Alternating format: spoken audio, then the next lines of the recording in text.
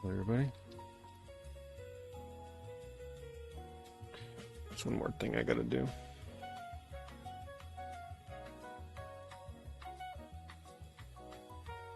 Just grab a link to the video.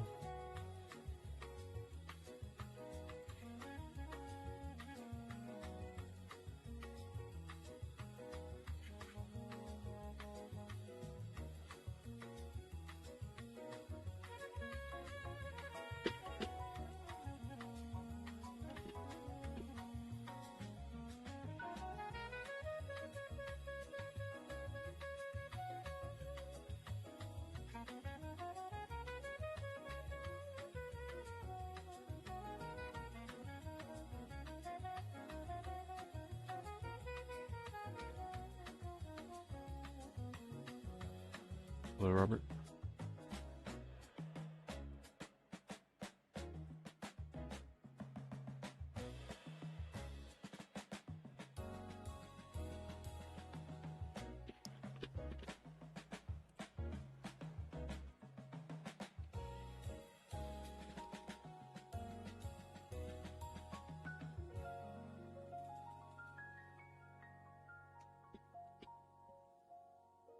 I forgot to do one thing before I went live, unfortunately.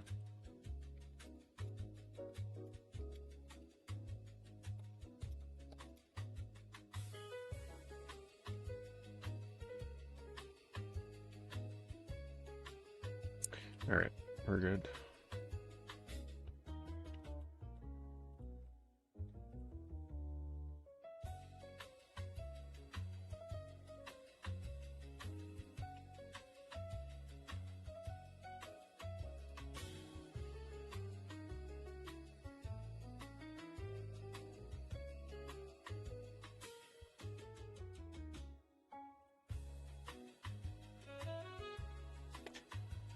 So happy Digital Future Day, I guess, right?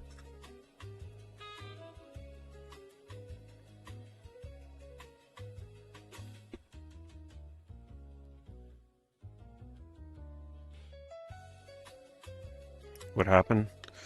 Shrek Meat slept in today, apparently. Check the pin video in the stream, Shrek Meat. Watch that and then come back.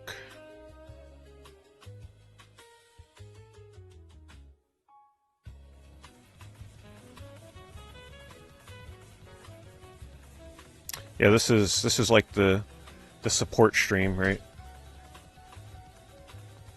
Physical Game Collectors Anonymous.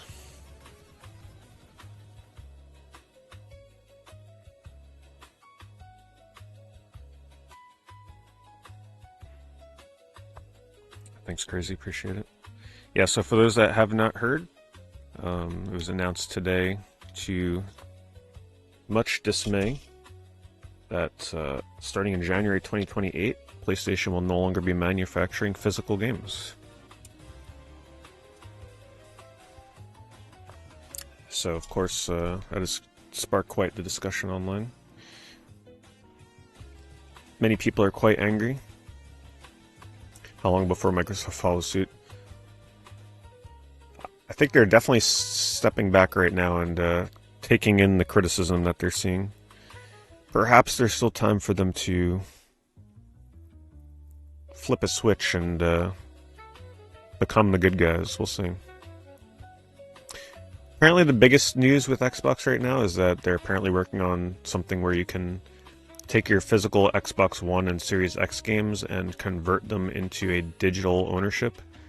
So that way, you can pass the ownership of those digital games. So say you have a Series X game disc, you can port it into your console. You'll have it digitally on your console, but you still own the game. So if you sell that disc or give it to a friend, you can actually pass that ownership of the game to them. You would lose the digital rights to it, but you would pass it off to another person. So that's kind of interesting. Hey, thanks, Weasel. Weasel trying to lighten the mood. I tried to pick some music that would also help lighten the mood. Yeah, well, There was one gaming boycott that did work, and that was the outcry of when they were originally going to take down the PS3 digital store and the Vita store. And there was so much pushback that they delayed it until right now. They delayed it 5 years.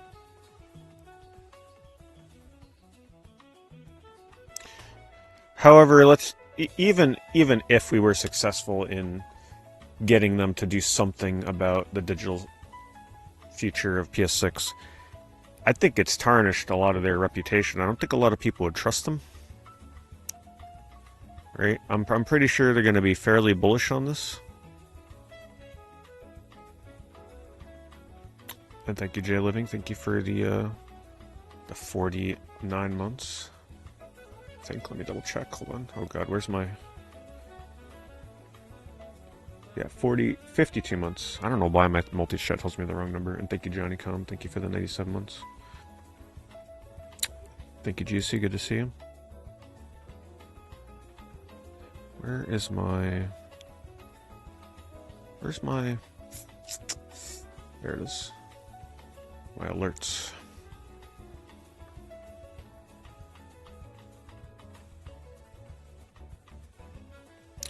PlayStation 6 will be $1,200, says Robo. Yeah, they got a lot going against them right now. This digital stuff, and then the whole fact that that console is going to be super expensive. How do I think Japan feels about the news? Physical game sales in Japan are actually pretty small, I think, so I don't think they care too much. Also, just obviously we're doing this stream right now with no game because let's face it, I thought about it, I'm like, no matter what I stream tonight, it's going to be so distracting. The chat is going to be flying a mile a minute, and all we're going to talk about is this topic, so I'm like, let's just do a chatting stream about it, right? Because it makes no sense. It doesn't matter what I streamed. I wouldn't even be able to play the game, honestly.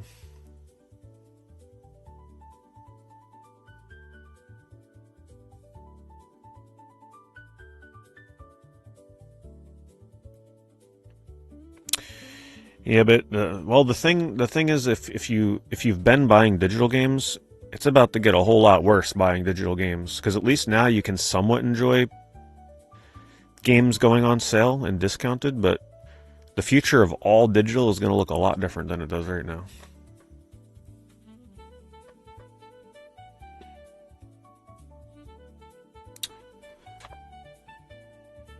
Coldikin, thank you for the super chat. Do I expect Sony to stay silent on Backlash? They currently are. Normally they post a lot on their social media accounts, but they are awfully quiet at the moment. I would expect that they are going to definitely, like, anything that they post, it's just going to, the comments are going to light up with nothing but this. So I think they're going to be relatively quiet for a few days until they feel that it's safe to, like, come out and say something. I saw Nintendo's tweet with the elephant in the room. Yeah, I thought it was pretty funny. Whoever runs that social media account knew exactly what they were doing.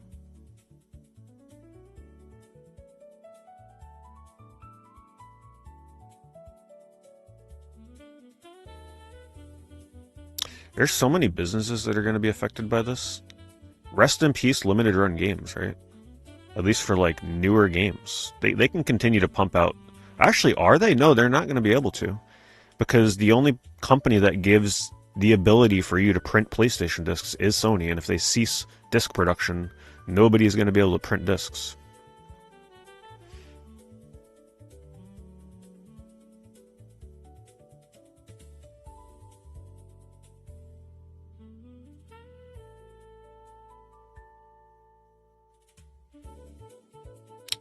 Tom, thank you for the 500 kicks the other stream, by the way. I didn't hear the notification. I meant to let you know. But Tom says, oh my god, the chat is going. Oh man, the multi-chat is rough because I can't scroll it up. I gotta, like, look at the individual chat to find it. Hold on. To me, there's no point in buying an overpriced digital-only console, especially with declining quality of exclusives. Easy pass for me, but it's depressing having been with PlayStation since the beginning. I have also been buying less and less PlayStation exclusives. Like, you know, they're big, heavy hitters. To me, PlayStation was always really good for those, like, B tier, like C tier, like middle of the line, sort of like not AAA but AA exclusives. Especially the hidden little gems that would sometimes preside like buried in their store or that would get a physical release. Those were always that was like the reason to have a PlayStation for me. I don't really care about a lot of their AAA stuff these days.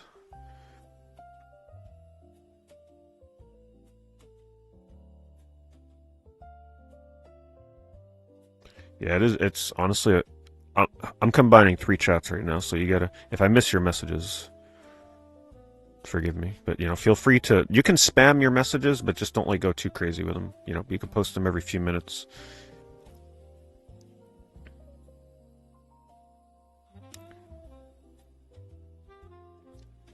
If history is any indication, people will be up in arms for a month and then just buy digital. I don't know though. This is way bigger than like any little boycott. This is they're playing with like decades of people owning physical games. I don't think people are going to be too quiet about this one.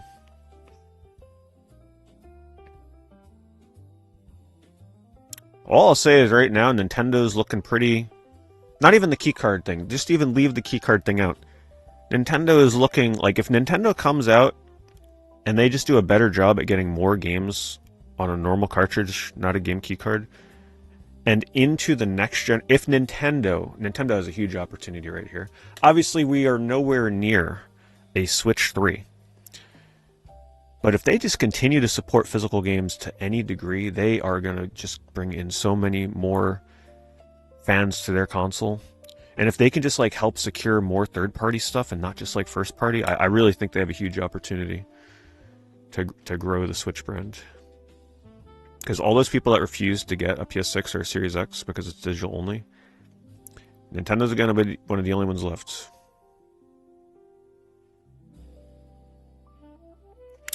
Yeah, I talked about that in Bombs. Yeah, the Xbox is testing a disc to digital feature, but it's not.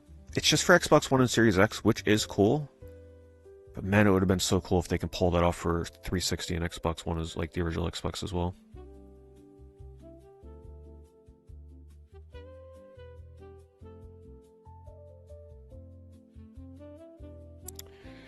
I'm not sure if people are going to just eat this and move on. There's so many factors that are going against the PS6 release. The price for one, we don't know what that thing is going to cost. It could be way more expensive than we're anticipating. The launch games could be terrible. There could be almost no. We don't really know. There's a lot of unknowns at the moment.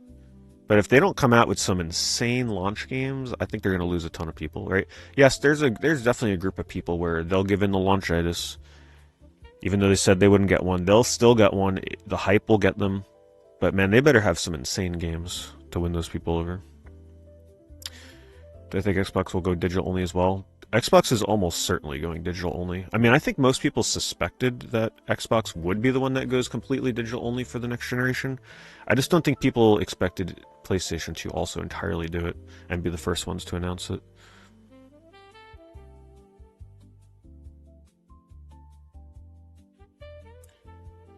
This will massively cause existing physical prices to increase as well, in your opinion? Oh yeah, I plan on doing a video on that. I just got to gather my thoughts on it a bit better.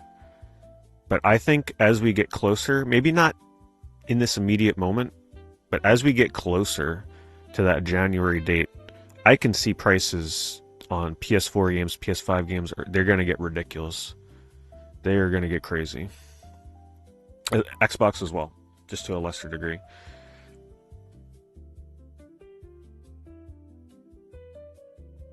What would affect the price of old games?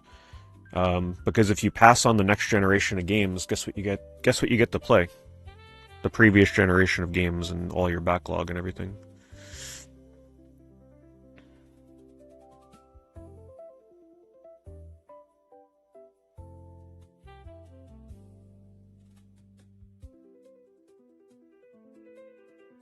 All I know is Gen Atlas had better come out next year. But you know what game? You know what game is not getting the physical copy?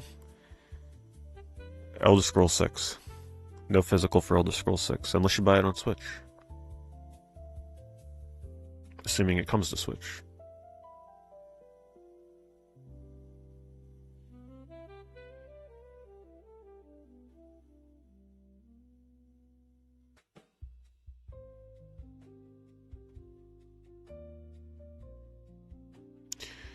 I don't.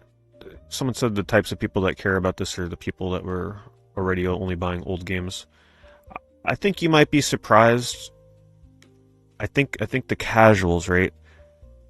We're a very hardcore group here, but think about the people that just go into a Walmart or a Target and they just walk down the gaming aisle and they make their buying decisions based on what they see in the case at the store, right?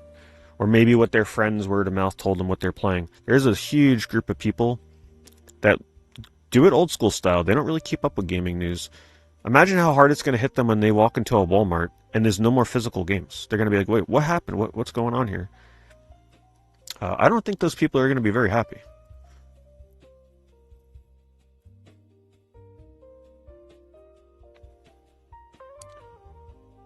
Thanks, Crazy. Thank you for the bits. We need another console like the Evercade, but with new games. I tweeted about the Evercade today, actually, because I don't blame them. Evercade's been posting up a storm on X because this is their moment to strike.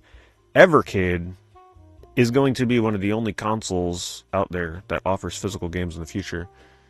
I really hope that they're able to get some insane licensing deals going forward. Because think about it, all these publishers that want their games physical, there's a huge pushback. There's a lot of companies that want physical in the industry. They're going to be looking to get their games physical, so they're going to have to go to Nintendo. They could go to Evercade if it's like an indie game, like some kind of retro indie game. I think Evercade has a real chance right now to make some huge headway.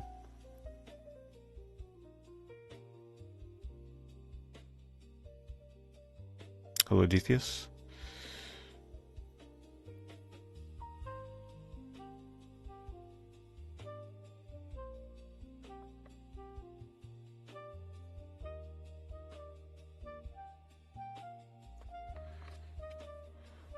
Well, I gotta like enlarge the YouTube chat.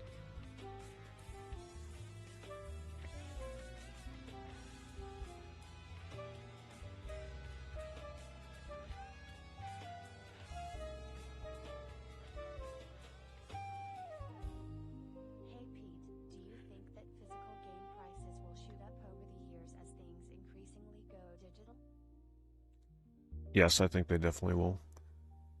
I think people are underestimating. Look at what happened. Just look at what happened 5 years ago when they originally said they were going to close down the PlayStation 3 store. And then they were like, oops, never mind, because the pushback was so crazy. That's going to happen on a huge scale now with PlayStation and Xbox. And I think it's going to spill over into retro games too. Because I really think, and I completely plan on embracing it, I think there are going to be so many people that maybe took a pause on collecting retro games. Maybe, they sold their collection, or maybe they just haven't been, investing too much into it. I think there's going to be tons of people that get back into retro as well. Because there's limitless stuff out there. You can spend your entire life collecting retro and never have time to get everything and play everything you want. So it's like, if you don't want to deal with the BS of this modern gaming stuff with digital-only, super expensive games, maybe the games aren't even as good as you remember them to be anymore. Listen, retro is ready to embrace you with open arms. There's something for everybody out there with retro games.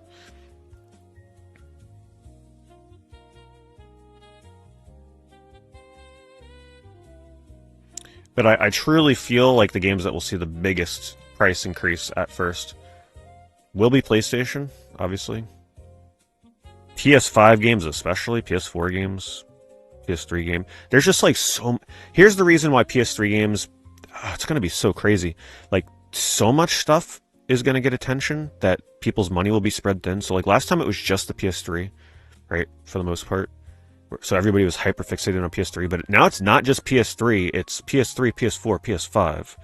So that's a much bigger scope of games that people can spend their money on. So it's hard to say if the PS3 prices are going to get quite as insane as they did last time, just because I think people are also going to be focused on PS4 and PS5.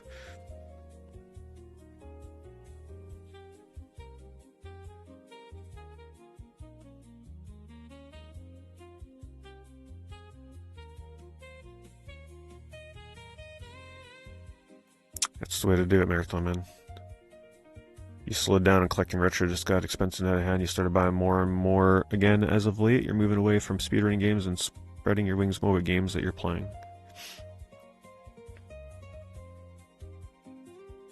Yeah, and some PS5 games have extremely low print runs.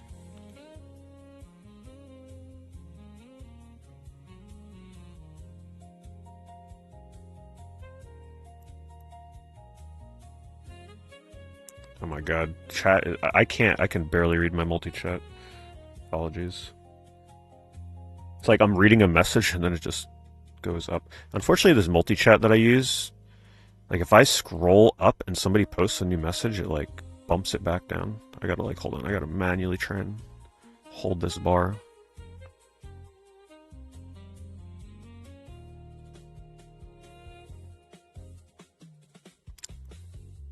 I gotta try and find a different multi-chat. You think there will be less and more bloated, overpriced digital games? I think there'll be less and more bloated, overpriced digital games. Oh, hold on, I'm trying to understand your message there. So you think there'll be more, like even more digital games going forward? Well, I mean, obviously, probably, right? Yeah, they're also closing the PS3 and Vita store. They definitely like tried to sweep that one under the rug. I'm not gonna lie, the bigger news story is definitely the disc thing. I love how they tried to like squeak that extra little news story in there and hope no one would care. We'll be talking about that for sure in the future, but right now I think the biggest thing is the disc stuff. You think there's going to be an indie console that enters the market to fill the gap for physical games, like a console version of the Playdate? I actually kind of really like that idea and agree with Pixelly. I can completely see, with this news, think of the market opportunity for some newcomer. It doesn't have to be a pre-existing company. I'll get to that super chat in a moment. Give me 1 second. That just comes out like an Evercade, right? So think of it like an Evercade, but one that really focuses on new indie games. So say you're an indie developer and you wanted normally you would have tried to get your game physical on a disc, maybe for $30 or $40. Well, guess what? Maybe there's a new little console that will work with you to get your game on a cart or a small disc or something, so you can own the game. I completely agree, and I think that is completely plausible. And I think there's probably a couple of companies holding meetings today trying to see if they can expedite a deal like that into being. There's been a lot of rumors that Sega is working on a mini console. This is Sega's moment right here, because the rumor was it would be an affordable handheld console where the games came on carts. Perfect time, Sega, to work with some indie developers. Get their games on a cartridge for this new potential handheld that you're working on. Like, come on. That could be perfect for this. At least we can get some indie stuff and retro stuff. Not necessarily the AAA games. Dumality, thanks so much. Thank you for the super chat. $10, appreciate it. I don't have any hype for the PS6 as the PS5 still hasn't reached its potential game-wise. I also agree with that. Also, any thoughts on the Croc remaster?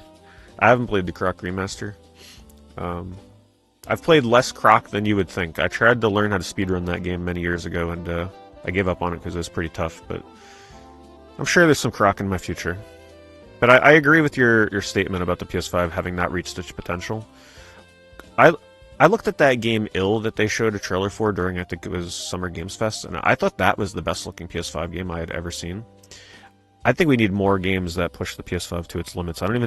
How are we nearing the end of the PS5 life cycle when it feels like it's barely gotten started? That thing is just taking so long to rev its engine. What album is this? We're just listening to random Nintendo jazz music. Thank you, Michael. If you just go on YouTube and type like Nintendo jazz radio, you'll find it. Also, yeah, someone just typed, I caught it out of my peripheral vision, that consoles like the Neo Geo AES Plus, oh boy, they are singing in happiness right now. They're like, man, yeah, you just keep killing those physical games and physical ownership of games. They're getting ready to come out with some literal giant bricks of physical games, and I think everybody's ready for it. I think everybody's ready for the Neo Geo AES Plus, which you could still pre-order that thing, by the way. Don't forget to pre-order it. Recommend pre-ordering it on Amazon so you don't got to deal with the weird shipping problems with the official website where it doesn't like ship to certain states or something. I actually always have the pre-order link to that in my stream and video descriptions. Because I really believe in that thing. I really do. I'm excited for it.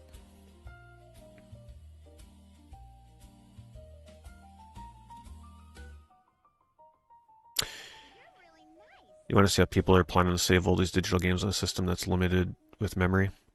Well, normally what I've always done is when I'm done playing a game, I delete it. And then when you want to replay it, you re-download it to free up space. But that's always been an issue with digital games, right? Like, that's the problem with digital. What happens when they stop allowing you to re-download those games? Otherwise, the space thing is not an issue. It's just delete and re-download what you got to do as you go. But that's the dangers of digital. You don't know when you're eventually going to be stripped of that ability.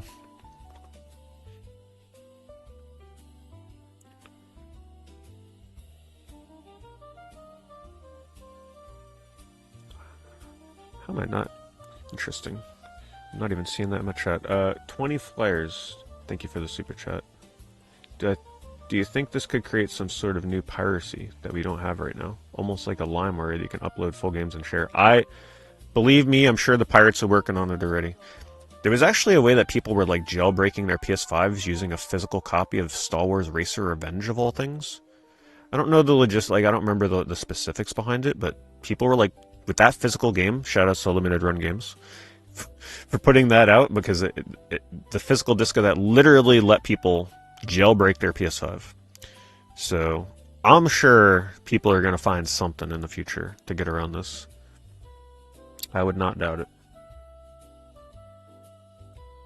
Listen, PlayStation gets hacked all the time, right? How many times have they've been hacked over the years?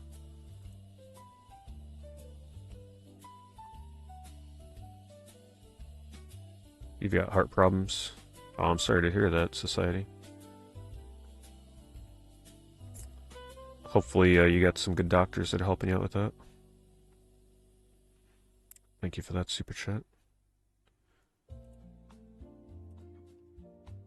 Did the Polymega ever ship? I'm not keeping track of the Polymega, personally.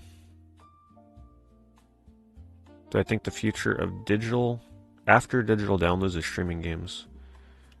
Oh, believe me, I'm pretty sure the PS6 and the Xbox Helix are almost going to launch out of the box with a subscription service where you're able to stream games. I don't think it's going to be just straight up like, all right, you got to pay $80 for every digital game that releases on day one. I think they're going to like upgrade PlayStation Plus into a new tier almost, where you just stream all your games as a side option.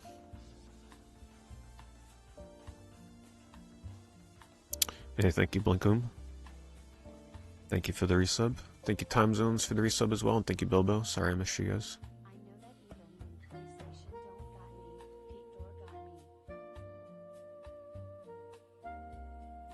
You believe the pre-order issue for AS Plus has been fixed? For Ultimate Collection and enjoying the Evercade? Okay, that's good to hear.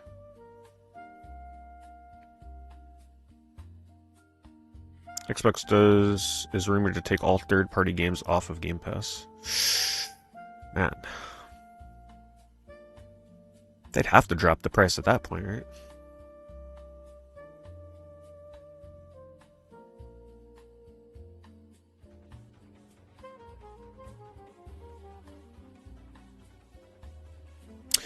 Why would you want a $1,200 console when you already have a powerful PC? Yeah, that's one of the big arguments that a lot of people come up with, because one of the only reasons that they would sell PlayStation 6s is because, you know, there's still many millions of people that prefer to have home consoles and prefer to have physical games. So once you take the ability for them to have physical games away, that is a huge reason for them to stop supporting the PlayStation brand.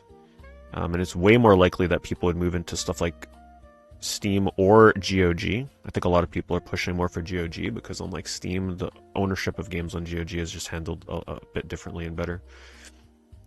The biggest thing that you'd be missing out on, and in some places people would make an argument that you're not missing out on anything, are the PlayStation exclusives.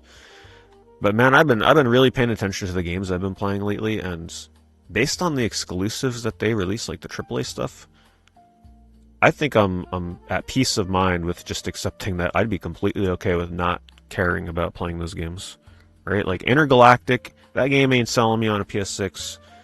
Heck, I probably wasn't even going to buy it on a PS5. And they're doubling down on live service games, and oh my god. Apparently they have not learned their lesson yet.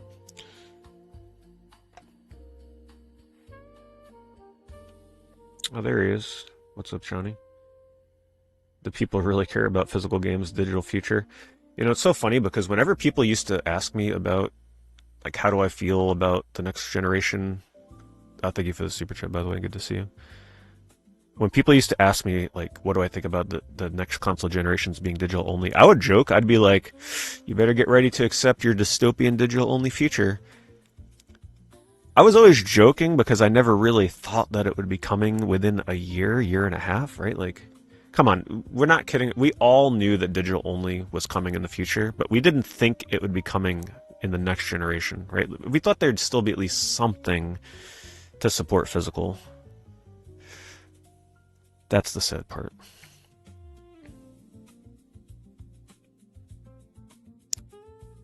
Thanks, hello Japanator.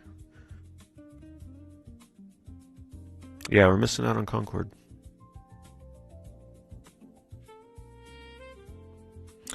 But let's not think of it all like doom and gloom, right? Like, what is stopping a company like Atari or Sega or a brand new startup company or the Evercade? What's stopping them from being like, you know what? Let us take the reins. How can they not see this business opportunity? Partner with VGP, Video Games Plus, and like use them as a storefront to get your games out there or something, right? I guess the hardest part is they'd have to make a proprietary printing, right? Like Sony's not going to print for you no more. Microsoft's not going to print for you no more. So I think even if the consoles had to be really expensive, I think a lot of people would still support it as long as physical games existed. It would just be like a luxury, high-class kind of like physical console for collectors and people that prioritize physical games.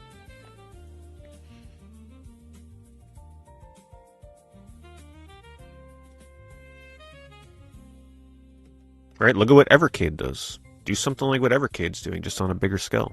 They're doing just fine. Yeah, the Neo Geo. Yeah.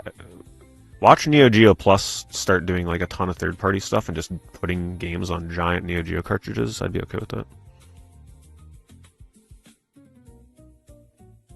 You just need some angel investors, right? You just help secure the funds. Like, if people don't think there's money out there still in physical games like that, I would highly disagree. I think there's a lot of opportunity. It's just like who's willing to take the risk.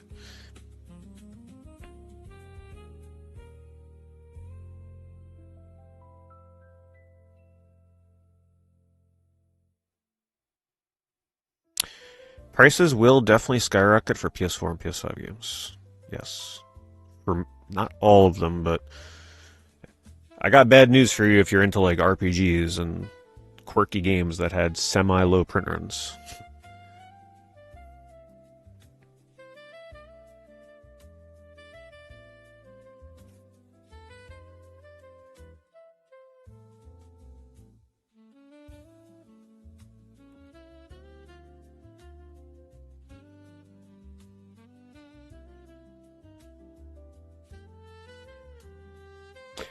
You think the emulation will take off?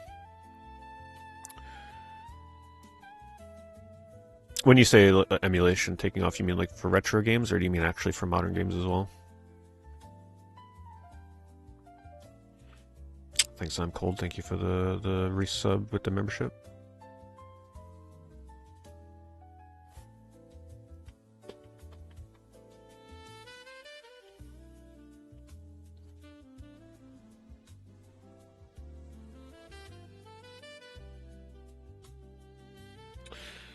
Japanator says they have no excuses. It was never a pricing issue historically, so they can say to us that it's because the hardware is more powerful and blah blah, but at the end of the day, it's just greed. Oh, it definitely just comes down to money for sure. Whatever it gets them more money. Cutting out disk drives, cutting out manufacturing physical games. They think it'll earn them more, and it probably will.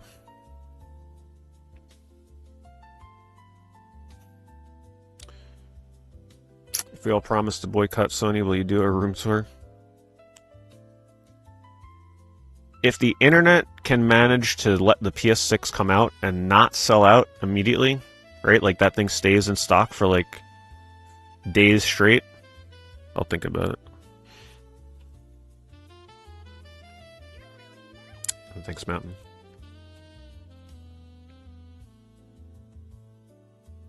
I think Steam should open up as a disc burner for indie games. So you could just plug in a disc reader. Sadly, I don't think Steam would be too interested in something like that, but I like your way of thinking. I'm Cold Homie says this.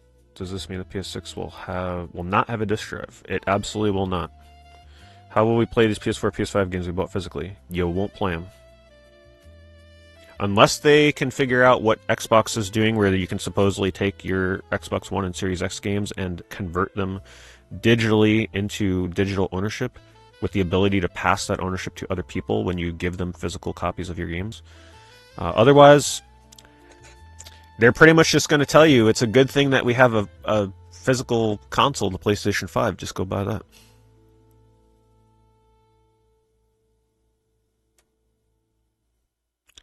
The only thing that they can do that would help maybe alleviate that is like a separate disc drive that you can buy, probably like as a $150 add-on or something ridiculous. But let's be real, are they really going to do that? I don't know. I don't think so.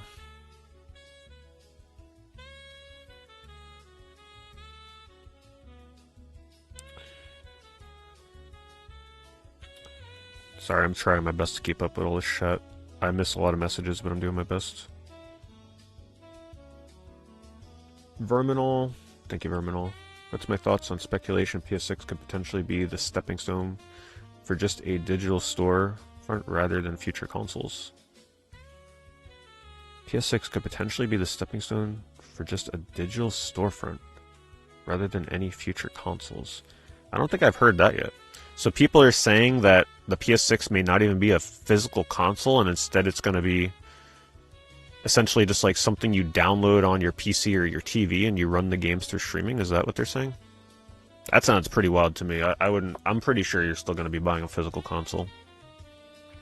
They may eventually offer a service that is just complete nothing but streaming your games, but I think there's definitely going to be a home console. Pixelly says it's a nightmare. PS6 is subscription only. You can't buy the console. You can only rent it for $30 a month. I think old school cable boxes. Oh, jeez. So we're going back to, like, Sega Channel days. Oh, okay, no, that's fine. Alright. I'm more willing to accept that. The PS6 is just trying to masquerade as the Sega Channel. That's kind of cool. Now, that would be terrible. But you're also bringing up the same point that Verminal is. I wouldn't count it out. I don't think it's very likely. What do you guys think about that? Do you really think they would not release a physical console and instead do just like a straight up subscription service? Where maybe you rent, hold on, what if you, oh my god, that would be crazy. What if you rent a device, just a small device, that is used to just stream your games, and when you're not paying the subscription service, you have to return the device? Oh man. Actually, now that you guys are mentioning this, holy crap. That doesn't sound too far-fetched. Yeah, like a modem or something. Microsoft tried it, it didn't work. Well, it's going to be 2027, 2028. Times are changing, right? Just like we said, they tried to get rid of physical games in the past and it didn't work. Well, look what happened now.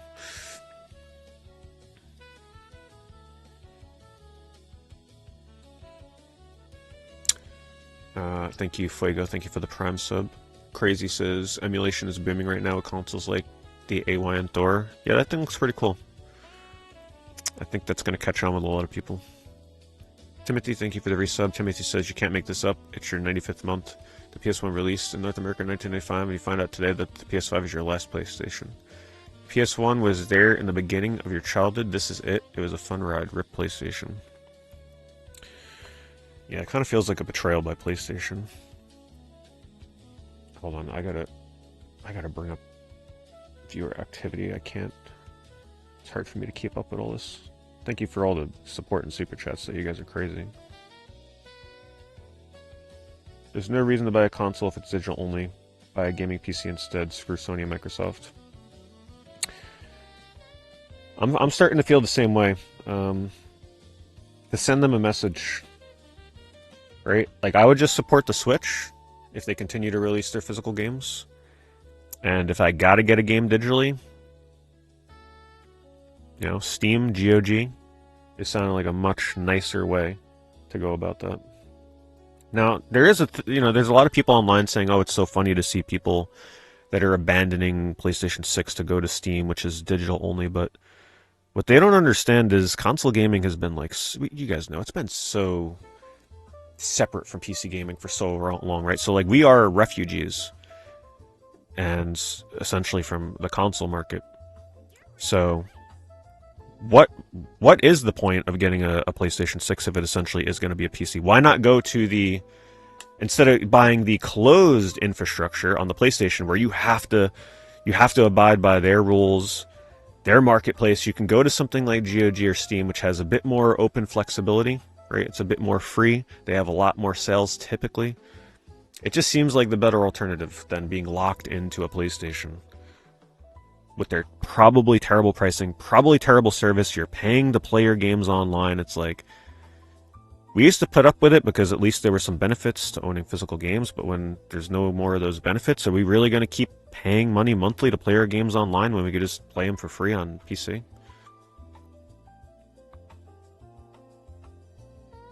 And I would highly advise those of you that are thinking of going to a PC future to look in the GOG. Because with GOG, even if a game gets taken off the storefront, you still own it in your library. Let's see. Z Corp Alpha. Wow, thank you so much, Z Corp.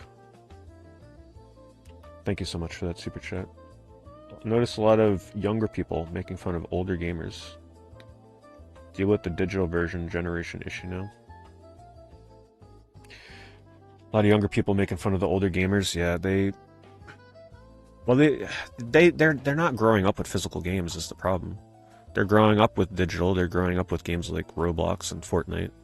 They just don't understand. They don't understand the value of actually owning the things you buy. When they get older, maybe they'll better understand.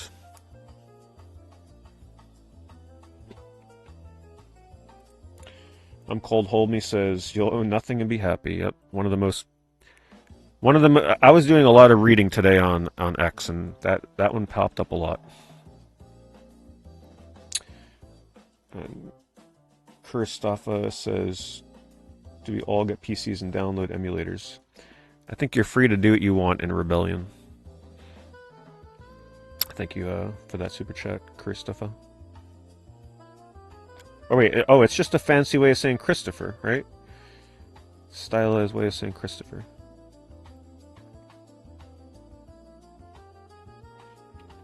Alright, let me see if I can catch up with you guys. Don't forget, by the way, so if some of you are just popping into the live, if you haven't checked out my video on this, I uploaded it today. It's 15 minutes long. It's just more of a concise, less scatterbrained synopsis of my thoughts on all this. So, make sure you check it out when I'm done streaming. Bomb says, do you think the PS6 will have digital downloads for PS1, 2, and 3 games? Oh, it's so interesting that you bring that up.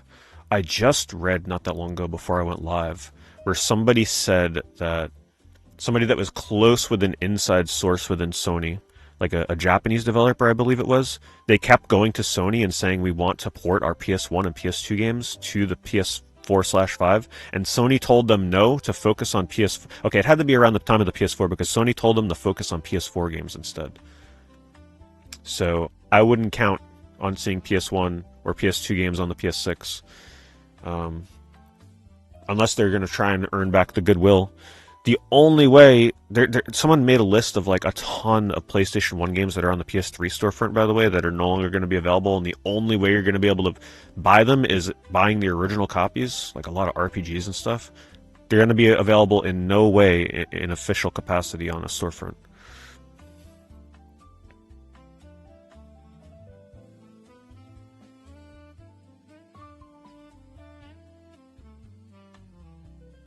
Digital PS1, PS2 would be pretty amazing.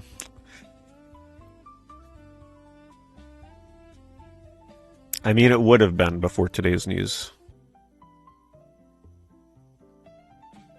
I forget where it was just a post I saw on X. I may have bookmarked it. I don't.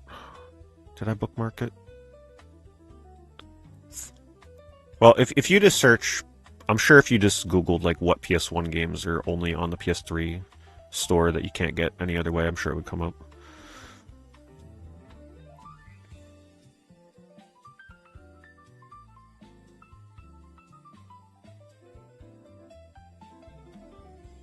Steam delisted games.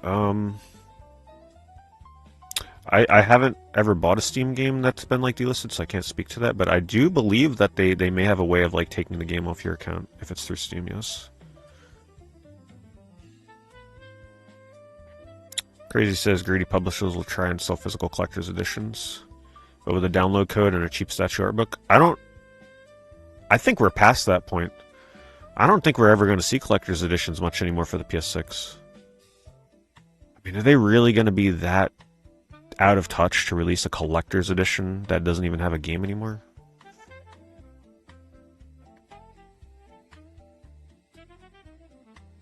Well, they do kind of do it already, but is that going to become the norm for collector's editions to just be collectibles and nothing else? I mean, I guess I can see that. To try... Oh, you know what? Hold on. You may be correct in that, because once physical games have no more presence in stores like Walmart and Target, if they release a collector's edition with tempting collectibles, it earns them a spot on the shelf, even if the game inside is digital only. So you know what? We may go back to the days of battle of the big box in the stores in terms of like trying to get your attention with a really flashy collector's box.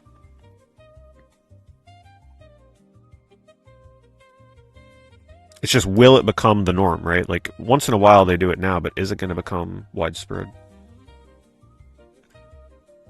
Guitar Sense says, biggest tragedy of all this is that Happy Console Gamer will never get a physical copy of his highly anticipated Dynamite Ducks 2. There's a lot of physical copies, thank you, Guitaro. There's a lot of physical copies of games that we're not going to get. Like I said, Elder Scrolls 6, there's going to be no physical copy for Elder Scrolls, unless Nintendo can somehow get it. And it'll probably be keycard. Think of all the games that are due to come out in 2028, and now imagine it without a physical copy. That's pretty grim. Which PS3 games would increase? You'd have to look back at all the PS3 games that increased the last time they said they were going to shut the store down. So pretty much, it's not even exclusives on PS3 that'll increase. It's literally any cool action game. Even third-party games will increase.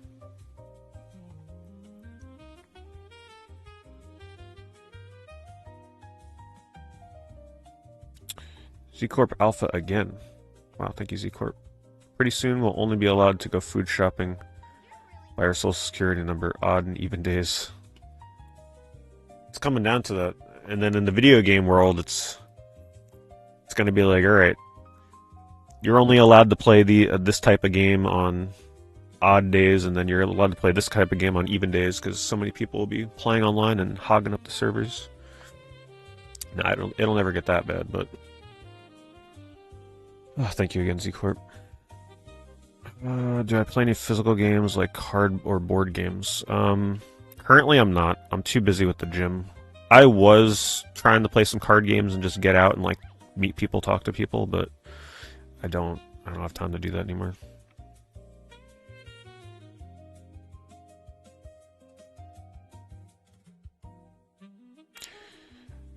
My god, the YouTube people are crazy tonight. Thank you for the super chats. Steam does delist games, however, if you own the game, you can re-download it, even if you have a code. You can still download it after it's delisted, okay. So what is the main difference between GOG and Steam, then? This is just that GOG... Because why is everybody championing GOG over Steam, then, if it seems like Steam does let you re-download games after they've been delisted?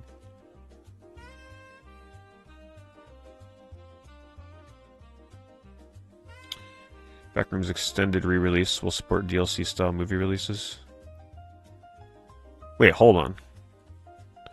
They're re-releasing Backrooms in the theaters with an extended version? Listen, I love Backrooms. I went to the theaters twice to see Backrooms. I haven't done that since like Star Wars and Lord of the Rings movies. So I really enjoyed that movie. I'd go see it again.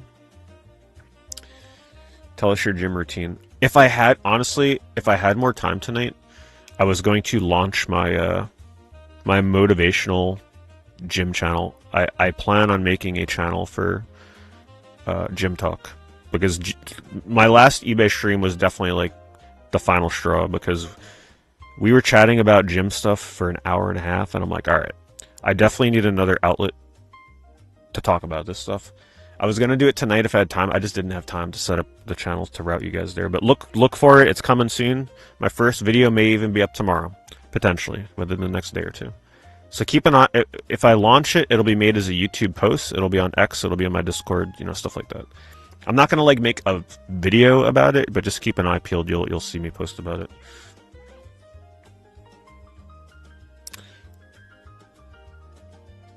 Oh my god.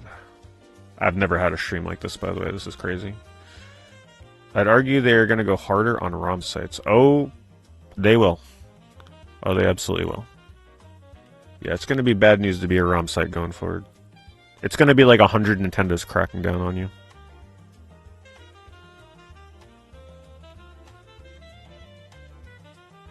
GOG pays developers better. Don't know how much. Listen, I'll get on board with supporting GOG. I bought games from them in the past, like some old PC stuff. Thank you. Thank you, Bones. Thank you for the sub gift. To Deep Poor on Kick. About time he got a sub.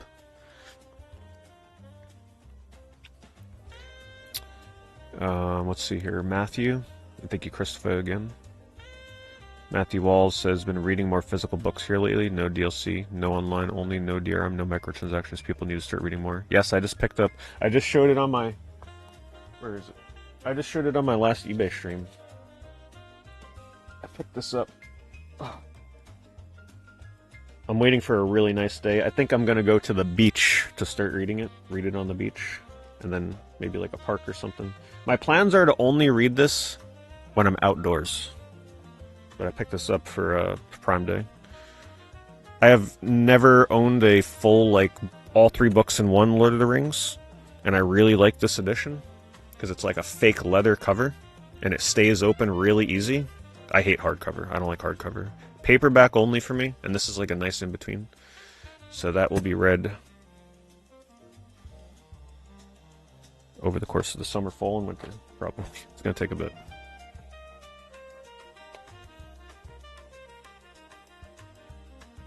Thank you, Matthew. GOG has... Hold on. GOG has no DRMs, so you like to burn the installer to DVD. Oh, okay, yeah, that's the main thing about GOG, right? Yeah, no DRM. Home gym? No, I go to Planet Fitness 5 days a week.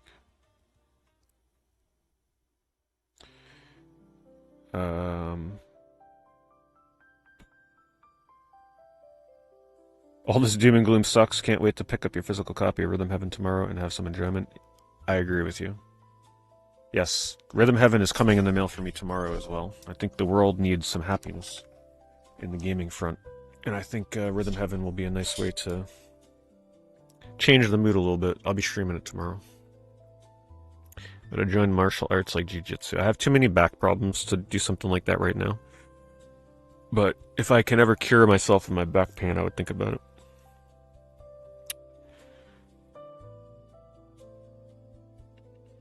I don't think I missed anything. Thank you for the follow, Sindano. Alright, let me catch up on the other chat here. You just bought 5 hardcovers of Lord of the Rings. I'm not a hardcover person. Your daughter's playing Rhythm Heaven now. Seems great. Oh, Rhythm Heaven's awesome. But I think developers will try to... Sorry, it's so hard. Will they try to rush to release their games before January 2028? So my guess is, if you can get into agreement to have your game printed by Sony before a certain date, they will probably still release a physical game for you, even if it is after the January 2028 deadline. It's just that starting in January 2028, they probably will not take on any new agreements going further, right? So let's just say that you signed into an agreement to have your game printed physically with them. Maybe it comes out like several months into 2028. They will probably still release that disc physically. It's just that they won't be signing any new deals after that date, would be my assumption.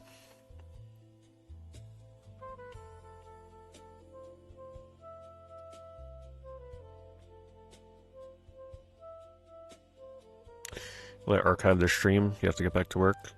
The stream will be archived. The best place to watch it will be on YouTube.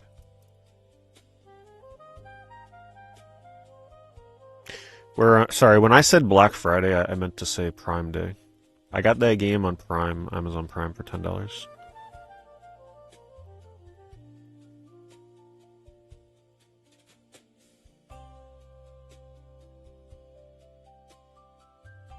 Will the lack of physical games hurt the holiday gift-giving revenue for Sony? I think they're just relying on you going to the store and buying.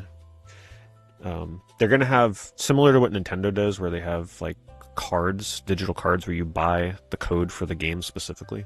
That's what they're going to be relying on. I wouldn't even put it past them to just, maybe not plastic game boxes, but maybe like they'll try and make cardboard boxes that look a little more alluring or tempting. It just like grabs your attention a little bit more than a little piece of cardboard would, like a card. Do I think there's a chance at a disc drive for the PS6? I would imagine that there might be talks about it after the amount of pushback, but I really would not count on it. I really wouldn't count on it. And yeah, limited run games right now is because Sony handles the printing. They won't be able to print any more PlayStation games. I'm sure they're kind of panicking at the moment.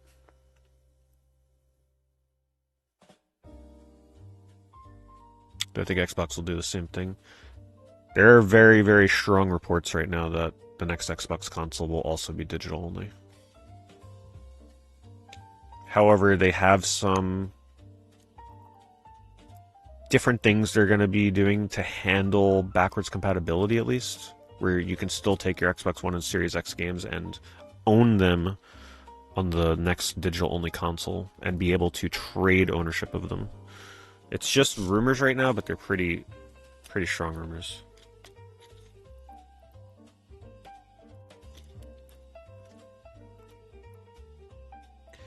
Listen, I've hated on limited run games for a long time. But at the end of the day, I would hate to see any form of physical games going forward not exist. I would rather limited run games exist in a digital only future than not, right? Like, if they can have some kind of influence on physical games going forward, if they supported a disc drive for PS6, as much as I hate limited run games, I'd rather have that than not.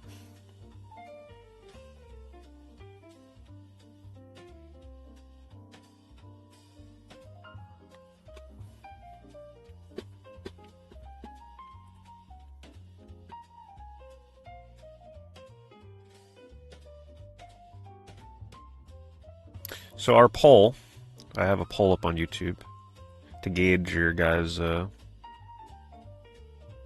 enthusiasm for the PS6. It's pretty telling right now. 760 votes as of right now. And it just says, are you buying a PS6? 10% of you said yes. 7% said depends on price. 14% are undecided. And 69% say no. It's a pretty decent sample size. From, people within a collecting community, right? Kind of gives you a good idea. I think it would be skewed a lot differently, obviously, outside of a channel that's focused on collecting. But I think it's pretty telling.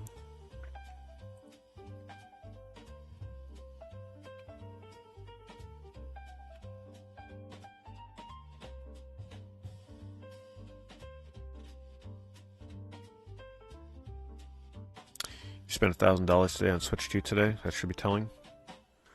I think right now people that are buying Switch 2s are feeling pretty decent about it, honestly. And if I'm going to be completely honest, this news today has me very, very tempted. Right now, I normally buy my third-party games on a PlayStation 5. because it was just always my my multi-platform of choice. But as long as the game has decent, it doesn't have to be perfect, but as long as the performance of said game is like on par somewhat with the other versions, I'm tempted to switch for multi-platform going forward. Because if I'm buying something on the PS5, it ain't even going to work on a PS6. Because I'm probably not getting a PS6 anyway.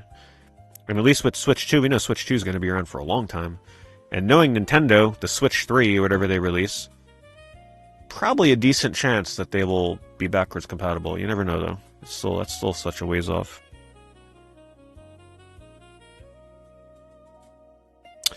Plasma says console gaming hasn't felt pro gamer in a while. You switch to PC and own a Switch 2. You can play games from every generation. Yeah, that's like the killer combo there for most people. PC, for the most part, can handle all the big multi-platforms that you would have been buying on Series X and a PlayStation, and then Nintendo picks up the scraps with the Nintendo exclusives. Oh, thank you, Plasma.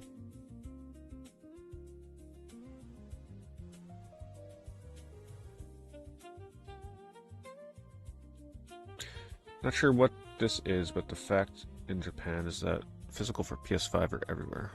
But it's most likely the last time. I'm not too familiar with the presence of physical with newer games in Japan. Honestly, whenever I see their game sales, they always seem really low. It's pretty interesting, honestly, like their statistics for what they sell in Japan. Thank you, Guitar. Thank you for the membership. Appreciate it.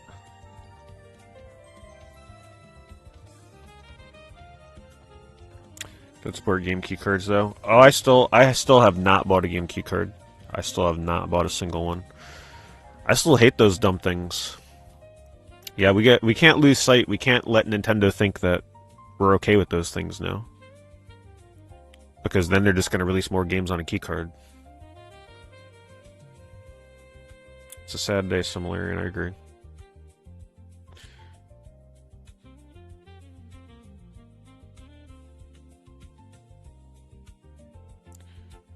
Thank you, Old School.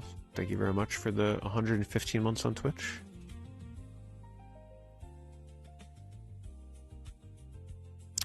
Does the news about no physical games make me look at my collection with a new appreciation? I always have a appreciation for my physical games. I don't think it really makes me look at my games with a new appreciation, but it makes me not regret any of the collecting that I've done over the years. I'll tell you that much.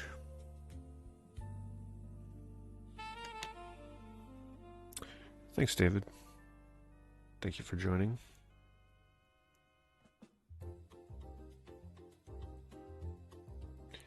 This year, the past few years, I have definitely had a lot of fun playing a ton of, modern games. Lots of stuff on PlayStation 5. Some stuff here and there on Xbox when it was necessary. Switch. But this year I've been just getting back in the more retro stuff, and man, it's been one of the most fun years. And I'm just ready to double down on that even harder. Lately, I've just been playing a lot of N64, now GameCube. Soon, I'm thinking early next year, we're going to get crazy heavy back into PlayStation 2 again. I ain't gonna, I'll be fine. I'll survive just fine. Believe I got plenty of games that keep me busy for the rest of my life. So, it's not like is it going to suck if we aren't going to get the PS6 that we wanted? It's gonna suck. But I think us retro collectors have it better than people that haven't been collecting because, well, we've already got so many games to keep us busy. The backlog's looking very tempting.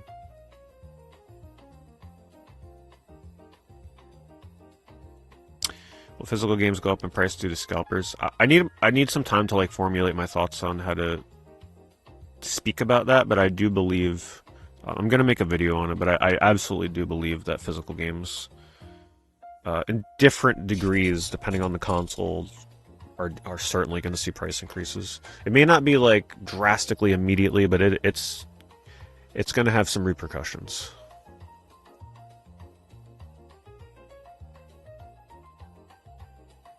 Yeah, I haven't missed too much, Bandit. Everybody just in a counseling session right now. In the next year or so, yes, I agree. I think retro prices will increase across the board. That'll also be something I address, but I do believe that retro prices gradually, it's not going to be sudden. You don't got to panic buy. But I do believe that, you know, come next generation, when this comes into effect with digital, I think people are going to relapse super hard back into retro collecting or be introduced to it for the first time.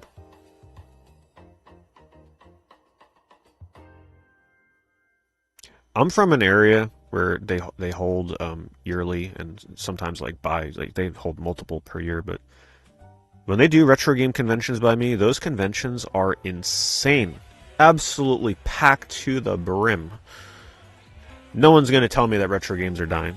Like it, and it's filled with kids. There's tons of kids playing retro games with their parents. Like it's insane how retro games are around here by me.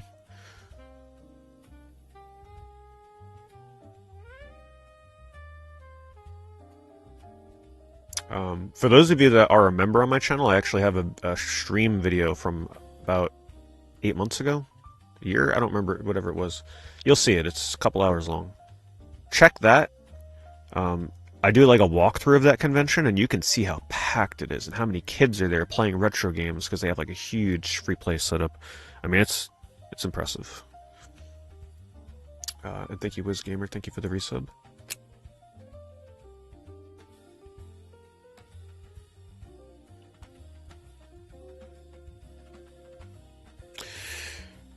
Nathan says, saw an interesting video of a Walmart, and the Nintendo section was like 3 times bigger and better than PlayStation and Xbox combined. I see something very similar when I go to my Walmarts. I should really start recording more when I go into the video game sections there, just to like document it.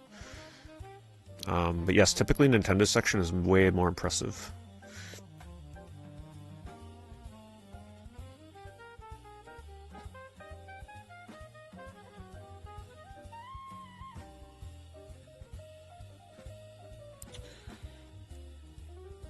Just got your GameCube back. Nice. Yeah, I've been enjoying my new GameCube.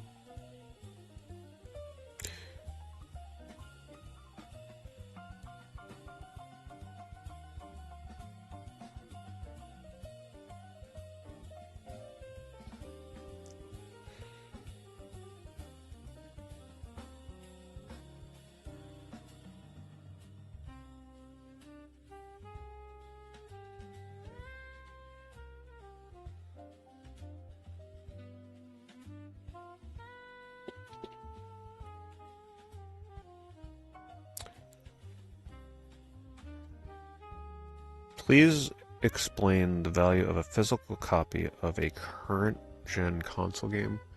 Hold on, I gotta like, before your chat moves away. Please explain the value of a physical copy of a current gen console game when the version you are sold in store is incomplete and will be patched and updated into oblivion. Yeah, it's an interesting nuance, and I think the main thing about that is, yes, 10, 20 years from now, when they take the servers down and you can no longer patch that game and it's going to be an incomplete game, that does suck. But I think the main thing is we try to think more in the present when it comes to at least being able to own the game physically in some capacity, because of the overarching benefits of that being that you can pass ownership, right? You can lend it to a friend, you can sell it on eBay, and then whoever buys it can patch the game for the next 10, 15 years, however long that lasts until the stores are taken down. You know, you still have the benefits of a secondary market that keeps digital games in check.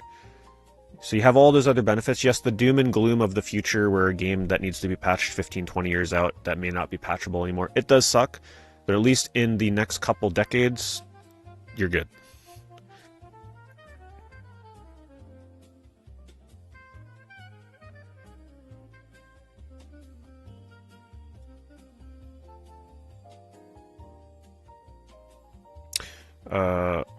Rabanian says there's a site which tries to track completeness of the physical copy for modern games. Some games are far more standalone to avoid needing patches, while others may just be installer discs.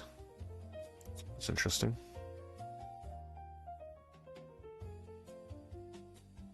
So we can say that God of War Luffy, whatever the heck that game is, will be the last PlayStation physical exclusive. Was there another one that's coming out from them that could potentially be the final one? It may be. It'll be one of the last for sure, sadly.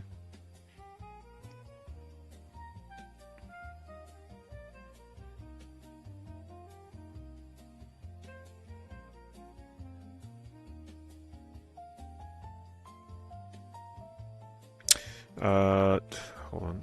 Dylan says, even so, you will have people that come up with console exploits where you will be able to access most updates for modern games. Example, 3DS Homebrew. You basically need that nowadays. Yeah, never count out the internet. The internet will always find a way to overcome challenges like that.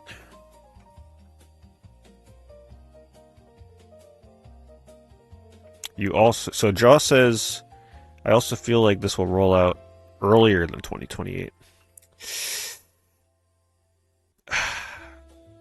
Let me tell you though, if you're one of the last games that's getting ready to release a physical game before this whole thing happens on PlayStation and probably Xbox, I feel like so many people are going to buy your game just to send a message about like wanting to own physical games.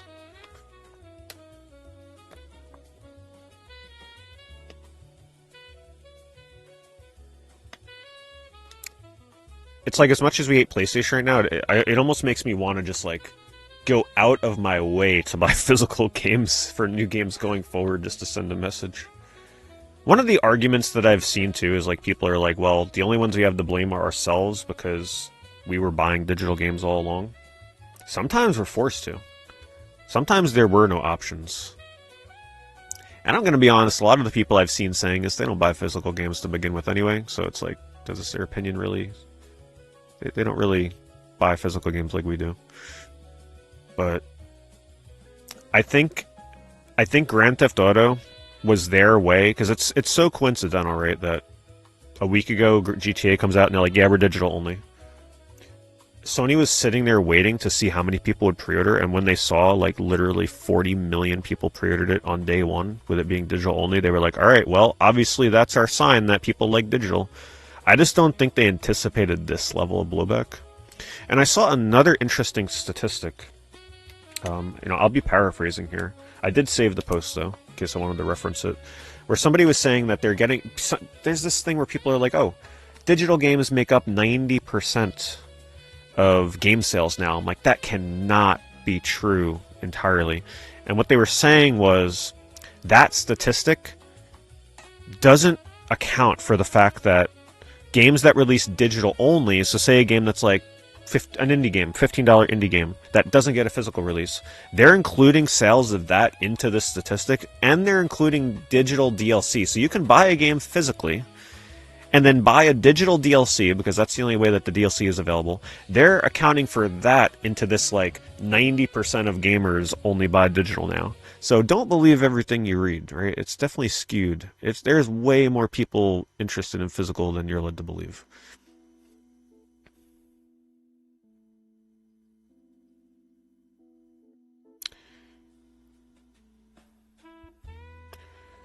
Hold on, we got a kick message. We gotta highlight the kick people. Jervis says, been buying a lot of games lately from PayMore. They have a deal for 6 for $20 if you have one near you. I've never heard of PayMore, honestly. They have retro and current gen. Interesting. They deleted your message, Jerv, but I read it for you. I think it was like looking at it like a spam message or something. Yeah, I've never heard of PayMore.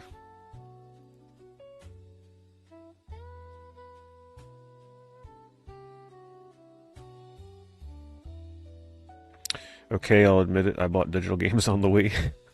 Your excuse, BW. To be fair, the Wii had some pretty awesome WiiWare games.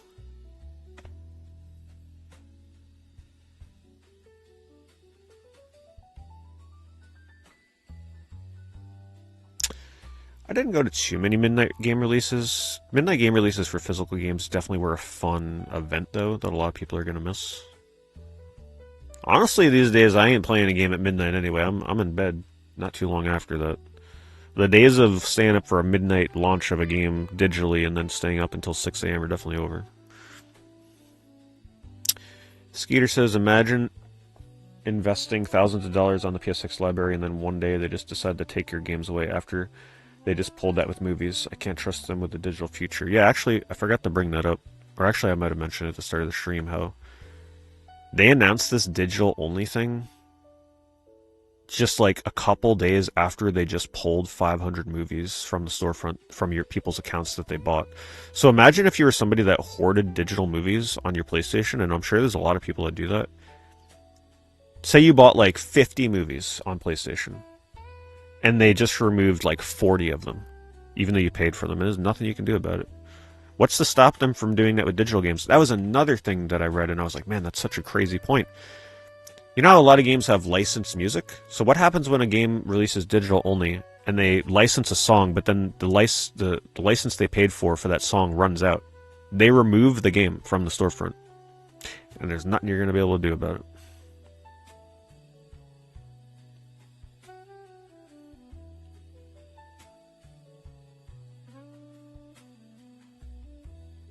But even if it is the movie situation, like where the studios told them that they have to comply and remove them, that still affects a digital storefront. That's like a game like I just mentioned with a song, a licensing issue where the song license runs out and then they have to comply by removing the game from the storefront.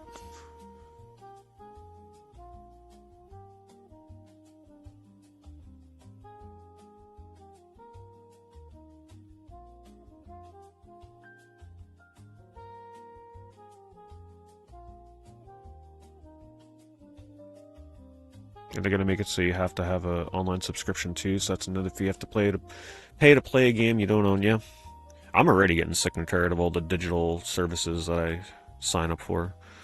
Very, very stringent with those these days.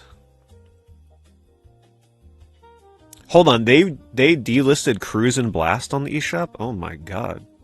Thank goodness that has a physical at least.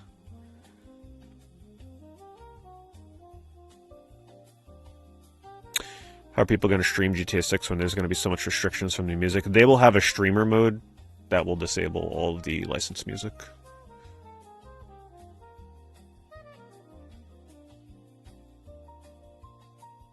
Will we hold a funeral in January? Yeah, I would do something like that. I'll hold a vigil. I'll decorate my game room like I do during October with a bunch of candles and stuff, and we'll hold a vigil for physical games.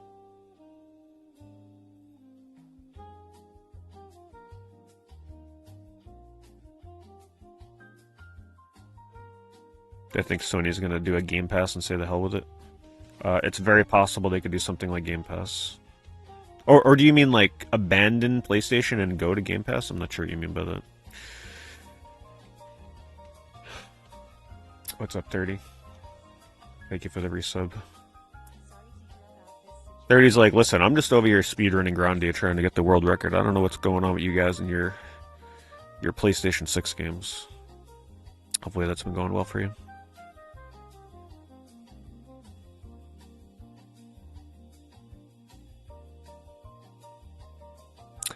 Yeah, well, yeah, January 2028.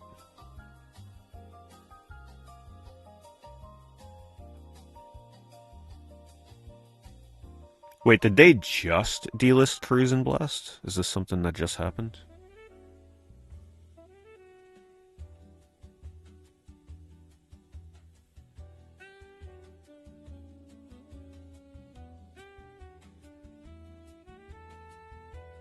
How am I going to pass up Astrobat 2 on PS6, though? It's probably not even going to be as good as Astro's Playroom anyway. I just have to live with it.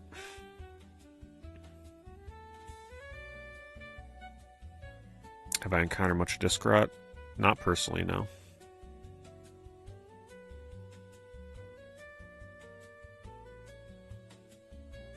Cruise and Blast got delisted today. Oh, man.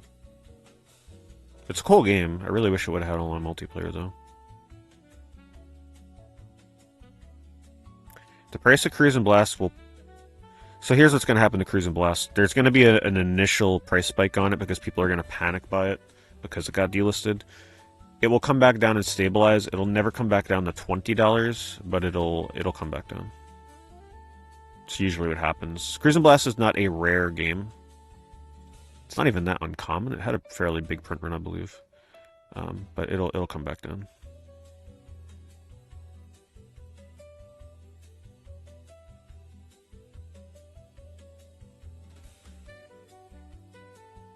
Freeze and Blast for the Switch.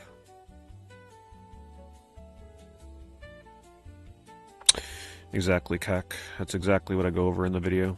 That's one of the #1 things about why this is so bad. Because PSN store prices are going to be so volatile on the PS6. And all the other storefronts, not even just PlayStation. When they're fully in control of digital pricing, games are almost never going to go on sale.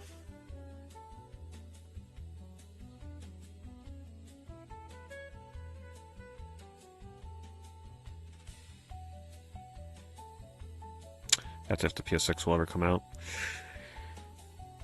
I think it will come out. But man, it's not sounding that crazy to say something like this could be the final PlayStation that ever releases.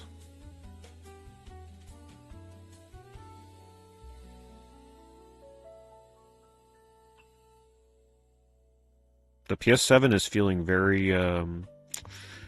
I feel like if they come out with the PS7, it's not going to be called the PlayStation 7. They're going to call it something else and just completely flip the Switch into some kind of streaming service entirely, probably without even a home console. It's just going to be a service.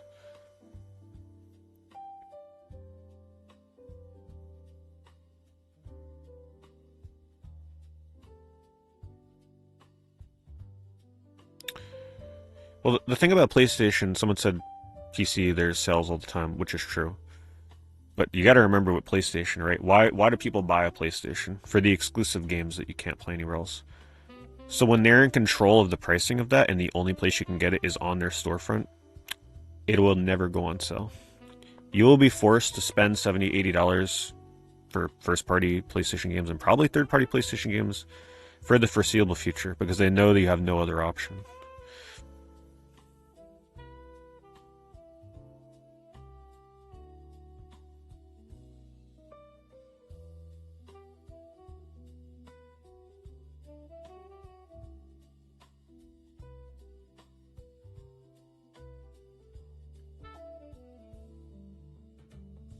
I've never encountered disc rot, no.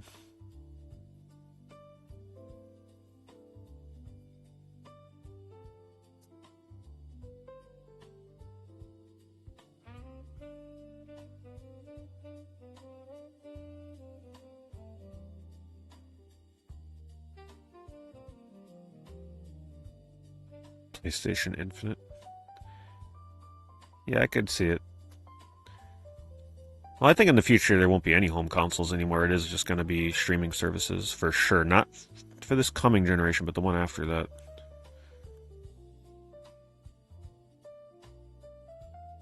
If people stop buying games, they'll have to lower the prices. And that is why it's very important for us to be vigilant against digital games. But think about it, though. If people aren't buying the games, they'll have to lower the prices. But if you're buying a PS6, you're already pretty much giving into the fact that you're okay with buying digital games. So would the people that buy a PS6 really not buy digital games? They will, because they're supporting a digital-only console. Found the Metal Gear Solid 3 physical remake for PS5 for $25 today. Good deal. Kiss that goodbye after the discs are gone. That game is $70 right now, I believe, on the digital storefront. I saw a post, someone compared it today. Thank you, Sam.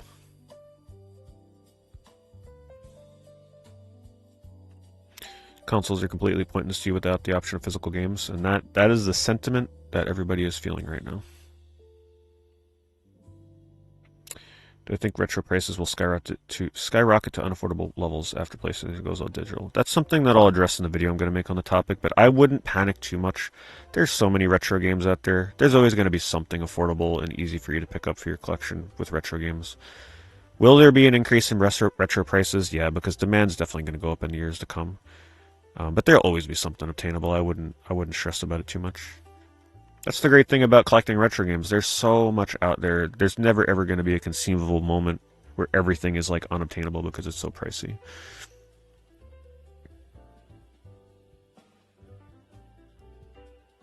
Do I think the Switch will follow suit this year? No, I don't think so. I don't think they would have done game key cards if they planned on going digital only.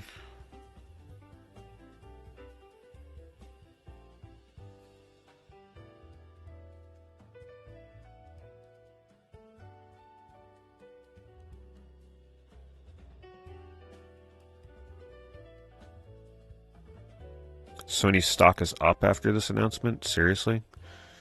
I guess that's people that just like see it as a win from a monetary perspective. I guess they're like, well, they're not going to have any costs on physical games anymore. Everything's just going to be pure profit.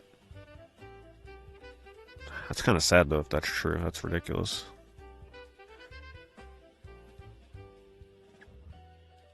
Did I ever like Ninja Turtles at any point? I was like sort of into Ninja Turtles when I was younger. I'm not super into them though, like some people.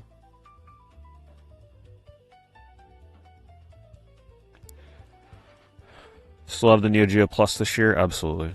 I'm hyped for the Neo Geo AES Plus.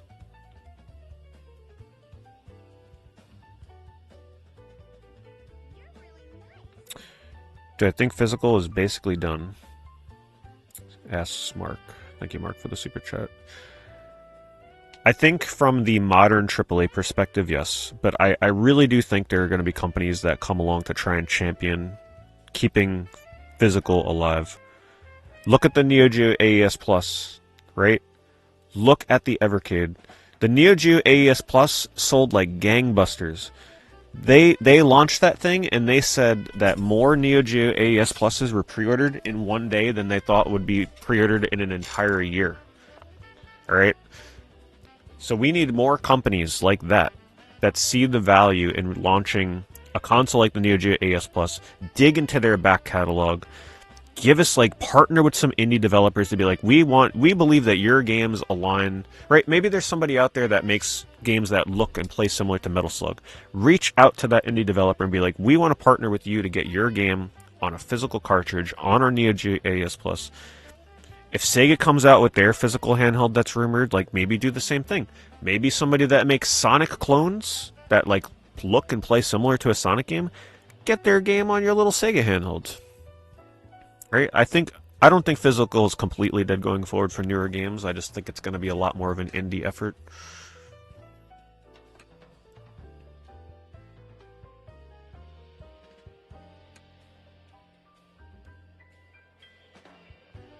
Yeah, exactly. So I was trying to think of the game Freedom Planet. That's like get a new Freedom Planet game on this like Sega handheld. And if they're not working on a Sega handheld, they better start working on something or some kind of Sega console. I think Sega has an insane opportunity here to make something relatively affordable. It doesn't got to be like running AAA games, right? Re-release some of their old classics on proprietary carts, make them affordable like the Evercade. Like, I think there's a big opportunity.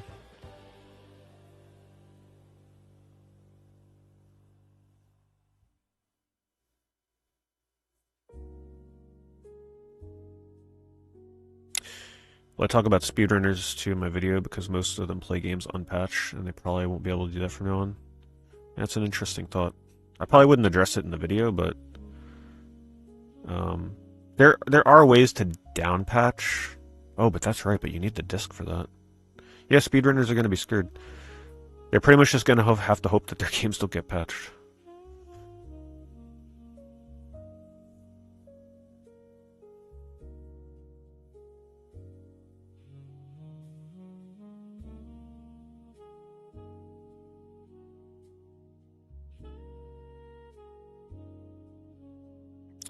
Because of this announcement, Adrian says, I've decided my first and last PlayStation console will be the PS5, and I'll be buying all of their first-party games from third-party markets.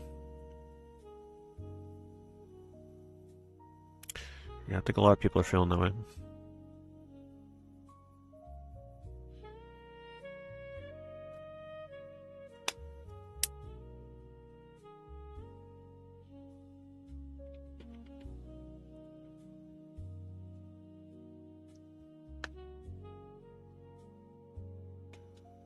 GOG should make physicals. Oh man.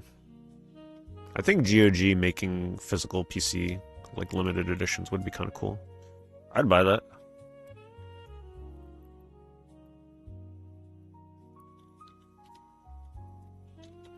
Yeah, Christian brings up a very good point. He says physical games don't cost much to print, which they don't. It's really pennies at the end of the day for how much those games make. The real extra money is from cutting out the secondhand market, which is exactly true.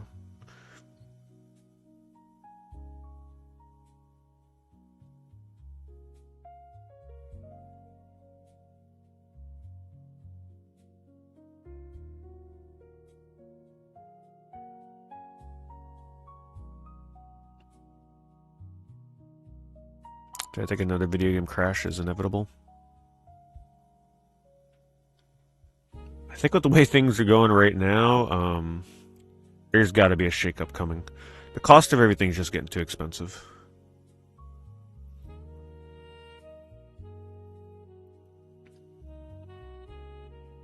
Look what Xbox is doing with all the layoffs.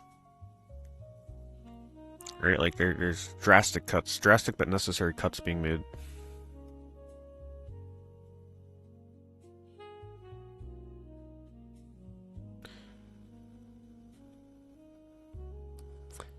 Imagine Sony does a software update in the future that disables your disk drive on the PS5. I wouldn't go that far. That would be insane.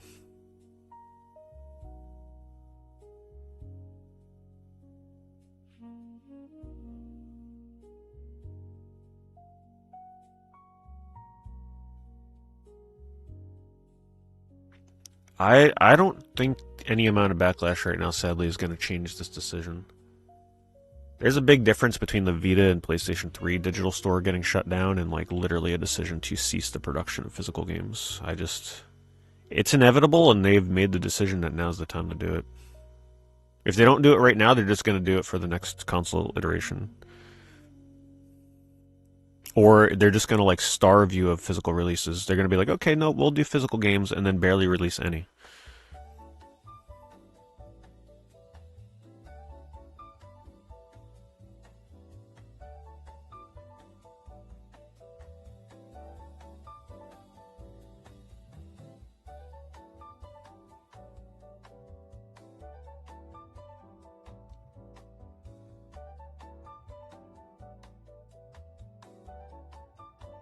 Why can't they just charge more for the physical version? That's an argument that a lot of people bring up, and a lot of people would gladly pay more for a physical. I guess they just don't care. Thanks, Wilson.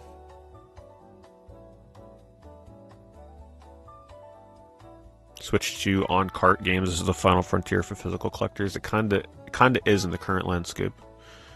I'm about to jump on that Switch 2 bandwagon and start buying way more of my multi-plats on there, especially if it's not on a keycard.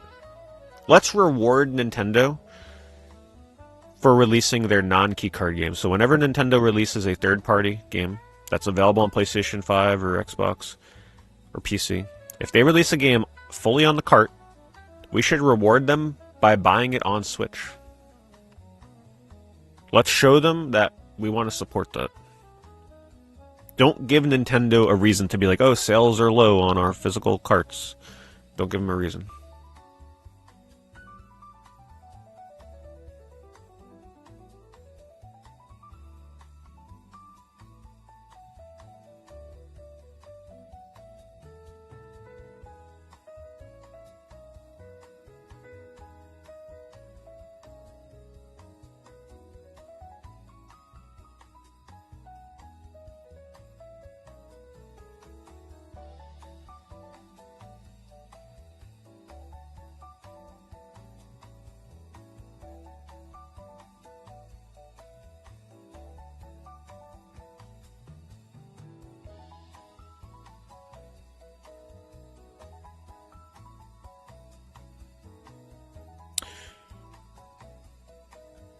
Did I see a Bethesda? I know that Oblivion's coming out on Switch 2. I didn't see if they released a new ad for it today, though.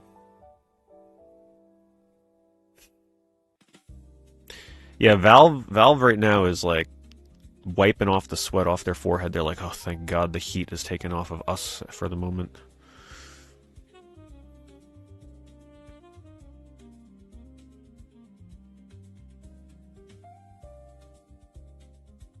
Have I checked price charting graph? No, I haven't. I haven't looked at price charting.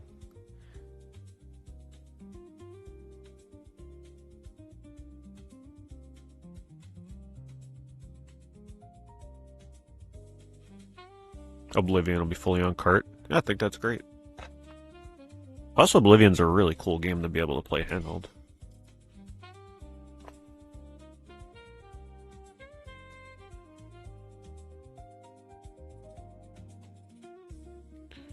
Just making sure didn't miss something over here on the YouTube side.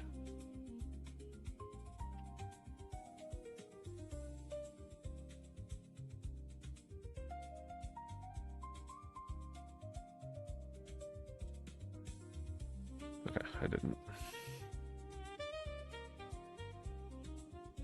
Yeah, what do you guys think is going to happen to GameStop?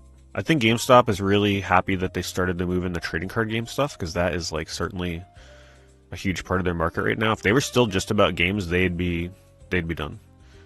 I think GameStop is essentially just going to become retro games and trading cards, and that's pretty much it going forward. They're just going to thrive off of that for the stores that remain open.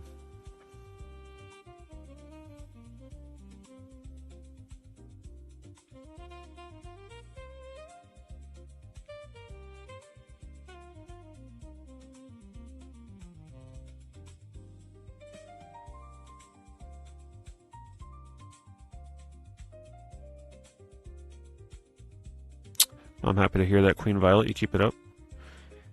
Keep me updated. I always love to hear people's updates on that, and I appreciate it.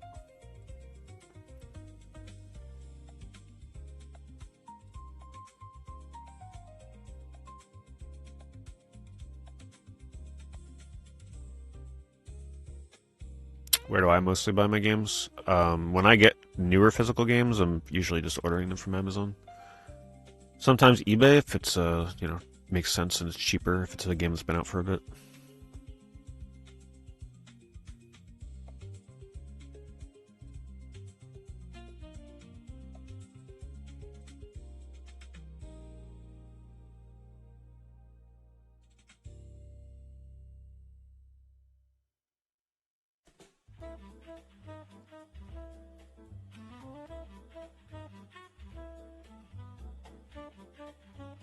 Is the new God of War an exclusive?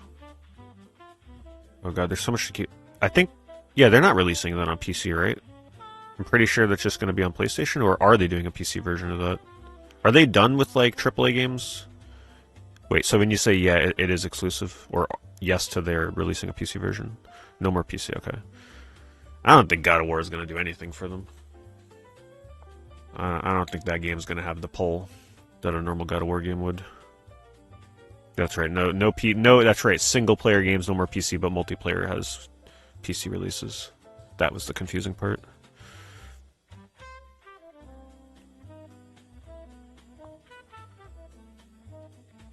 I just can't believe that they're doubling down on wanting to release more live service games more than anything. Like, that just shows you whoever's in charge over there doesn't. It's all about the money. They don't care about the player experience.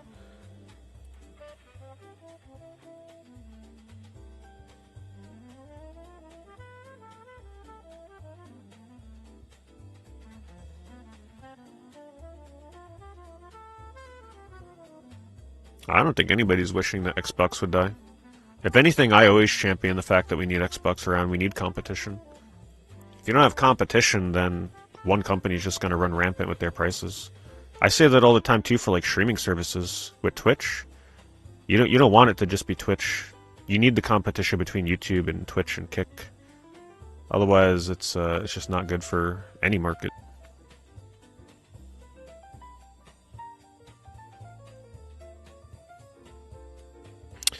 You're downloading the Lost Soul side demo? Yeah, it looks like a pretty cool action game.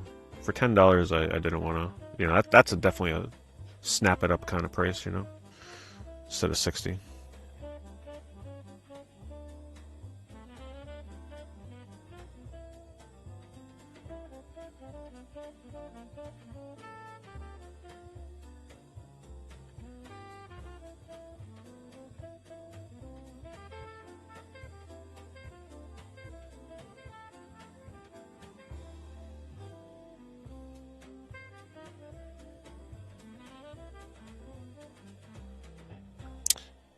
That's okay, Josh. You're right to have your opinions, but I don't think you've been in my streams and stuff enough to hear me when I actually talk about that topic. I've mentioned many times we need competition. We need Xbox to stick around. We need Xbox to counteract PlayStation. We need PlayStation to counteract Xbox. I mean, it's pretty obvious. You need competition. Otherwise, the other company just runs rampant with whatever they want to do, price-wise.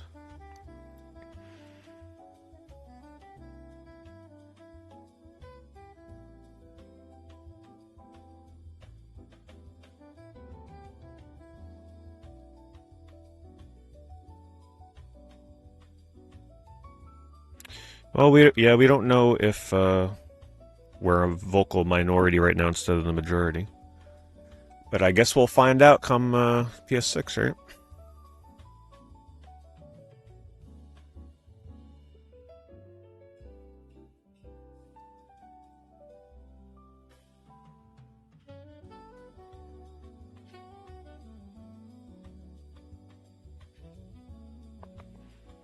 No, I'm almost certain GTA 6 is still coming out at the end of this year.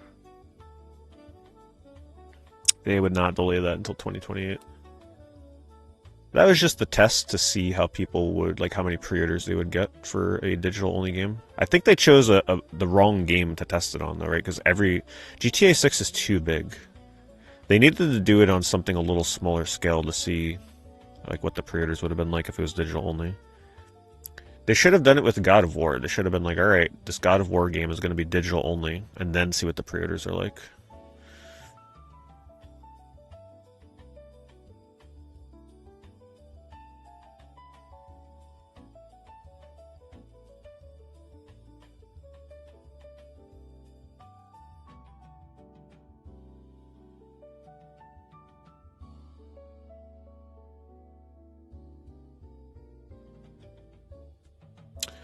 If the we have to take care of retailers argument is gone for digital and physical prices being similar, shouldn't digital prices come down? They won't. The whole point of this is so that they can continue to... They'll make an argument for how long the game's been in development and everything, that they got to recoup costs. Digital inflation. There was like a post that PlayStation put out at one point where they would like, due to inflation or due to changes in the market condition, we've got to like increase the price of these digital games or something along those lines. It was like the most BS thing I'd ever read.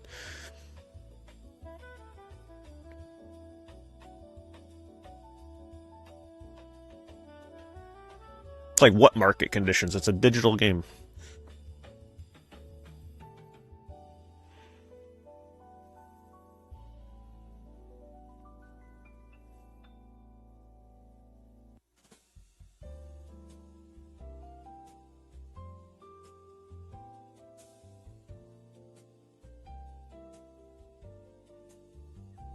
Yeah, Fashion Giraffe is probably correct. The PlayStation bigwigs made a bet. If we get X number of pre-orders for GTA 6, we pull the plug on game discs. Yep. I just think they chose the wrong game. GTA 6 is such an anomaly. Like, it honestly, that game was, no matter what, it could be $200 digital only, it would still get 20 million pre-orders. It doesn't matter. They needed to choose something a little more realistic.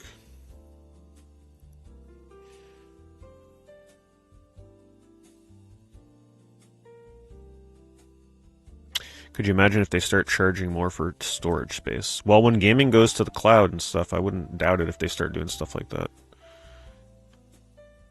Charging you for, like, your connection or something.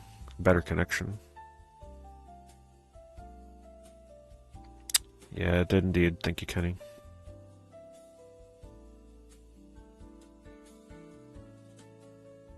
Thanks, word up.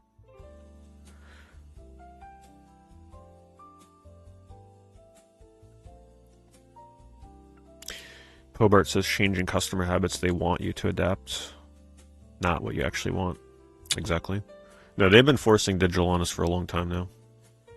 We just didn't think it would happen this quickly. Look at what they... So the number one thing that they've been doing to us for the past... how long has it been now? Probably this entire console generation, even the PS4 to some regard. One of my least favorite gimmicks for this industry. Digital deluxe editions, where when you pre-order the deluxe edition, you get like 3 days early access, 5 days early access. I know for some people you might be like, that's no big deal, but for a lot of people that is a big deal. When you want to play with friends and like you have a friend that's gonna pre-order the game and get it ahead of time, you're like, come on, come play early, and like then you feel pressured to buy it digitally. Maybe you are like me and you stream games. There's a lot of streamers. There's a lot of pressure to get these deluxe editions so that you can play the game early, preview the game for people.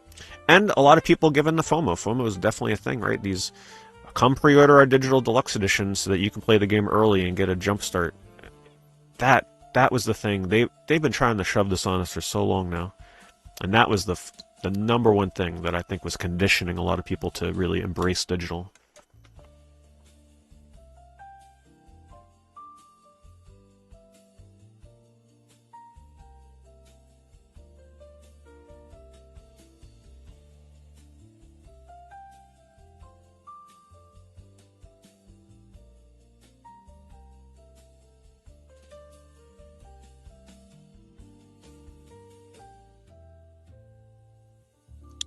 Do I think key retailers like CDK or GTA will get more popular? I could see that absolutely happening, yeah. Because that will be one of the only like secondary markets for game keys. But who knows? Those those sites could run into trouble. Some kind of like I wouldn't even imagine them getting into some legal trouble down the line. Or maybe they just make it a lot harder to get keys for those sites. Because a lot of times those sites, I believe, are getting keys from like emails where they get review keys and then they just like sell the key. I don't know the inner workings of those sites, but I wouldn't count on them being around forever.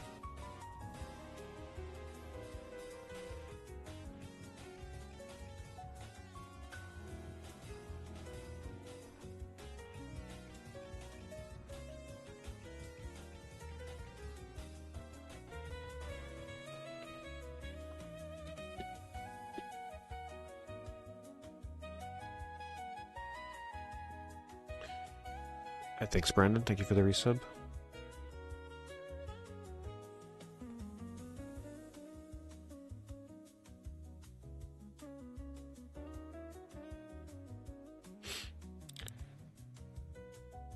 So Joshua says it still happens with Xbox One, just not old digital. Xbox has been on the right side of history for a long time now.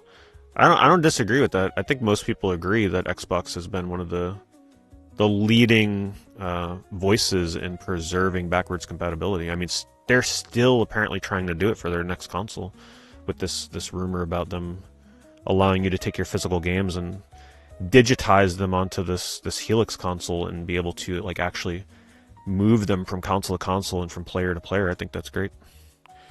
I think you're trying to make an argument, unfortunately, where I don't think you understand my views and a lot of the people in chat here, their views as well.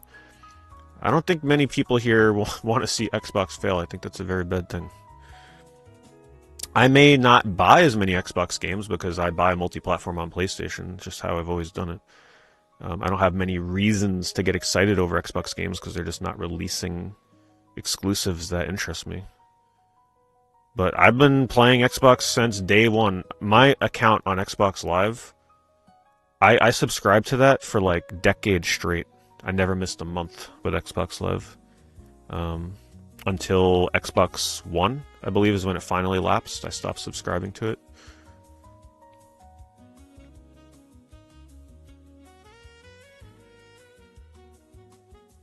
I saw that the same message about people who complain about this don't buy physical. Yeah, I don't. First of all, he doesn't even buy physical himself. So who's he to complain? Like, the people that never buy physical, they're long gone. They have no say in this. They're PC, they're digital, this isn't their market. The console market's completely different from people that play on PC.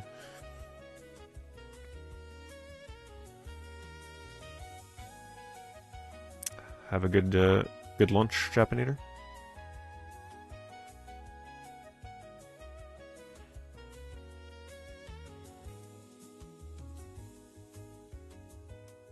Am I not excited for Halo 1? I think the new Halo campaign Evolved has really pretty graphics.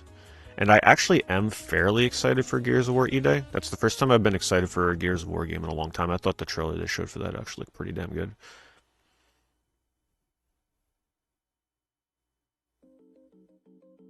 Hello, Adam.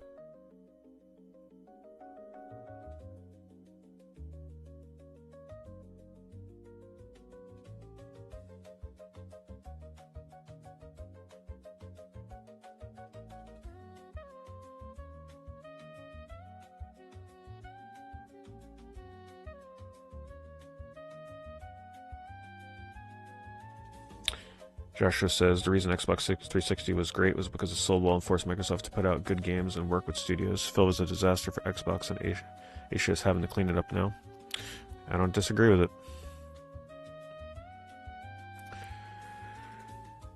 Juan Me says you can burn your DRM free games from GOG on the Blink Disc and they are fully original without logins or online verifications. I think Juan is behind on the stream. Thank you, Juan, though, if you're watching live. You just let him know.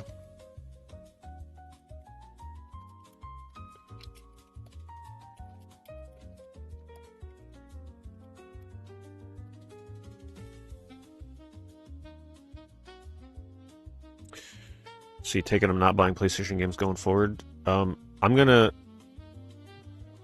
definitely. I think I'm gonna begin to put much more of an emphasis on buying stuff on Switch, as long as the performance is like up to par.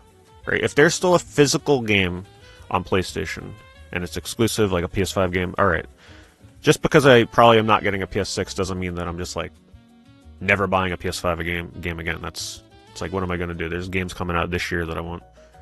But I think we can send a message by buying physical, maybe more so than we would have in the past. Make sure that you're not going out of your way to not buy digital, and buy your games on Switch when they release a non-keycard version. Thank you, Yoimin. Thank you for the 24 months. Thank you for the 2 years. Some people are theorizing that the PS6 will use carts like Switch 2. No, yeah, I don't think so.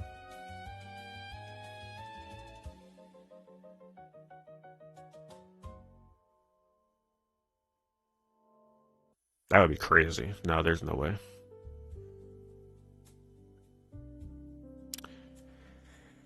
Well, the number one way people can vote with their wallets is to not pre-order. Well, I think, sadly, as big as it is, not ordering any digital games in GTA 6 for one. And then when the pre-orders go up for PS6, the stupid thing is still going to sell out, no matter what. The scalpers are going to, it doesn't matter. The scalpers are still going to sell it out, and it's going to make Sony think they've got a hit on their hands.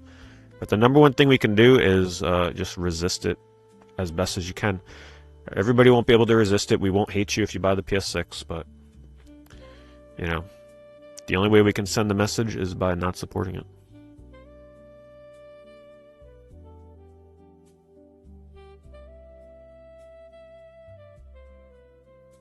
Tides of Annihilation. I can't even remember trailers or anything I've seen of that Reaper. Most don't have the Switch 2. Well, the Switch 2 is looking mighty tempting these days. I can imagine a lot more people would be thinking of adding that to their arsenal.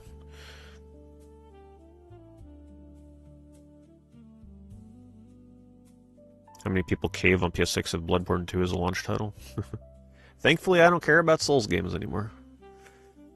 I feel like they might have some insane launch games, though, right? They must have some crazy stuff in their back pocket that they're getting ready to launch with.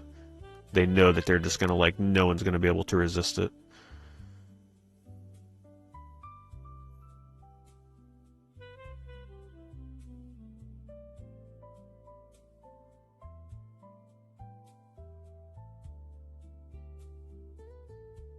At this rate, I think it's a fair bet to say that yes, the PS6 will most likely be in the $1,000 plus area.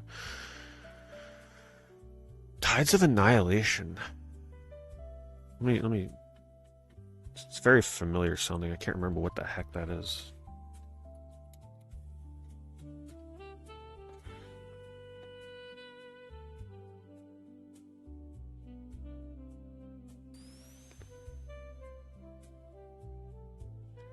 I can't recall the trailer for this, but I do like remember the name of this for sure. There's just so many trailers now for games, it's crazy. Thanks, Perfect Sword. Thanks for the raid.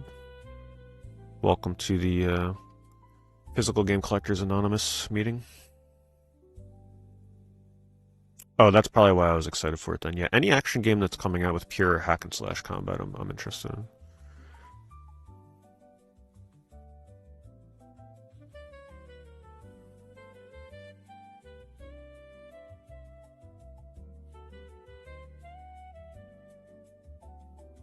You just got done talking with your chat about it.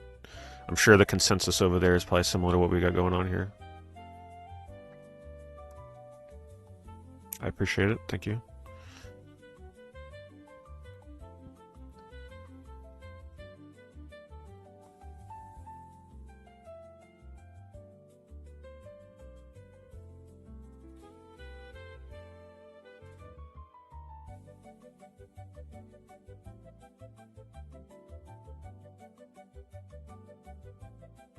Yeah, isn't that a funny one? How there are so many games from even the PS4. Look at Uncharted 4. Uncharted 4 still looks better than most PS5 games that are coming out today. It's insane.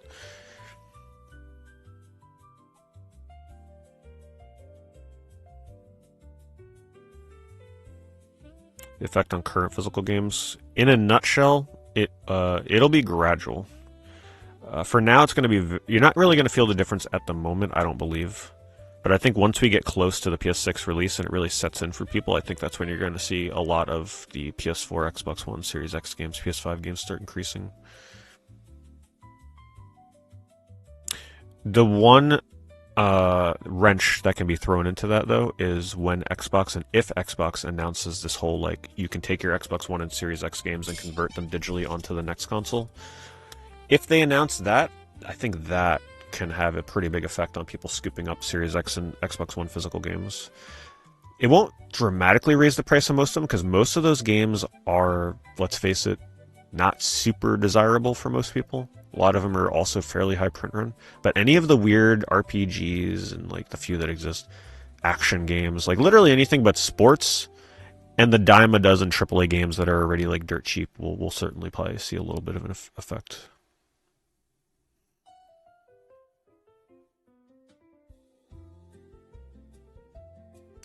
And how do I know that this may happen? Because look at what happened with backwards compatible games on 360.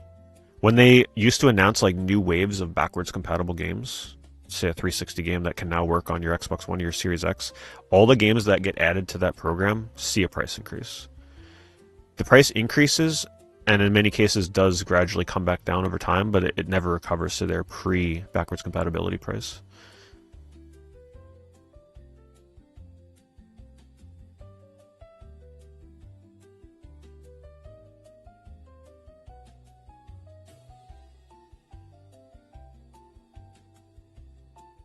Will I make a video about which PS3 or Vita games you should buy before the store closes?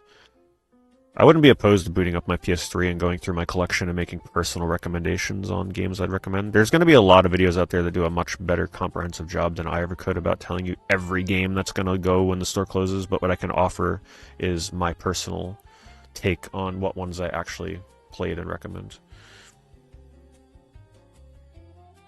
Gotta make sure everybody gets that super rub-a-dub before it's gone forever. Oh man, that'll be a travesty. I love that game.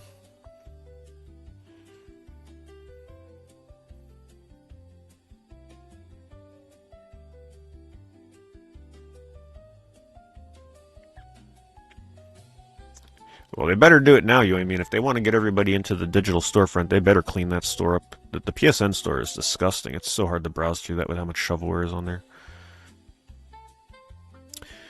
Do I think the PS3 store closure will affect the PS3 games on PlayStation Plus at all?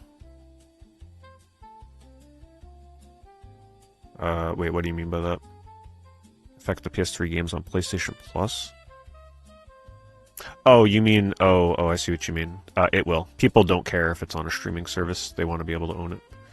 Yeah, you were asking, like, if the games that are on PlayStation Plus to stream, when the PS3 store closes down, will those games go up because they're available on PlayStation Plus?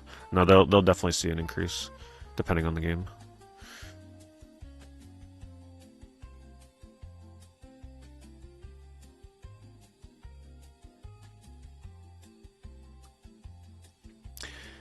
Honestly, I haven't seen anybody like die hard defending PlayStation about this, but I'm sure they're out there. I'm sure there's definitely a group of people out there that are defending Sony and PlayStation with this decision. It's like, why not coexist? Like, why not back the physical collectors? It's just rooting for a digital-only future is certainly worse than getting a digital-only future and wishing that it didn't happen, right? Like, rooting for people to lose the ability to own their games is just like, I'll never understand that.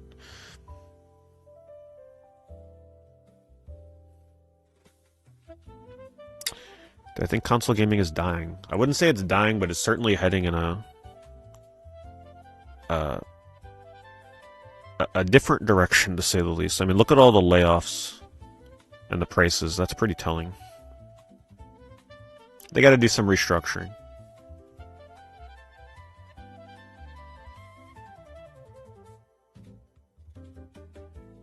One guy said it's good because discs and cases are bad for the environment.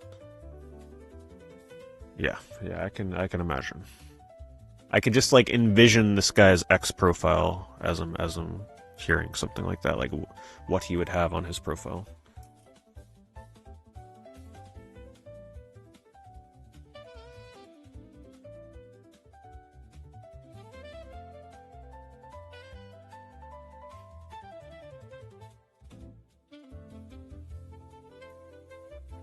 If I could have any question answered about the future of gaming, what would it be? Oh my goodness. That is an interesting question. Wow.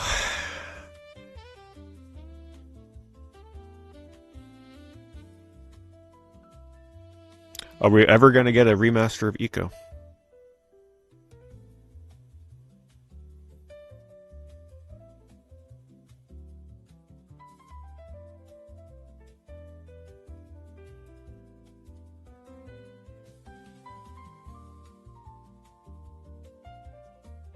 Yeah, only on PS6 as a launch game, digital only.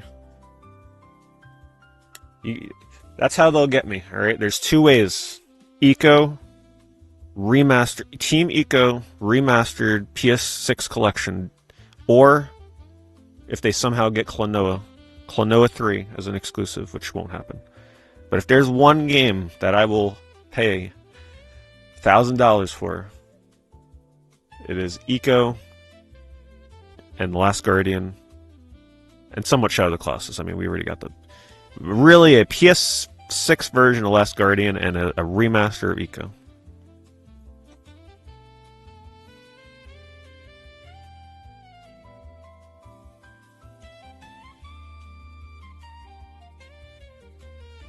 The new Ueda game. Well, that's going to be an Epic Store exclusive for like PC, which is kind of lame, but.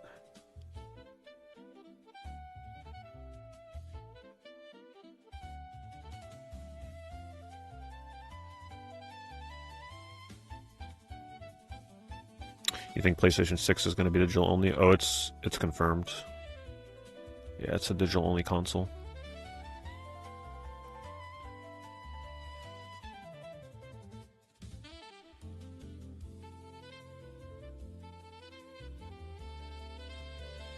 Yeah, Xbox has an insane opportunity here. I think there's a lot of talks going on right now within that company. Maybe they were getting ready to reveal certain things and they're holding off, right? Maybe they're seeing what's possible in the time frame that they have to introduce ways to offer new backwards compatibility, or perhaps an add-on disk drive. Maybe two versions of the Helix, one that allows a disk drive, and maybe Aisha. You know, I still believe in her. I haven't given up hope on her yet. She seems like she really tries to pull for like. She's only been in there for a few months, right? But I feel like she tries her best to listen to feedback. She can't work miracles right away, right? Let's give her like a year. If she can pull off getting a disk drive and physical games for the next Xbox, that's it. I'll turn into an Xbot, right? I'll become an Xbot in the console wars. Could you imagine if they flip their decision to go digital only into actually supporting physical in a limited capacity? I feel like they'd win the next generation easily. Will it happen? I think the chance of that happening is like 5%, but we could always hope.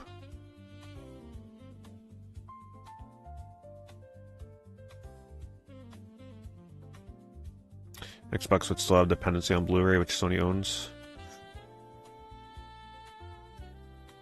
As long as they don't discontinue Blu-ray, right? Oh god, then Sony can... I'm sure... man, that would be crazy, though, if they discontinue Blu-ray and then Xbox. Well, time to bring back HD DVDs, right? If they could do HD DVDs, they can make their own type of Blu-ray technology. Nah, I don't think they'd go that far, unfortunately. Who remembers HD DVDs? That was fun. That was fun when there was a war between Blu-rays and HD DVDs. It was pretty clear who was going to win because of the Blu-ray player in the PS3, though.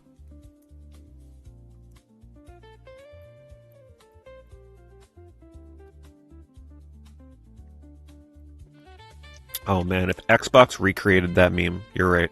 If they recreated that meme that PlayStation did for the PS4 about like trading games and owning, you guys remember that, right? Where they're like, this is how you trade a game to a friend, and they like passing the game to each other. My word, if they did that for Xbox right now, the internet would blow up. The opportunities that they have right now at Xbox are astronomical. It's just a matter of how they handle it.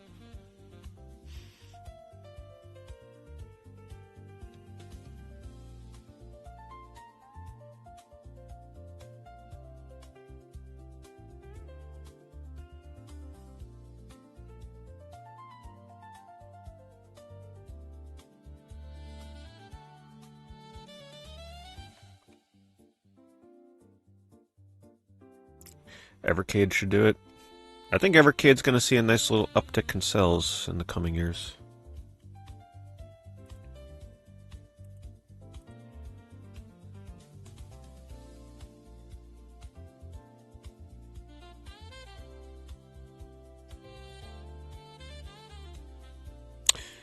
So where you are, PS5 Pros sell on Marketplace for $300 once a day? Oh wow. That's pretty cheap.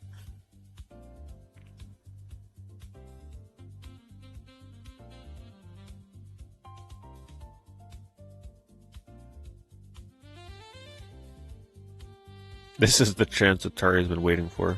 Listen, don't count out Atari, you never know. I was talking about that earlier. This is all these like dormant companies. It's their time to strike.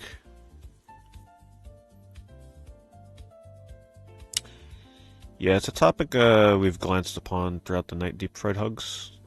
I do believe they will. I plan on making a video discussing all the different aspects of how I think that'll go about with prices increasing for physical.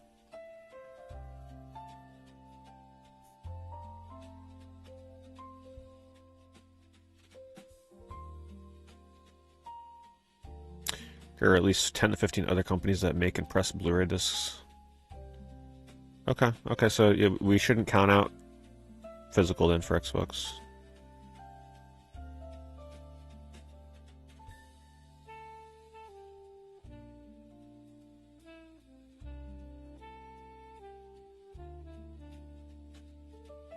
Let's take a look at the poll. Actually, I won't look at it yet. If you're on YouTube and you haven't voted in the poll, vote in it, because I'm going to look at the updated results in about a minute or two. It's just asking you if you plan on buying a PS6. I think it's a decent little sample size from like a collecting community.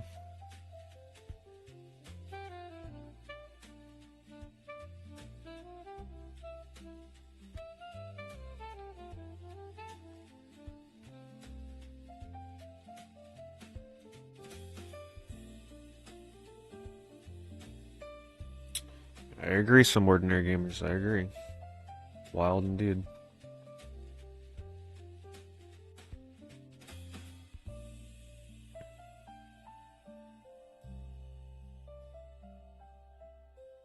The cost of yeah, we're paying for Concord's failures now. Damn, we should have. If we just bought Concord, we wouldn't be in this situation. All those physical copies of Concord, that was it. That was our test. If we would have sold millions of copies of physical Concord, we wouldn't be in this situation right now.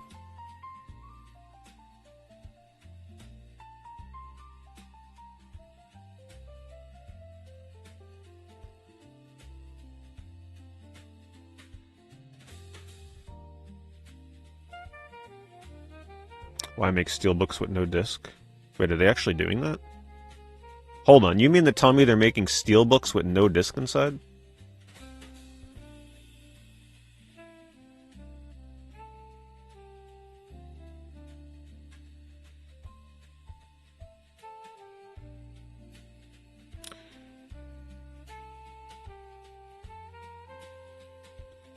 Mudahar says, I really didn't expect Sony to be the ones to one-up Xbox when it comes to physical. Still love gaming.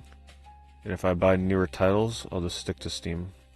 It will suck if something like Sly 5 drops. I'm in the same kind of like mental state though. I'm completely okay with not getting these digital only consoles, but oh man, it's gonna sting when they release an exclusive for a game that I have been like dying my whole life to play. Imagine if they launch PS6 new Sly Cooper game, uh, Bloodborne 2. Right? They just come out swinging with like the most insane games that people have been begging for years. They're like, oh yeah, by the way, exclusive to PS6, digital only. Good luck.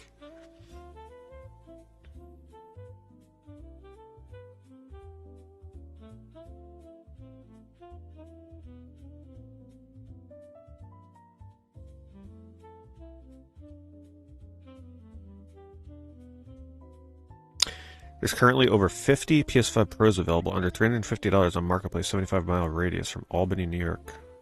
For real? Like, isn't the retail price of a PS5 Pro like $750? They're raising the price too, right? Are you sure it's not a scam? That sounds crazy. I don't know about that.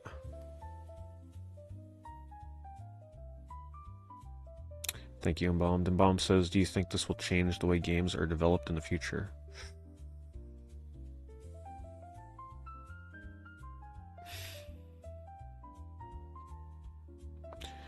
Yeah, but not in a good way. I think a lot of people are going to start leaning towards live service because of this.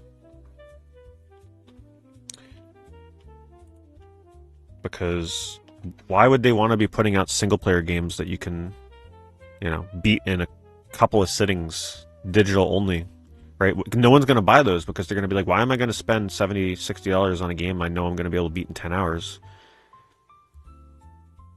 So the sales of games like that are going to be impacted hugely in a digital only marketplace. So I think that's why you're going to see a even greater emphasis on live service, because at least they can pitch those as you're always going to get value for this game down the line with updates, with DLC, free DLC, that kind of stuff.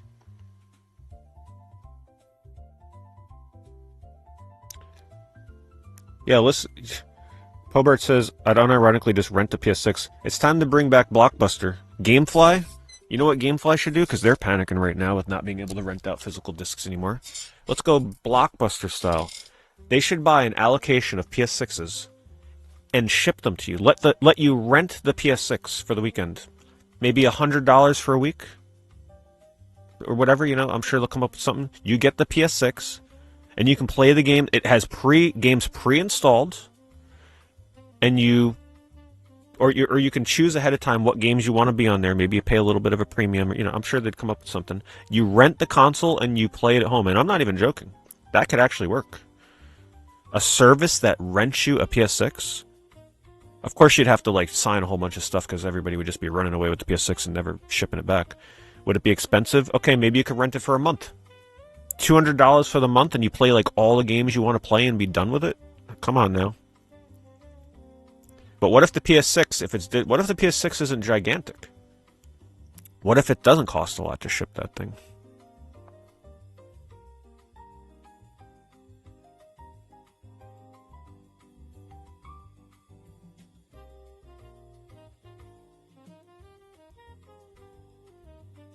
Sad thing is, without jailbroken consoles, we can't preserve future digital titles for emulation down the road, like Bloodborne, for instance.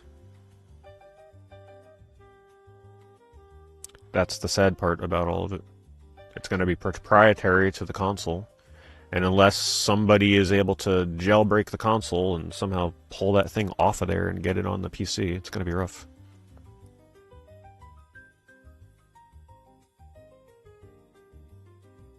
Unless something like Bloodborne is also released on PC, because it's technically an online game.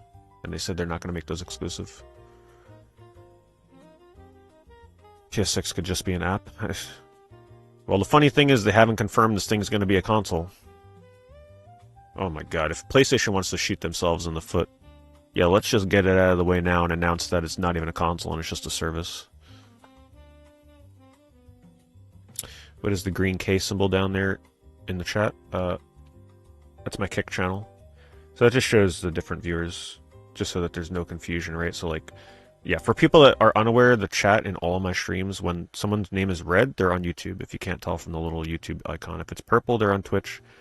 And then when it's green, like Nozafu there, they're on Kick. Those are the 3 platforms I stream on.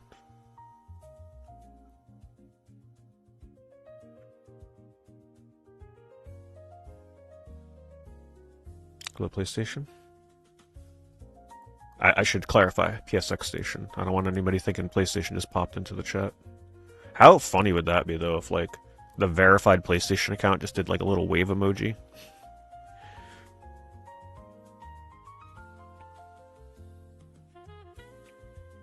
Only way this could get worse is if PS6 is a cloud console. Yeah, we were actually discussing that earlier.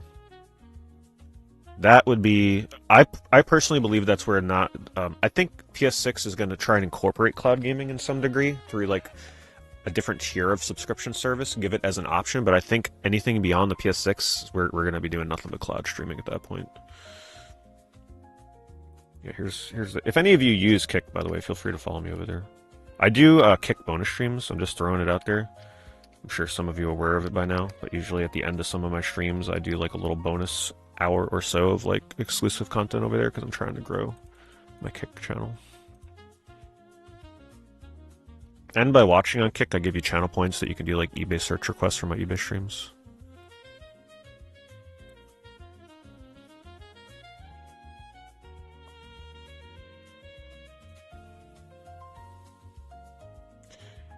Did I ever see Sony walking back this decision? I don't think so. I think this is pretty set in stone. Am I picking up the PS6? Based on how I currently feel and the information that we currently know about the PlayStation 6, I do not have plans on getting a PS6. Like I said, the only thing that can really sway me in the other direction right now is if the launch lineup is just like life-changing. That could like potentially make me be like, man, I can't live without this game in my life. But there's nothing like that right now. And I doubt there would be anything that insane. Yeah, we were discussing limited run games earlier. So a lot of people are theorizing that limited run games will continue to print like older retro games. They do a lot of that currently, where they just like reissue games. They can definitely go down the route of, even if they can't do PlayStation games, they will find the way to get licensing for Super Nintendo games and Genesis games, and maybe they go into even more obscure stuff, right? They've already done a little bit of 3DO, so I think they have a way to get out of this. They're just not going to be as profitable as they once were. But yes, a ton of storefronts just got absolutely screwed by this.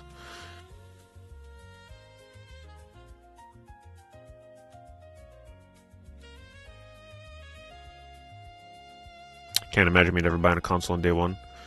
Well, back in the day, I wasn't able to get every console on day one. But yeah, I mean, as years went on, I would always get consoles on day one because I don't know, I was always just so passionate about... I love console launches, I really do.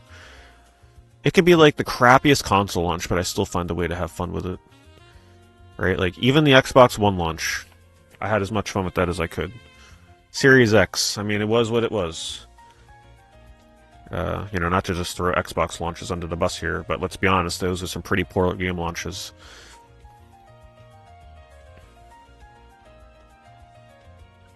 Thanks, Lucetti.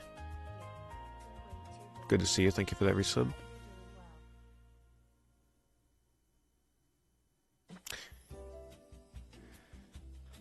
I'm never getting a PS6 down the road. I would never say never, right? There's a lot of things that are still not clarified about PS6. Because I'm not gonna lie to you guys. Yeah, I buy digital games. I buy digital games all the time on the PS5 when it makes sense. So it's not like I'm 100% like I have to have physical, otherwise I don't play a game. At the end of the day, like I mentioned in my video today, I'm a gamer before a collector. So if a year or 2 or 3 years after the PS6 comes out, if there's enough games on that thing that I can only play on a PS6, where I'm like, I have to play these freaking games, yeah, that can make me pick up a PS6. But for the launch of this thing, that launch lineup would have to be insane for me to consider it.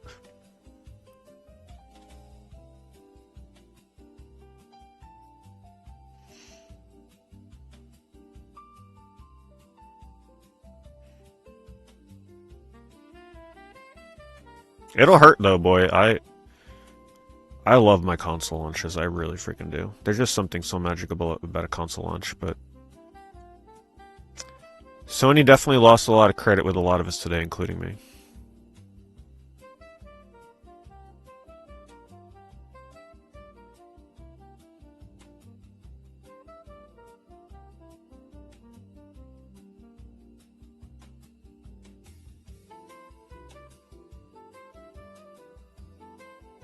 Well, we don't know what they have planned for the PS6, right?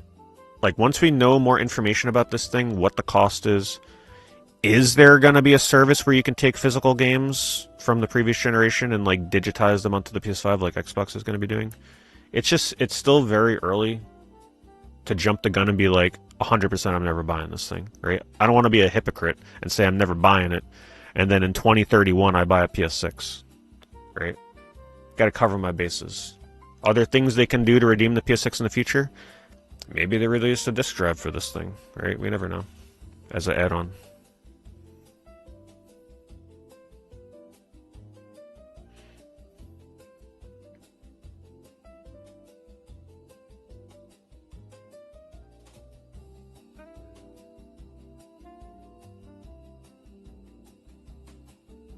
Well, with the Steam Machine costing $1,000, I think that gives Sony the go-ahead to not price that thing under anything but $1,000. I don't think it'll be any cheaper than that.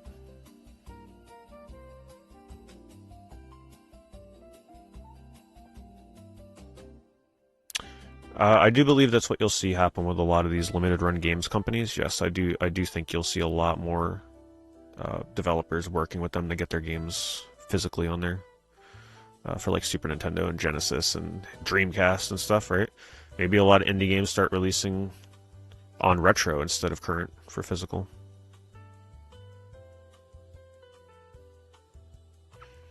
Well, it could happen right now, though, Channel, because there are very, very strong rumors that something like that is being worked on at Xbox right now.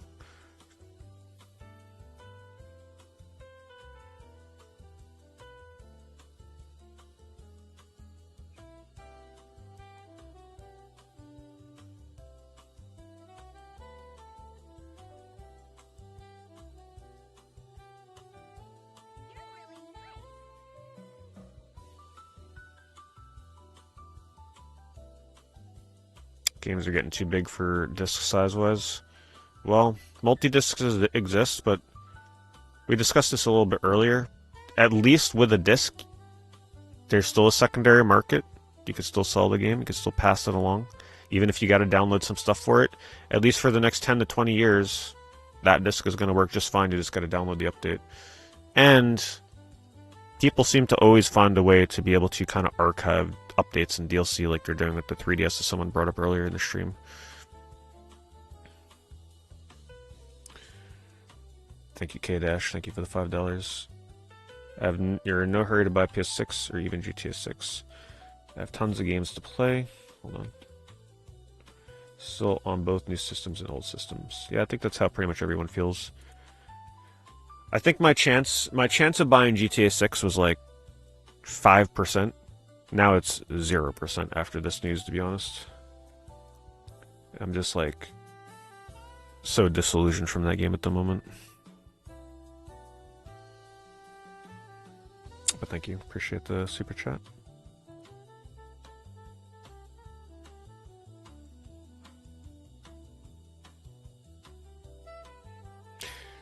And just to be clear, I don't think we don't. You know, people can buy whatever they want. There's some people out there that they're gonna buy the PS6 and they're gonna be excited for it. You know, we shouldn't really shame them because they can do what they want with their money, but we can do our part to try and send the hardest message we can to PlayStation, at least to let them know that they made the wrong choice.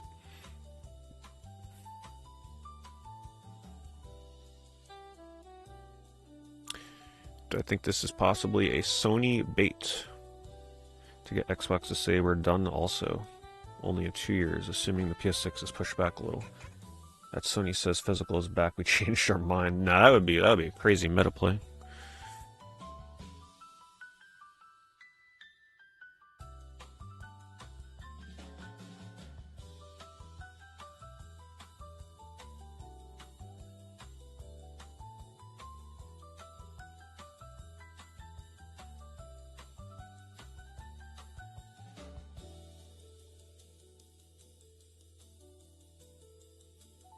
PS5 is easily the most disappointing console of all time, maybe like 20 exclusives. Some people love the exclusives they have on there, but I'm definitely in the camp where this has been I've felt the most disconnect with this generation of PlayStation exclusives than I've ever felt before.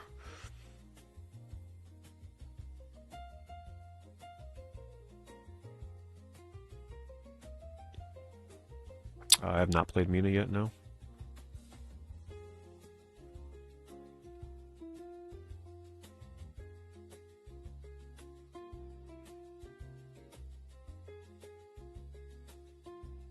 Will the pushback be for them to roll it back? Or at least offer an alternative to something. Like reconsider. Maybe they partner with limited run games, as much as I hate limited run games. Maybe they partner with limited run games to release small batches of physical games for games that they think could benefit from that, and have disc drives. Maybe they'd release games in batches of like 25,000 copies, and then when those sell out, maybe they reprint like another 10,000. Kind of like, I don't know. We're just grasping at anything we can get at this point. But the pushback mainly is just to let them know that we're not ready for digital only. But I don't think any. I hate to say it, but I really don't think any amount of pushback and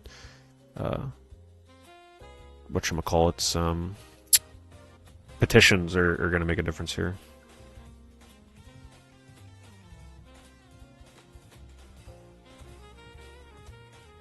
Thanks, Wave. Oh, look at that. Wave getting the Wave Race resub. That's super fitting. Thanks for the resub.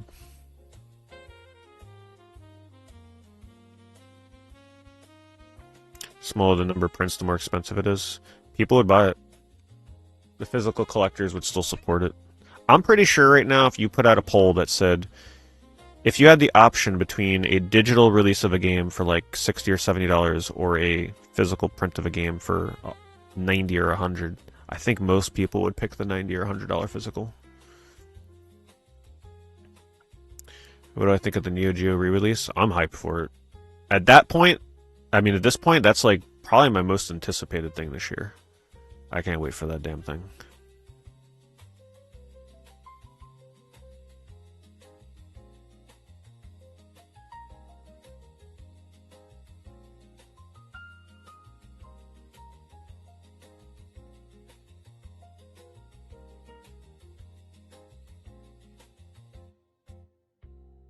The pushback is not buying GTA 6.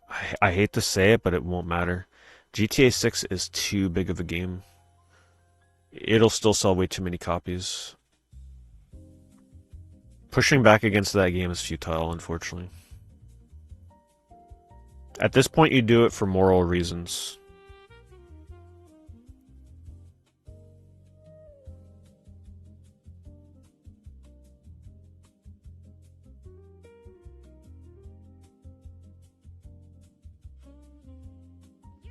Yeah, thank God I'm not a GTA addict. Like, I was looking forward to checking out what 6 was going to be like, but man, I'm actually thankful that I wasn't like obsessed with that series beforehand, because that would be... I'm feeling for those GTA fanatics right now, boy, that don't want to get that game digital only. That's rough. Pixelly says, PS1, 2,000 plus exclusives. PS2, 1,500 plus exclusives. PS3, 200 plus exclusives. PS4, 110 plus exclusives. And PS5, 25 plus exclusives. My goodness. I've never thought of it like that before. Thank you for putting that into perspective. How times have changed. Back in the day when we'd get like 3 or 4 Final Fantasy games on the same console. We'd get multiple Mario games. Now it's like, man, you're lucky you get one once a generation.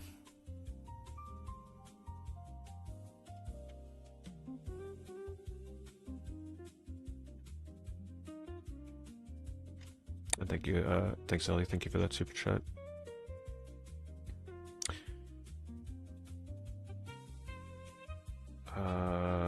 I don't think any pushback will make any progress, only because Sony wasted so much money in this generation, making a lot of flops and a lot of acquisitions they need to recoup.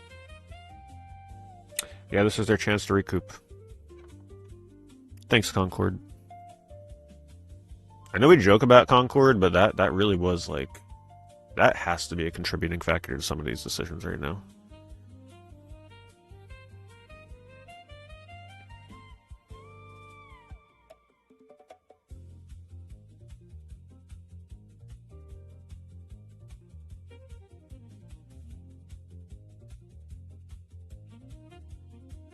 I don't know about you guys right now, but I'm just thankful to be into retro games.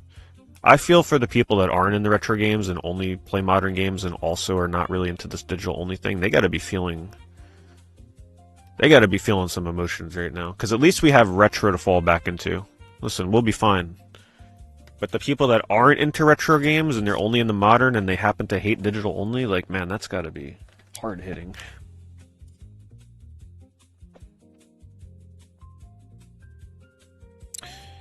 Can I cheer us up and talk about PS2, like Final Fantasy XI?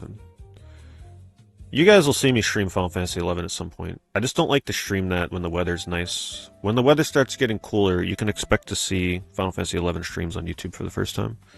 I streamed it a lot over the years on Twitch, but it'll make its debut on YouTube at some point. I played 14 in version 1.0 before it was A Realm Reborn, and then I played A Realm Reborn when that released. I was never a 14 fan. It's just kind of intimidating at this point. There's just too much content for that game. Too much of a commitment. If you're thinking of trying 11, make sure you look on the Horizon XI, horizonxi.com. It is the closest you're going to get to experiencing original Final Fantasy XI. For free. You don't even got to pay.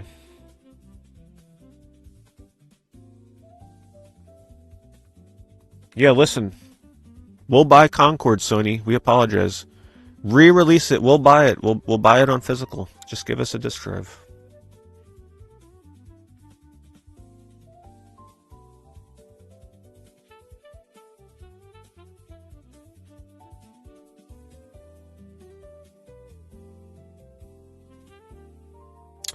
Yes, Devin. I'll be addressing it in a video. We've been discussing it a lot in the stream. I want to make... I'll try and work on it in like the next day or two. I'll make a video talking about my opinion on pricing. Because there's different degrees of pricing depending on if it's retro, if it's like just from the previous couple generations, the speed at which the prices will go up. I think there's a lot of different thresholds where after a certain amount of time has passed before certain consoles will start seeing increases.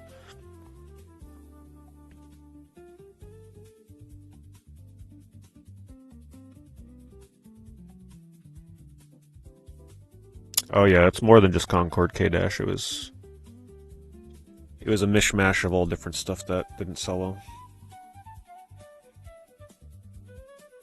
Do you think publishers of 2027 games are going to do bigger production runs in anticipation of promo? I don't know who's in charge of how many copies get printed, so I can't really speak on that. But I don't think it's a bad idea to print higher quantities in anticipation of people trying to support physical before it teeters out. Oh, that's right. We got to check the poll. Let's see. All right. So now, oh my God, we now have 1,431 votes. It's a pretty good sample size. Are you still buying a PS6? 10% say yes. 7% say depends on price. 14% are undecided. 69% say no. It's still 69%. That's a lot of people saying no. Of course, we're an anomaly. We're collectors, right? We're not like the general public. I'm Cold says make PlayStation great again. Thanks, I'm Cold. Appreciate it. Make the gaming industry great again.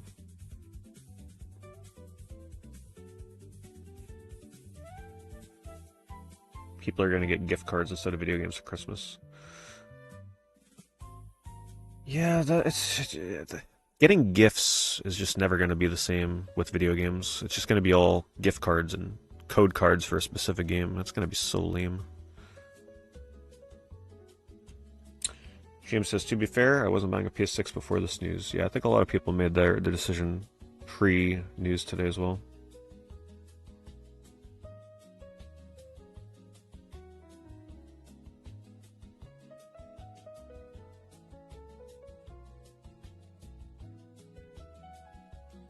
Well, I say niche audience, meaning like we're game collectors, so obviously we're going to be very skewed towards not wanting a digital-only console. But like I mentioned in my video today, I do believe that the casuals are also going to be highly against this. Right, the people that pretty much just walk into a Walmart and just look at the games there in the glass display and decide what... A lot of people find out about new game releases just by simply walking into a Walmart and seeing what they have, right? I think those people, when they walk in and there's no longer games there, instead they're just told they gotta buy it, a digital card, they're gonna be like, what are you talking about? Right? Once it starts hitting those people, the mainstream, that's when we're truly gonna see the impact.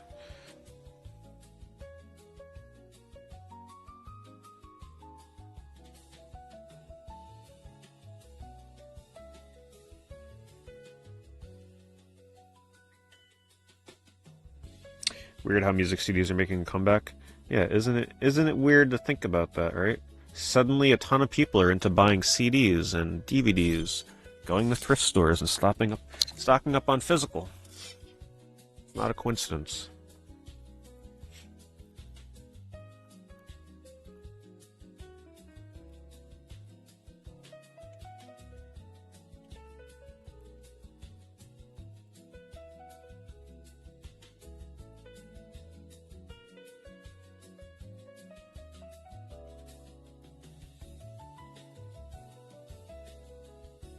Can we get the YouTube stream to 360 likes, by the way? In commemoration of the Xbox 360, one of the greatest consoles of all time, back in the good old days. God, we didn't know how good we had it back then.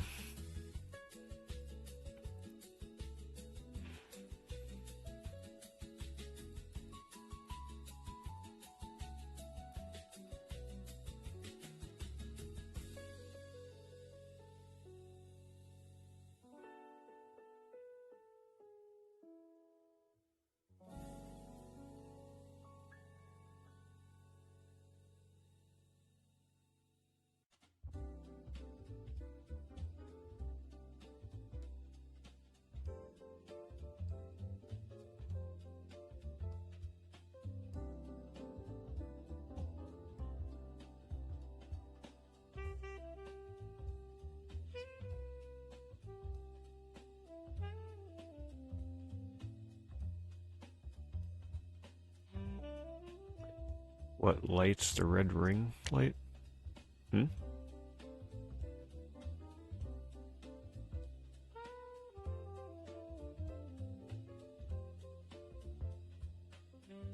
If I can choose one of the big three to turn into a Pokemon companion, which would I pick? Wait, what?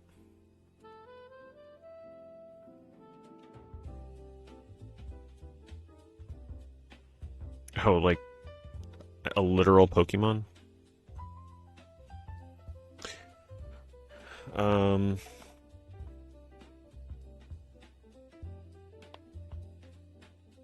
I would choose the Xbox because they're most likely to turn into a Pokemon that allows me to play with previous Pokemon from previous generations for backwards compatibility.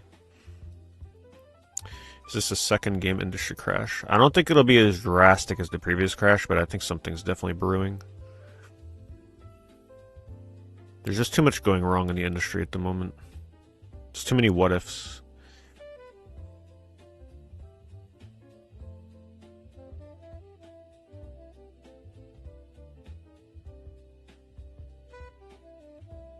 Prices are ridiculous.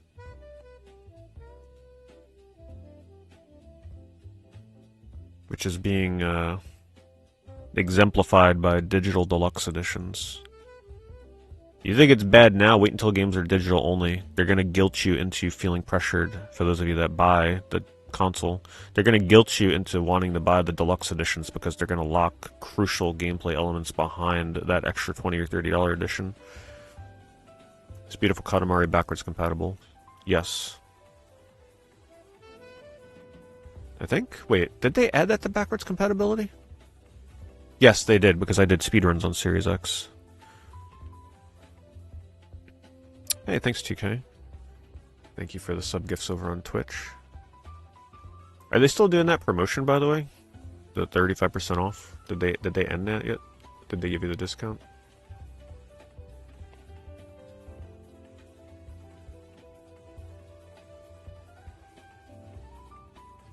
What's the point of having physical if they could just take it from you as well, like Anthem? Well, not every game is a live service, kind of. You just have to avoid the live service physical games. Plenty of games release without it being centered around playing online. But yes, those are a plague on the industry as well.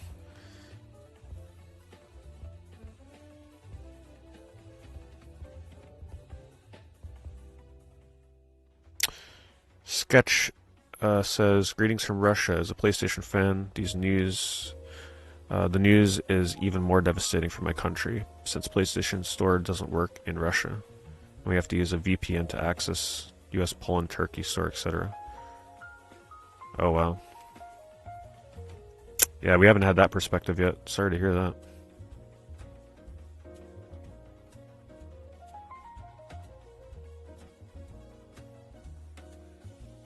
Oh, we're so close to the 360.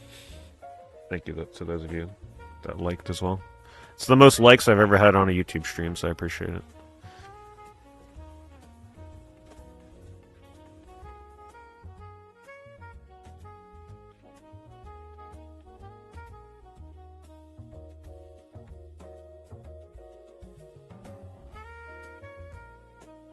You have a good night, PSX Station. Will I do a PlayStation 3 Store Memorial stream before it closes? I think I did that last time during the fake out, right? I'm sure I'll do one again. I love to do like a little in memoriam for online stores before they close. Have a good night, K-Dash.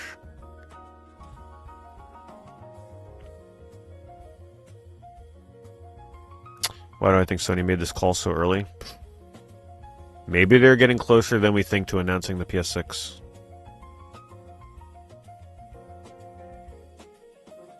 Appreciate it, Crusader. Yeah, like, let's think about that. Why did they make this announcement right now? There's got to be something brewing. There's got to be a reason.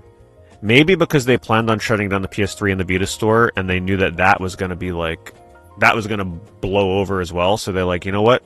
We're going to have to announce this this future of digital-only thing sooner or later. Let's just pair it with the PS3 and Vita news, so that way we can kind of like cover up the PS3 news with the digital-only news.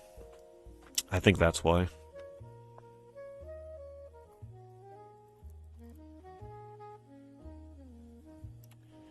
Hello, Jusa. Yes, I've been getting asked a lot about how prices for retro and, more recent generation consoles will be affected by this. I plan on releasing a video. I'll try and get it done as soon as I can within the next day or so, where I give my opinions on it. My general consensus on it, though, is things will go up at different rates at different periods and different speeds, depending on what console it is.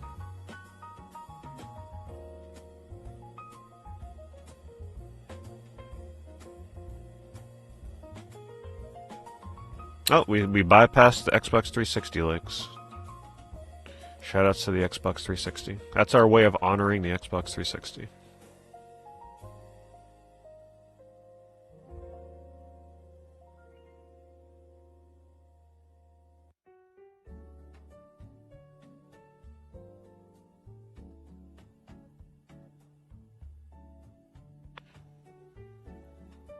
You don't get how it makes sense to have two anti-consumer announcements at once, though?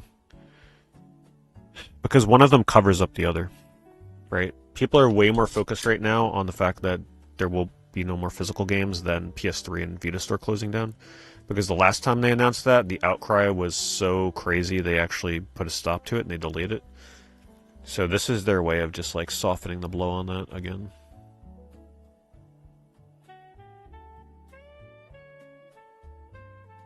Also going into a holiday, old news in a week. Yeah, right before 4th of July as well. When everybody's like not at home reading the internet.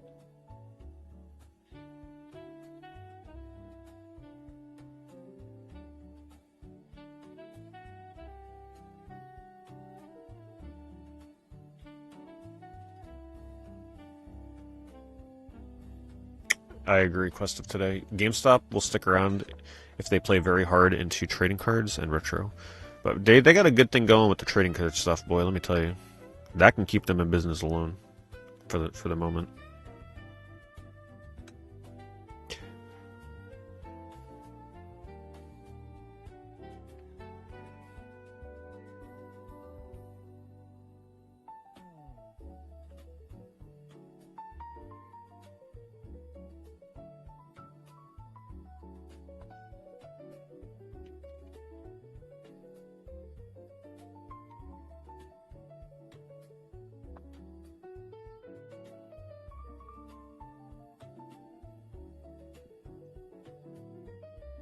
Is that Chicken says, I wonder what's going to happen when the PS6 becomes retro and Sony decides to no longer support it digitally?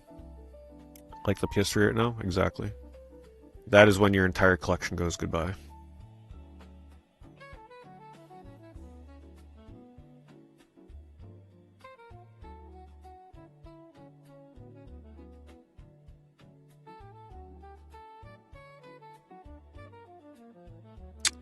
You have a good night, Mudahar. Thank you for jumping in and giving your perspective.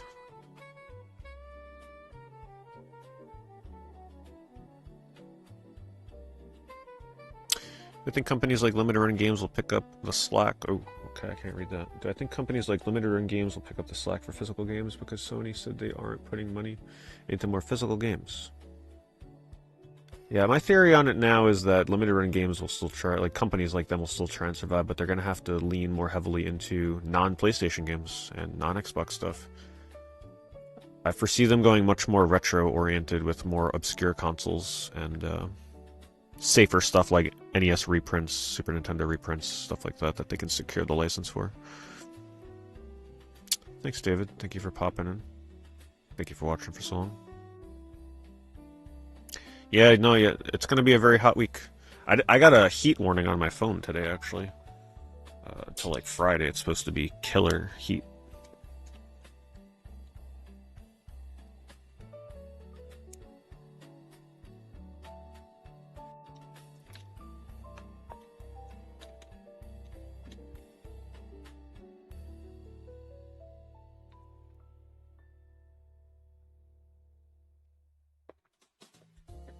Well, for me, it wouldn't be like a game. I joke about the eco thing, about not buying a PS6 until a game they want comes out.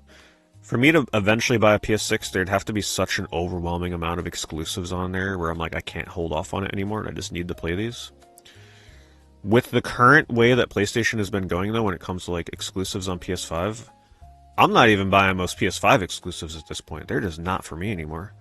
So if that's the trajectory that they're going to go at PS6, it's like, okay, they can launch with a new Horizon game, I wouldn't care. Intergalactic, psh. Man, I'd play the Uncharted games any day of the week before that again. Like, you know, like that kind of stuff, it just... They'd have a lot to do to win me back.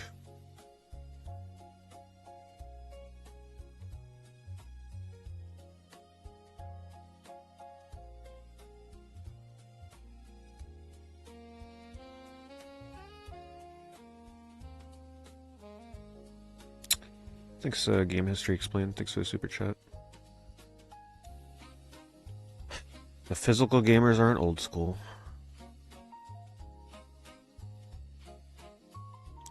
PC and Switch 2 guy. I think I'm definitely going to start embracing the Switch 2 more. Especially the games that are not game key cards. We need to reward Nintendo for being one of the few to remain kind of somewhat committed to staying physical.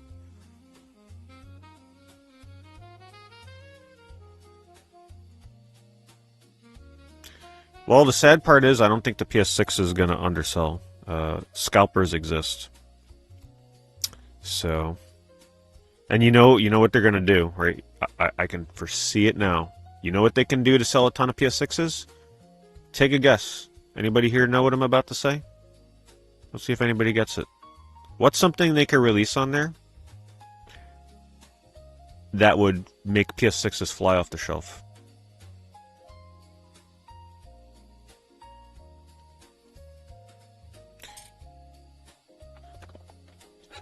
My thought, yeah, there it is. My thought process, GTA 6 is supposedly on current gen consoles, even a PS5 Pro, going to struggle to run at 30 frames a second. Who do you target a digital-only console to? The people that are already okay with spending $80 to $100 on a digital-only game.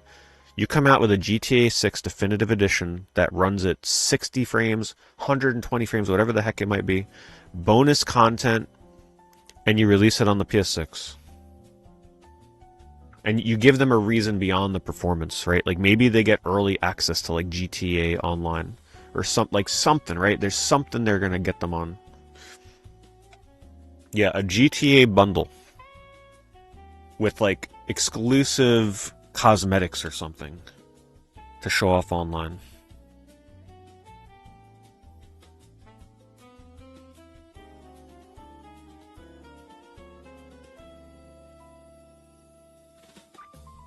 The PS6 won't undersell because it's going to be $1,000.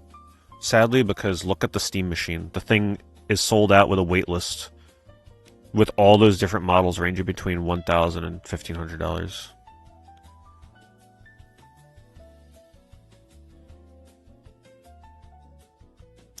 Don't underestimate the GTA casuals, Trekkie. The people that are planning to buy GTA 6, especially the online portion of that, they plan on living in that world for the next 10 years.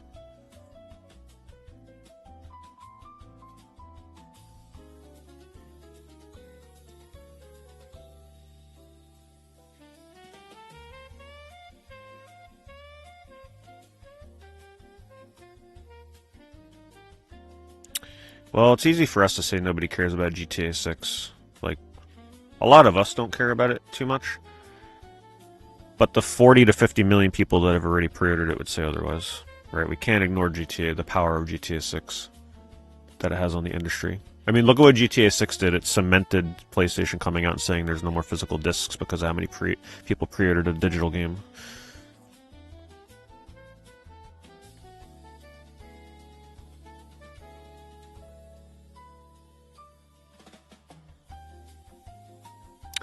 If all games are digital now, how will they know who can play what?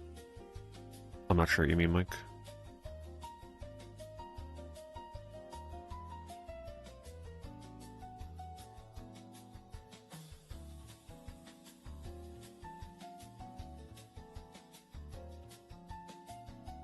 Yeah, because who knows how long they're going to make you wait before you can get GTA 6 on a PC.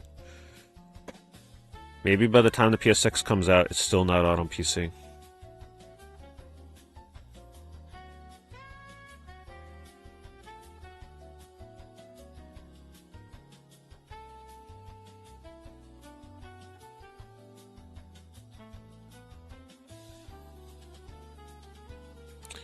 Well, I wouldn't say GTA is completely to blame. Like, this is definitely something they've been planning for a while to go completely digital only, but I do think GTA was like that final confirmation that they needed.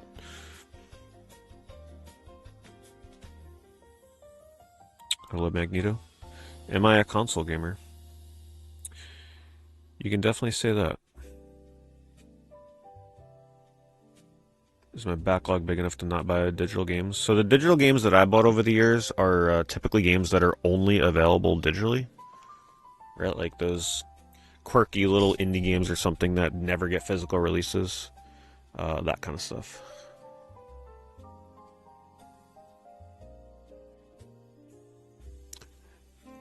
I mean, people have been buying digital. Look at the Xbox Live Arcade. How many people bought Xbox Live Arcade games?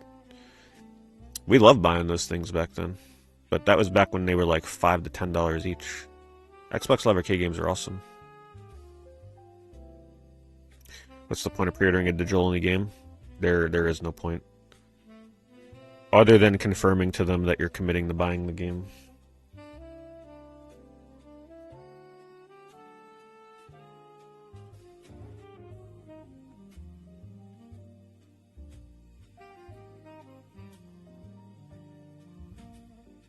I'm actually kind of excited to see what sales are going to be like on when Sony finally starts committing to digital-only games and they don't release physical for some of their first-party stuff. Like, I'm really curious to see the sales on that.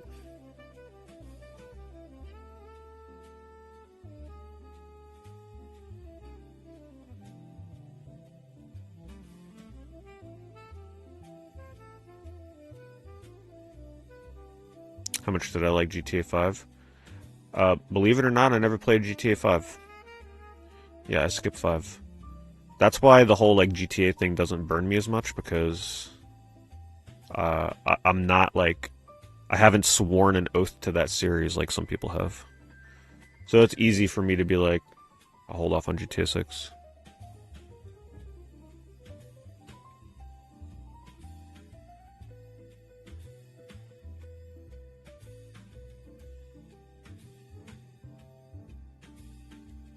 I played GTA 4, yes. It was so long ago I can barely remember anything.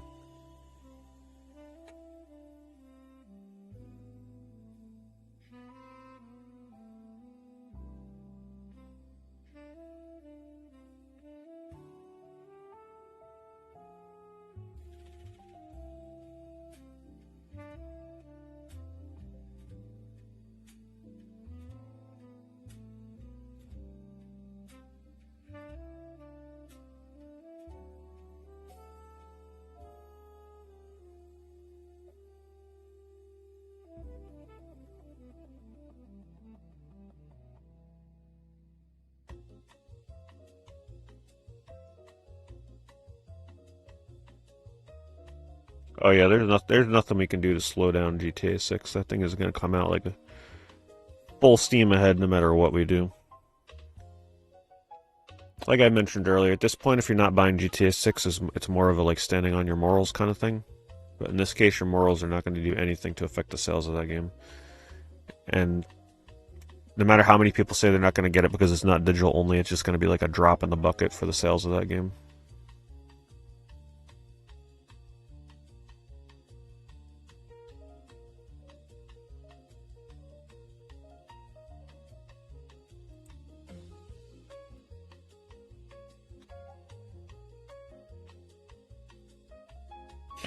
This is funny. I had to refresh my chat because it crashed on YouTube.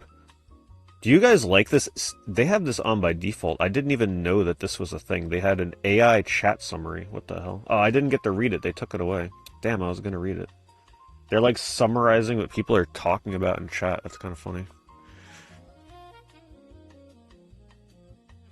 Background music? You do indeed hear background music. It's to keep us calm and relaxed.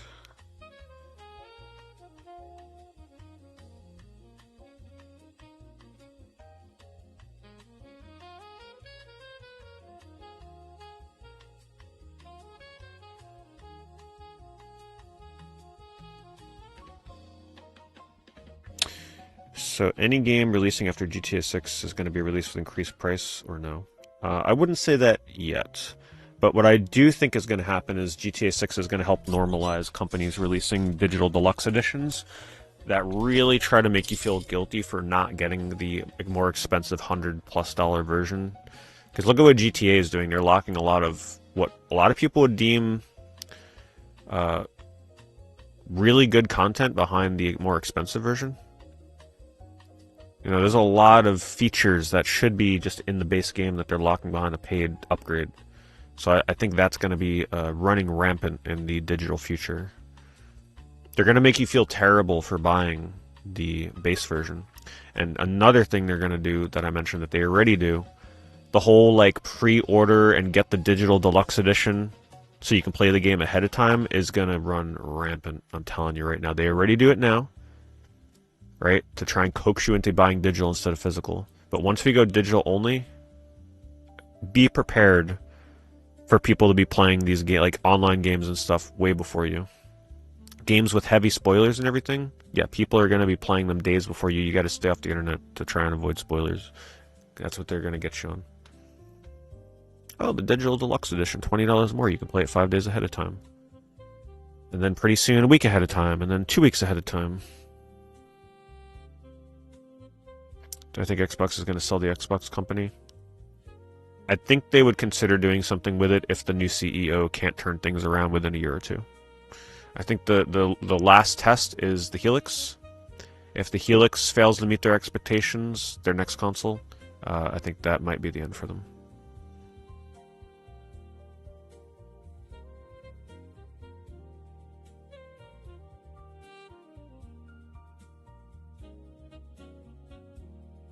I have not played Hogwarts Legacy.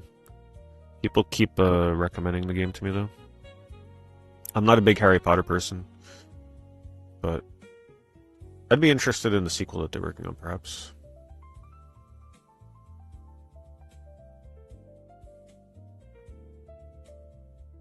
What's up, Retro Roadshow? Hold on, so someone mentioned it earlier, they're really doing a Backrooms extended cut? That's so crazy.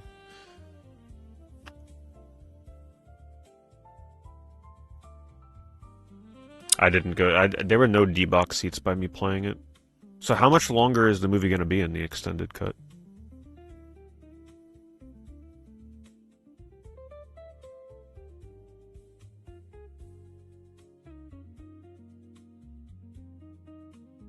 Yeah, we were discussing that earlier, Vita, about a new contender entering the console space for dedicated physical cartridges, like the Evercade.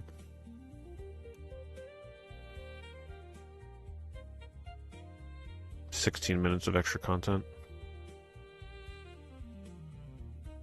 I'd probably see it a third time.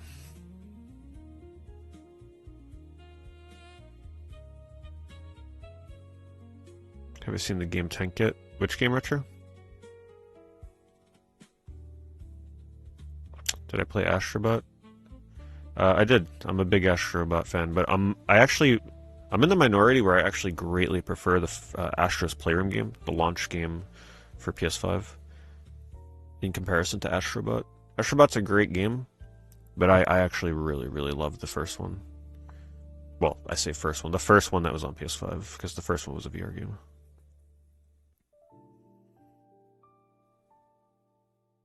Game Tank? It's a physical fantasy console? Yeah, I'm not familiar with that.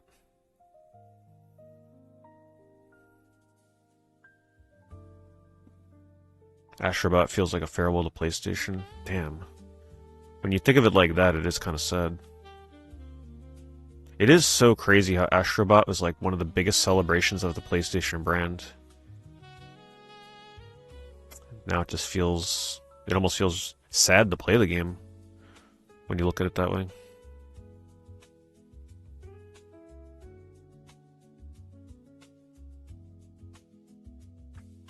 I forgot to send her, but just a reminder, let me see if I can grab the link for this. Did I have it? I have it pinned in YouTube, but just in case someone can't see the pinned chat. Oh, I can't actually highlight that. Okay, interesting.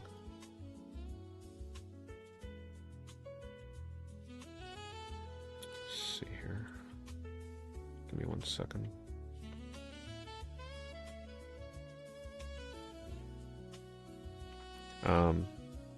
If you missed my video from earlier today, the video will do a much better job of summarizing my thoughts, because right now we're kind of scatterbrained.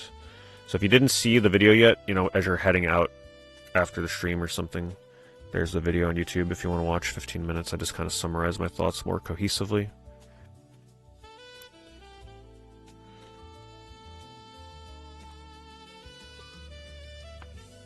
That video went crazy, by the way. I've never had a video take off like that on my channel. It was pretty insane. I guess it turns out the topic of physical games ceasing to exist is a pretty hot topic on YouTube.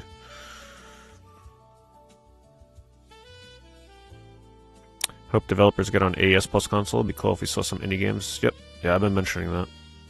I think there's a big opportunity for the AES Plus going forward. How dare they stop my music?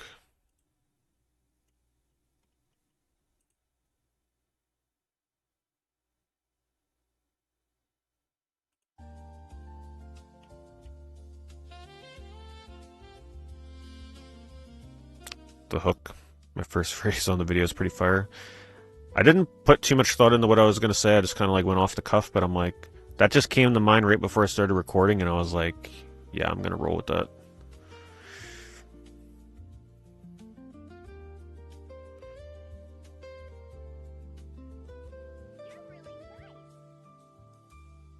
Would I still buy physical games if I had to go into the back rooms to find them? Man, I'd go into the back rooms if nothing was back there. I love liminal stuff. I'm becoming such a sucker for that. J-Rod says, thank you, J-Rod. Thank you very much for the super chat. The PS6 feels like The meme of Plankton saying it's not worth it. It's just not worth it. I wish I was more familiar with SpongeBob memes. I feel terrible. I never really grew up on SpongeBob. But I've seen a lot of the memes. Thank you, J-Rod. Do I play games on PC at all? I'm not opposed to playing games on PC, but I always look for the console option first. Typically in October, when I play a lot of horror games, a lot of times the only way to play some of those horror games is on PC, so I do most of my PC game playing in October.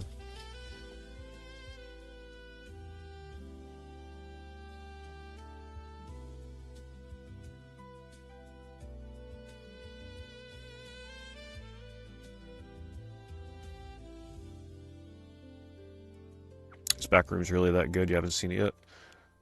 If you're new to liminal horror, like I still kind of am, because my introduction to liminal horror was pretty much the game Pools on PS5, which is now like one of my favorite horror games out there. It just like really pulled me in to liminal. I'd say Backrooms is a very good introduction if you're looking to like see if it's a thing for you or not. You don't even have to watch the web series first. You could just go into it blind, and then if you like it, you can start researching the original web series.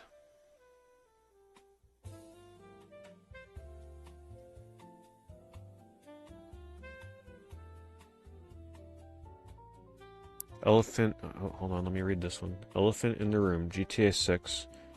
You are all poor, no money for it, so how is the hype gonna get these people money? They don't have to get it? And the console and the services, everything people are down bad? I don't think I understand what you're trying to say. GTA 6, you're all poor, no money for it. So how is the hype gonna get these people money? They don't have to get it. Yeah, I'm not sure.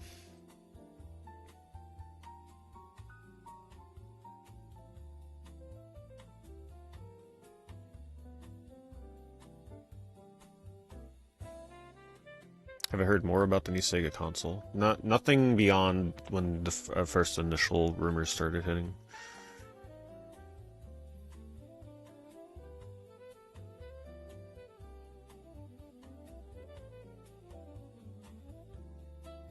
Oh my goodness.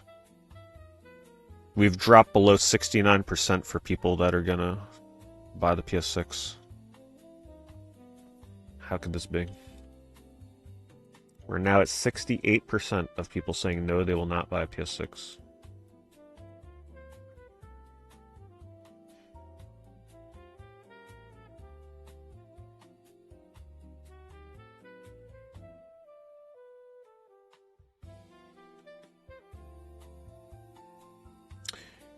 Okay, video game stupid is interpreting Elephant in the Room guy as saying that people are poor.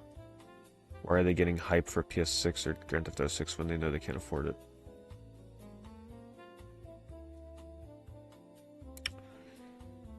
Well, I mean, I don't know. I'm not even going to comment on that. If somebody, like, if you're buying games normally, right? If somebody really wanted GTA 6, they got half a year to plan for it. If they really wanted to get it, they could, right? If they're hyped for GTA 6, the people that are like super hyped for it and they don't care if it's digital only or not, believe me, they're gonna make it happen. It's GTA. It's an anomaly in the industry. The people that don't want to pass on that game, they are not passing on it. Believe me, they are getting that game. They'll make it happen somehow.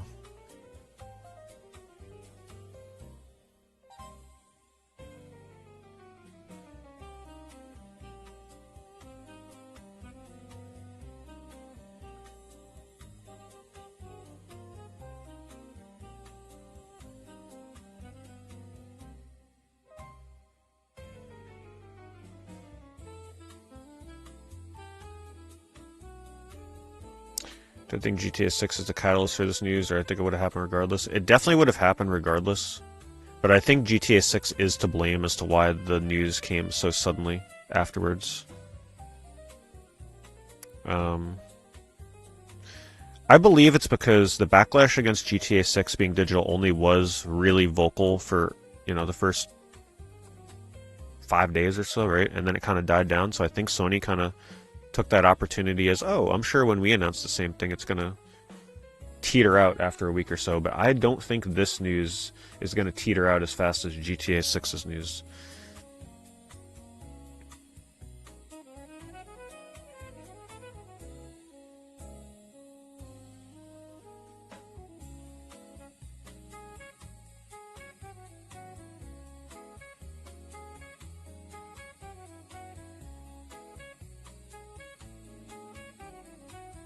Magneto brings up a good point. What if GTA 6 turns out to be worse than Cyberpunk on release? Doesn't trust any of it. We still haven't seen any gameplay for GTA 6, and apparently it struggles to run at 30 frames a second on a base PS5. I don't know, I mean, anything's possible in the industry today.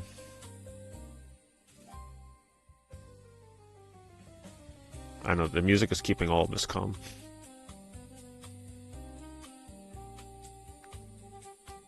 Keeps the mood as relaxed as we can.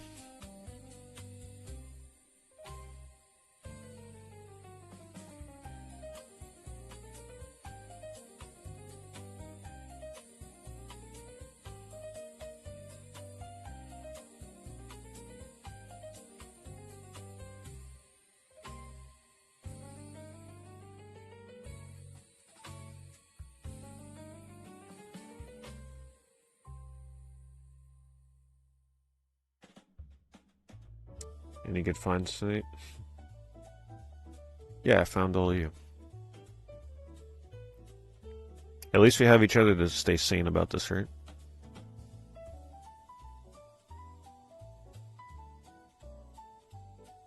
We're just listening to Nintendo jazz music.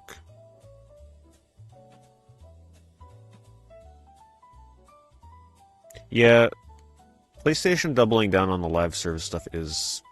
It just shows how out of touch they are, seriously. To me, PlayStation was always about those single-player adventures. That's what made them so special. Those standalone story games that sometimes warranted a sequel or two.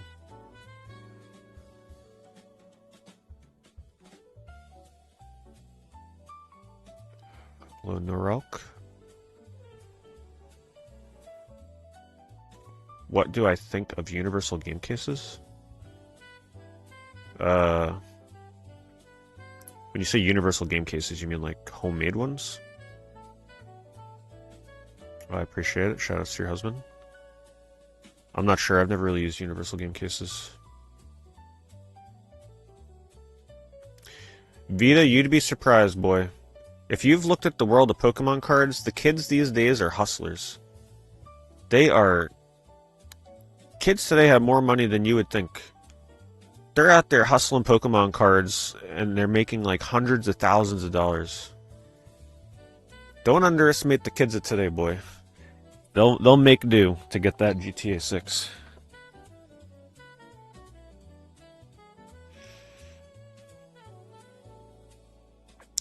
Do I still have my PS4? I do. I have to keep it because it's still the only way to play Okage Shadow King. They never properly ported it to PS5. You know, for the ported version. I have PT. I still have my PT downloaded on my PS4. So I can never get rid of it because of that.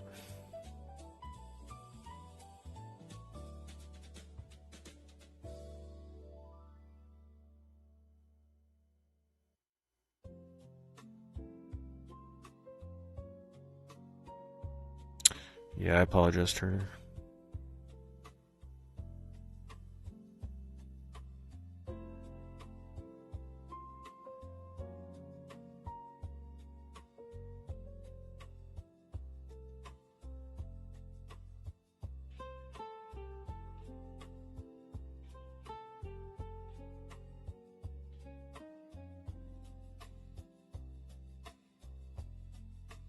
No, you'd be surprised. It's kids. I'm telling you, Pokemon is so crazy right now, it's not the 40-year-old scalpers. There are literal, like, 12-year-olds wheeling and dealing. Like, hundreds, thousands of dollars per transaction. It's insane.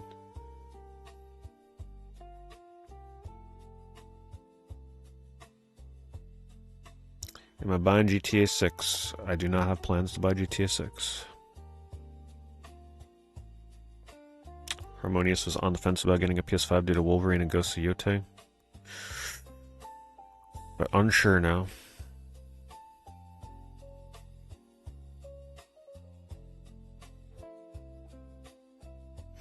Buying a PS5 just for those, though, would be... I don't know. They better be damn good games for you to enjoy. I'm sure there's other stuff you'd be interested in too, but...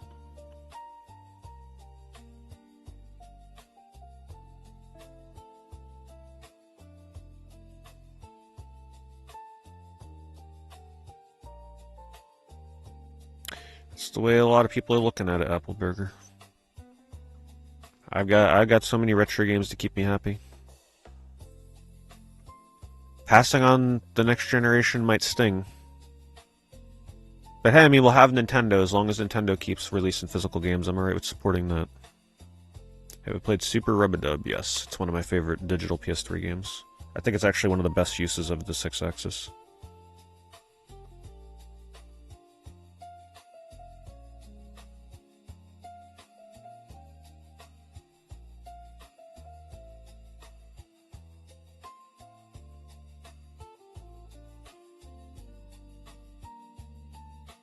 Can GTA 6 live up to the expectations at this point? That's a good question. The hype is unbelievably high. I think there'll be plenty for people to nitpick regardless.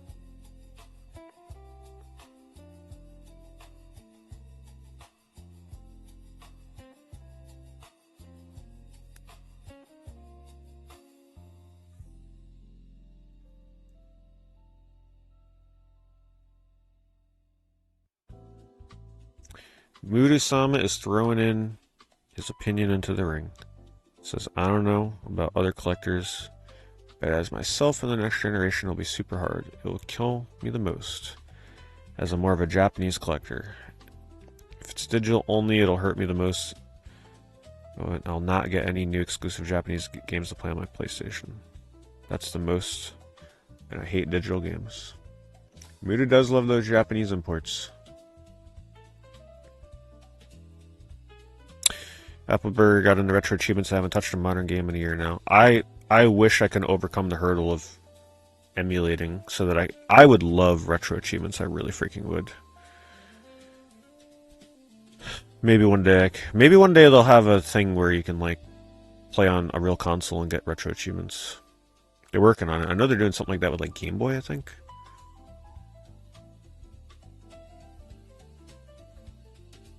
I didn't see any word about how it runs on Series X, no.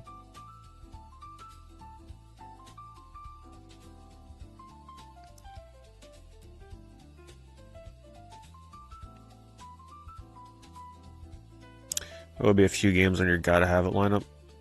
Well, let's just say a crazy scenario where like Elder Scrolls 6 is a launch game only on PS6 for like a year.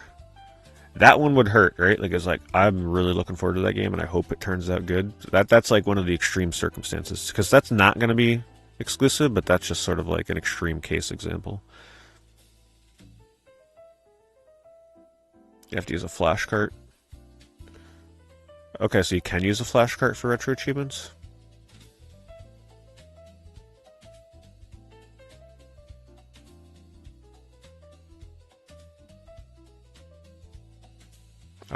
That's a good point, Starter Pistol. Starter Pistol brings up the point about maybe it's more like people that are buying digital only because there's so many people that play sports games and Call of Duty that are more likely to probably buy 1 or 2 digital games a year, and they might be making up the bulk of digital purchases.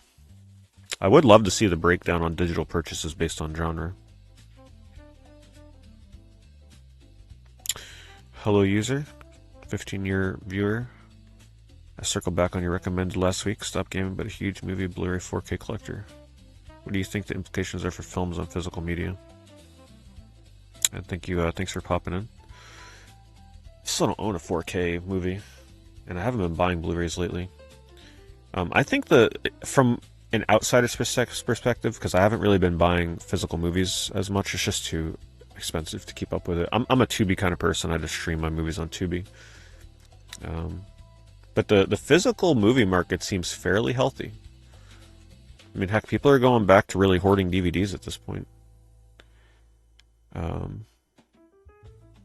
it's hard for me to comment on it without like intimate knowledge of that scene.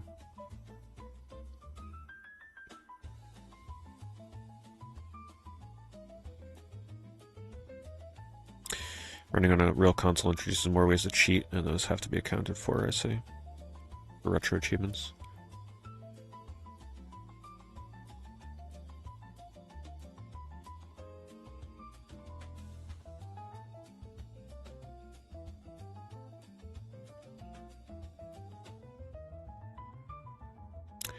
Is the Nintendo Switch 2 worth it?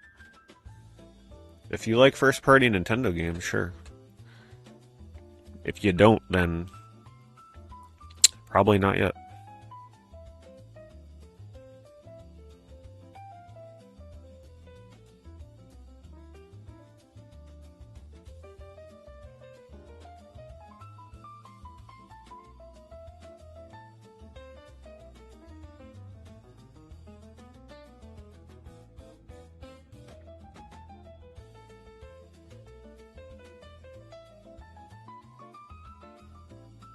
Actually, yeah, Caliber brings up a good point.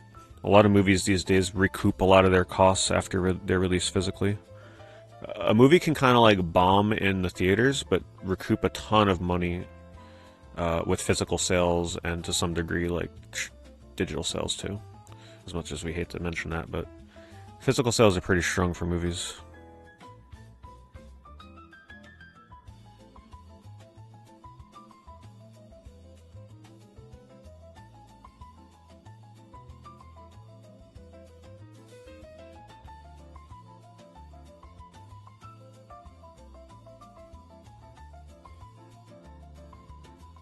I do wonder though, Bovine, how much of a minority are the physical game players? Because I think that the digital numbers are inflated. Because they're counting DLC, and they're counting games that only release digitally without physical releases. So I feel like the whole digital thing is skewed for sales.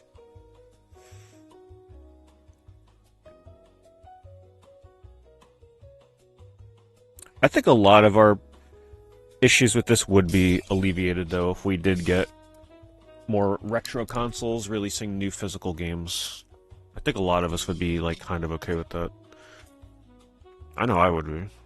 Just so that we still have the excitement of new game releases physically.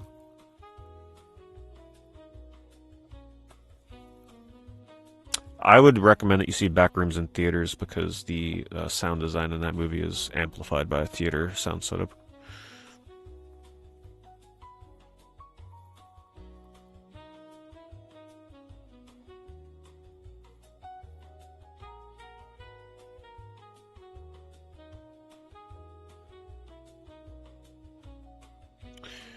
Think of every person who hit download on Fortnite, Marvel Rivals, or Warframe, those kind of sales. Do they really? Are they counting free-to-play games as sales when someone downloads it? If they are, then that's so wrong.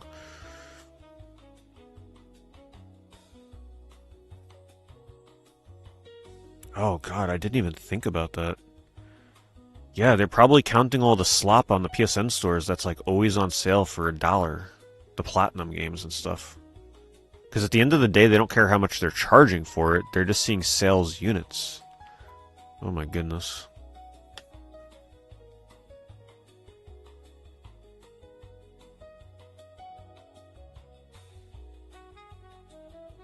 Luigi tip?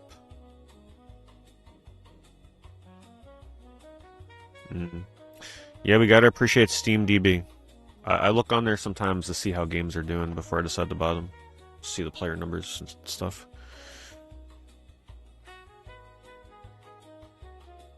For sure, you're counting that from the microtransactions too. Yeah, the microtransactions. Yeah, man, it's so unfair. It's just so unfair to count that stuff against physical sales.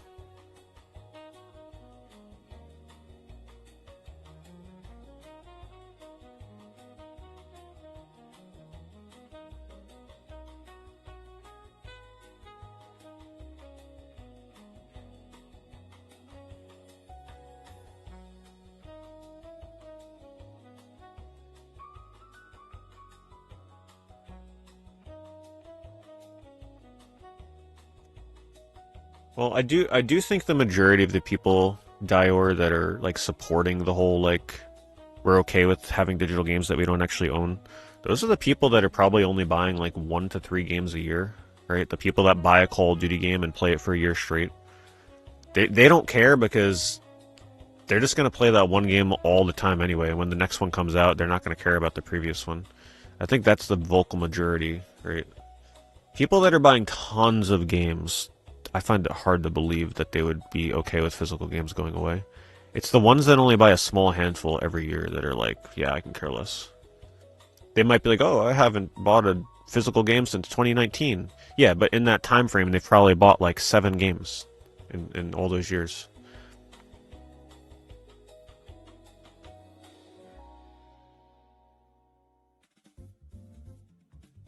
Trophy games and free-to-play service games do. Wow, free-to-play service games count in the digital sales. Yeah, I guess it does. A download counts as a download, even if it's free. That's insane. That's so cheap.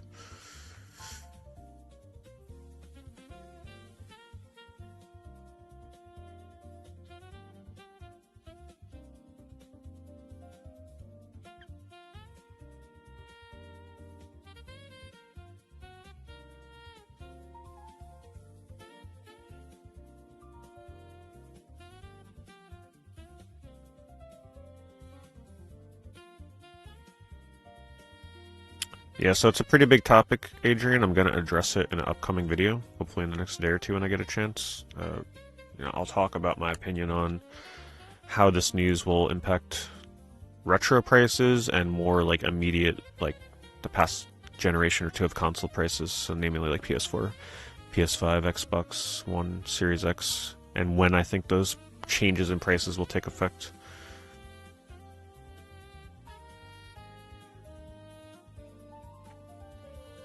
Hello, I was here. Welcome. You were here this night, apparently, instead of that night.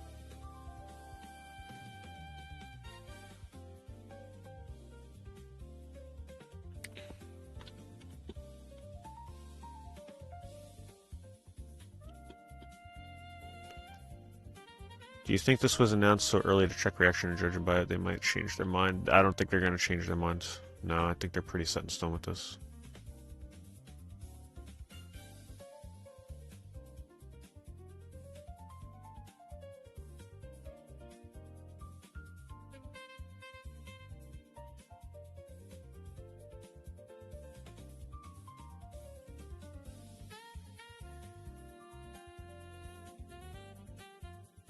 But producing physical media, like the cost of that isn't as much as we think, right? Like the discs themselves are dirt cheap. I think the manufacturing, I think the money they would make from physical sales would have to outweigh the small cost, as long as they're smart about the print run.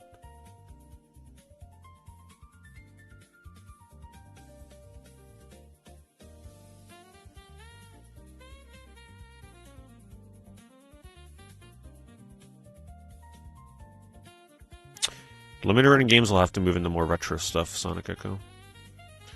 Yeah, they won't be able to do PlayStation disc stuff.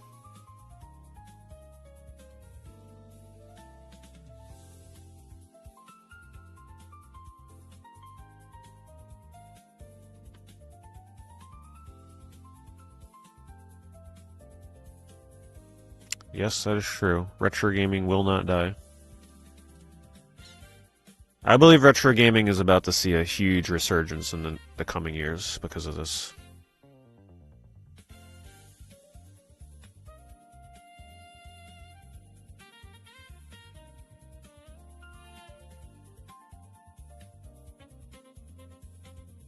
Do I consider PS4 retro? In my mind, no, I wouldn't consider that retro yet.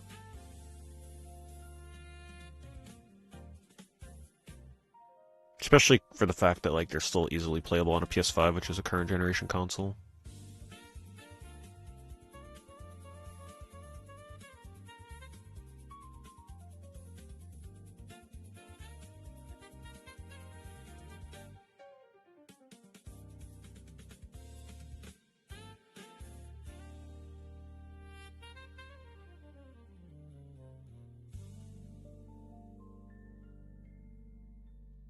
Well, as long as retro games die after I'm dead, I don't care if they're that, right? Yeah, once all of us die off and the kids don't really care about retro, then it is what it is. I guess all our collections will go to the landfills.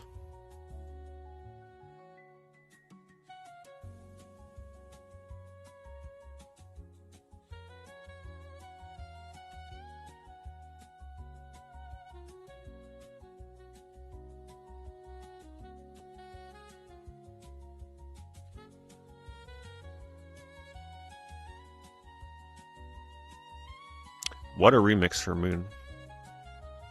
I love Moon. Moon has got to be like one of the most remixed video game songs. The kids love retro. The question is, do enough kids love retro?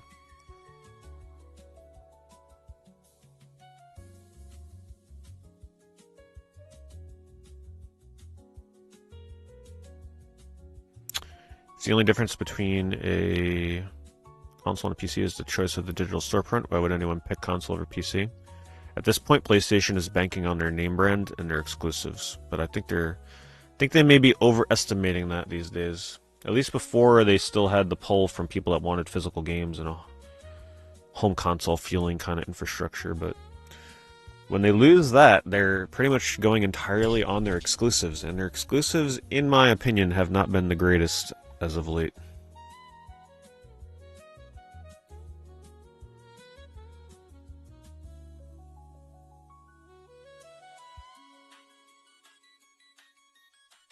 Any other games as iconic as Super Rub-a-Dub I recommend?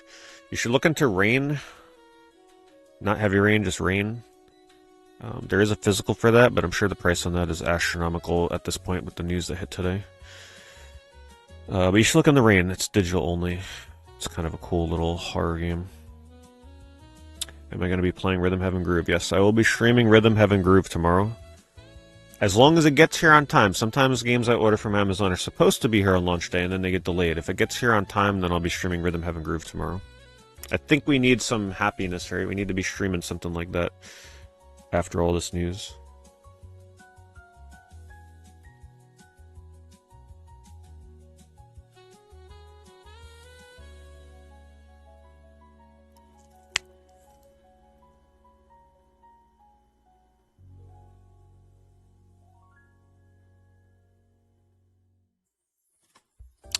I think this is related to why Square Enix... Sorry, where did that message go? Oh. Square Enix and Atlas decided to release their next big games simultaneously on PC and consoles. I don't think so. No, I think Square Enix made that decision internally. Yeah, they were losing too much money with exclusives.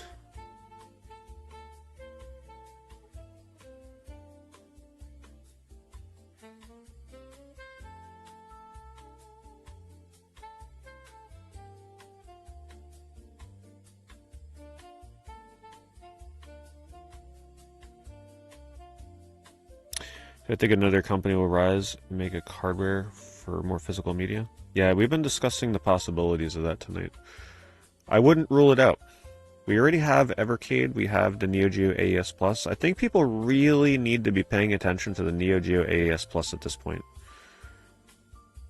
Like, seriously pay attention to that thing. The sales were astronomical. Okay? For an obscure old retro game console coming back with physical cartridges.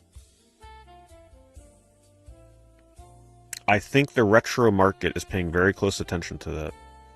I think there's an insane opportunity here for a company to step up and make something that helps indie developers, at least indie developers that make retro style games, get their games on a cartridge, proprietary cartridge or something, where you gotta buy their console and play it. I think there's a huge opportunity. I think I played From Dust a long time ago. I may have. I think I have that on my PS3. If I did, though, I don't remember much.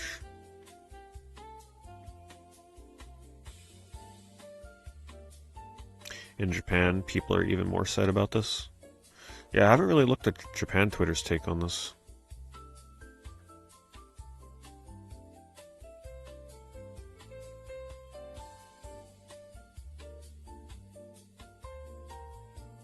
I didn't see Sony doing this, announcing this before Xbox. No, I thought Xbox would have been the first one to announce it.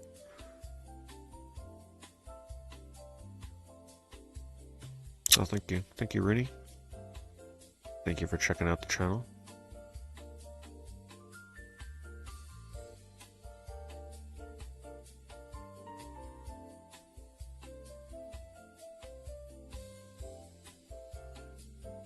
Do I know Japanese? Not really anymore. I've retained very little from when I used to study it.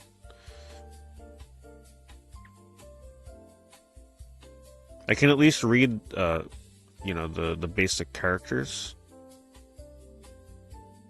but like kanji and stuff like that, it's hard to remember that.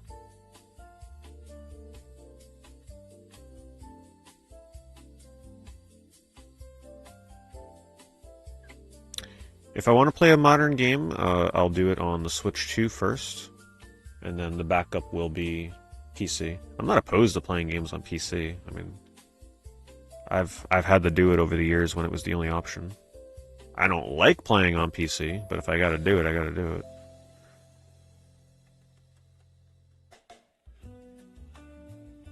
Hey, Walrus. You're priced out of the hobby? Yeah, I think a lot of people are feeling that way.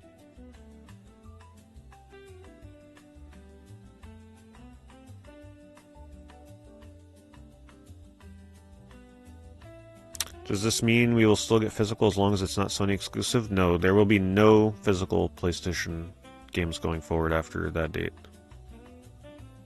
If you want your game printed on a PlayStation 5 or a PlayStation 6, you have to get Sony's permission, and Sony is ceasing disc production for it, as I understand it.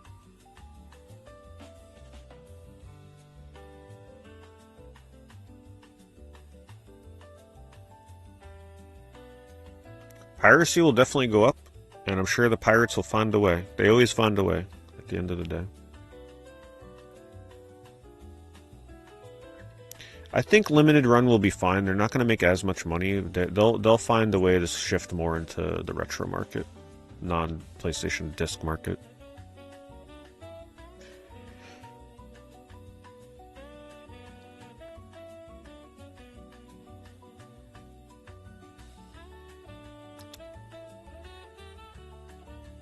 No, sadly, even if the backlash is as crazy as it is, I think they're pretty committed to this. And their analysts apparently are forecasting that this will make them more money, so we'll see what happens.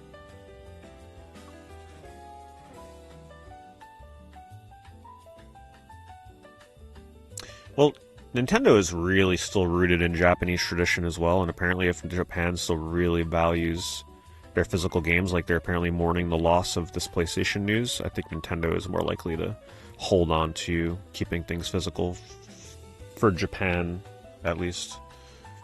You know, like using them as like their catalyst for keeping it going.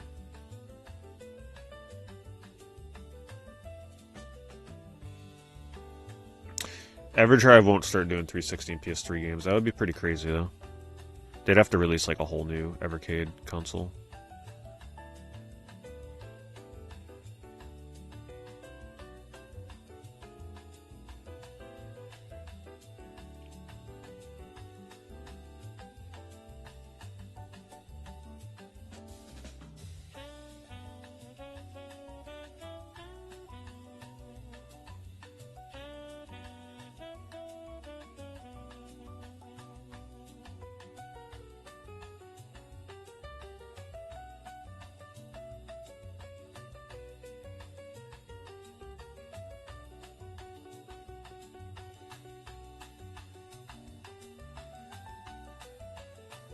Claude Kill says, I've been playing PlayStation since I was a kid, almost 40 now, always supported them. But F Sony, this is the end of the line for me. We had a great run till the from Super Nintendo to PS4. Yeah, I think that's a lot of people's sentiment. Did I ever play Dream Core? Yes, I did. It's one of the better ones I tried. I haven't played a ton of them, but I played it on my PlayStation. Pools is still the best.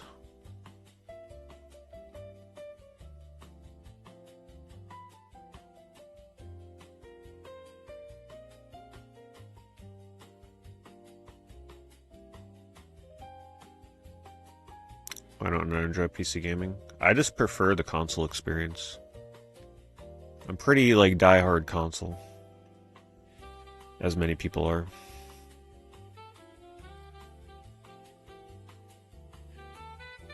I just don't like the tinkering that's involved with PC games.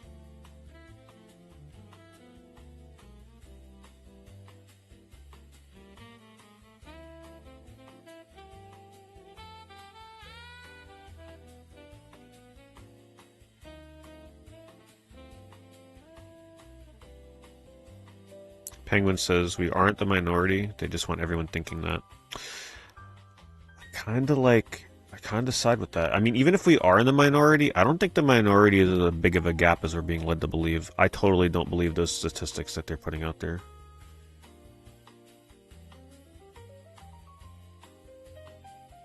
This is indeed the lifeline Xbox needs presented on a gold plate from Sony, yes. We'll see what they do with this information.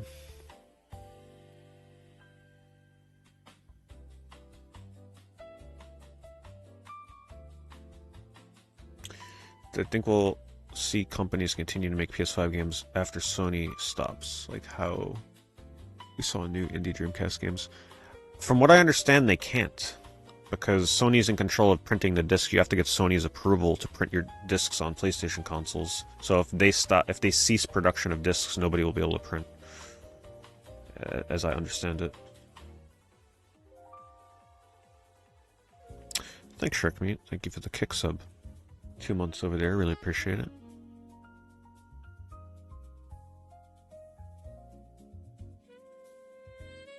We'll see. I'm holding out a small smidgen of hope that this new CEO at Xbox sees the backlash and she's like, you know what?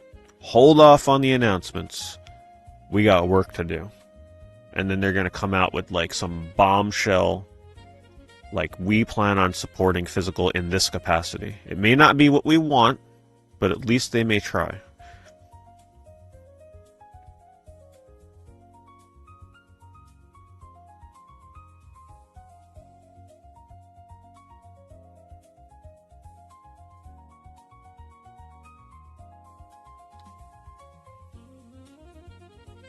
Yeah, this is Xbox's opportunity. I don't think anybody foresaw them coming back, right? Like, how would Xbox ever overtake the market again? That's just such like a long shot. But this is it. This is their shot. Like I said, it may not be like as good as, okay, Helix is gonna have a disc drive, we're gonna print physical games, but like, if they make an attempt for anything physical, I think we gotta reward it.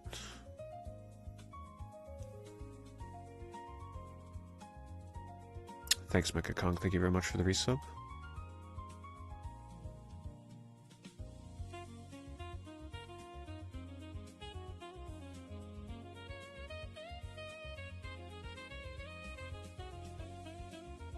Well, they haven't officially said they're going to stop physical discs for Series X shit.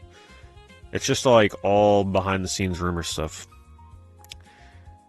And, you know, this CEO is making some pretty drastic changes with the layoffs and the whole, like, keeping some games back from being, you know, that were not going to be exclusive or now exclusive. So I wouldn't put it past her to be like, you know what? We need to take this opportunity to try our best to incorporate physical games into the next Xbox.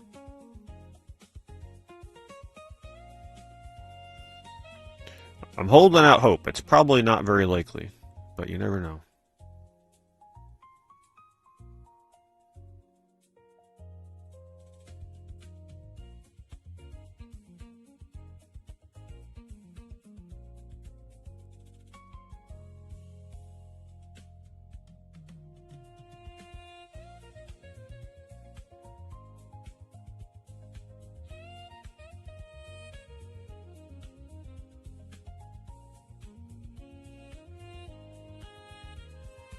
But what if they offer a drive on the side, right? Like, what if the console is digital only, but they offer a, like, $200 disc drive on the side? Even if they don't come out with physical games for their next console, what if that disc drive at least allows full backwards compatibility? Hello, Ricky.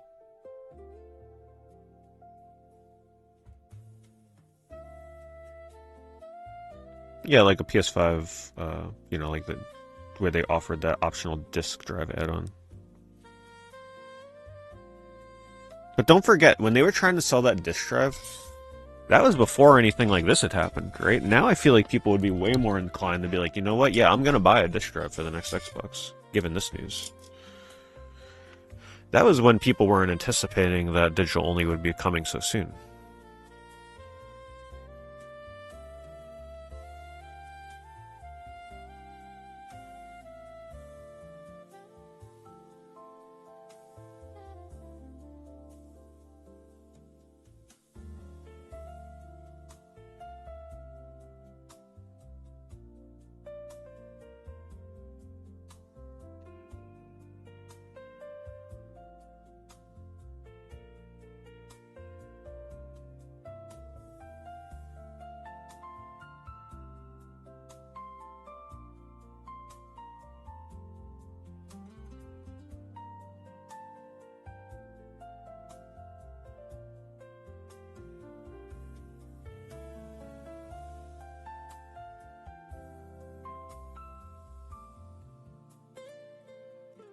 Yeah, because they're already playing around with that technology. We don't know exactly what it's going to be, where you can take your physical discs and digitize them into the next Xbox. So if they're already thinking in that sort of mindset, who's to say that they wouldn't take it a step further?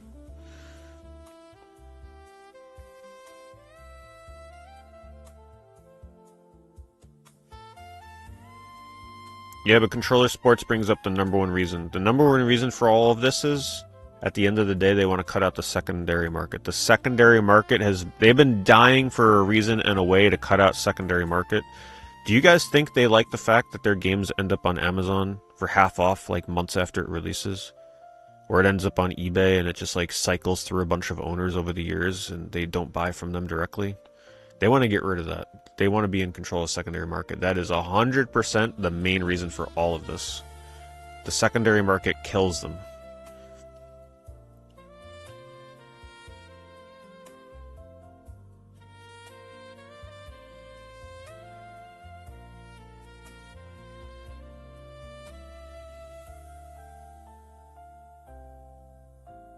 Well, there are rumors right now, Dizzy, that Sega is working on a handheld console that uses carts.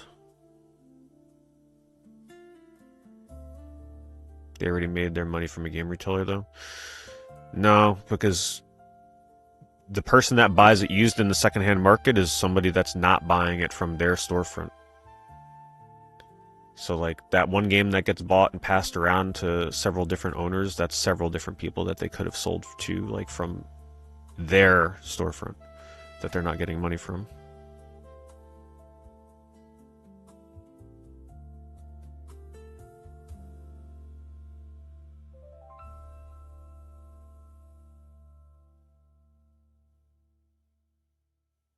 Do you think you can trade games online? You mean if we in the PS6 feature, like would they let us trade games online? No, I don't see any kind of feature like that. That would be pretty wild.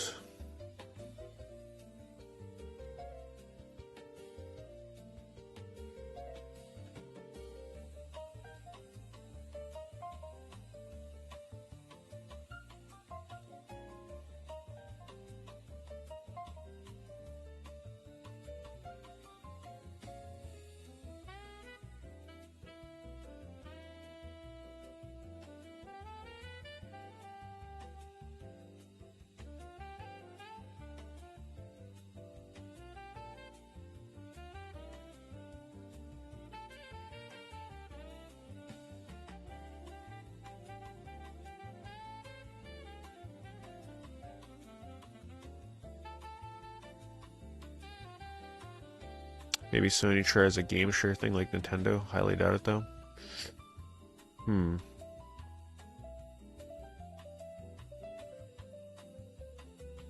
Yeah, I doubt it. I don't think they'd be that nice.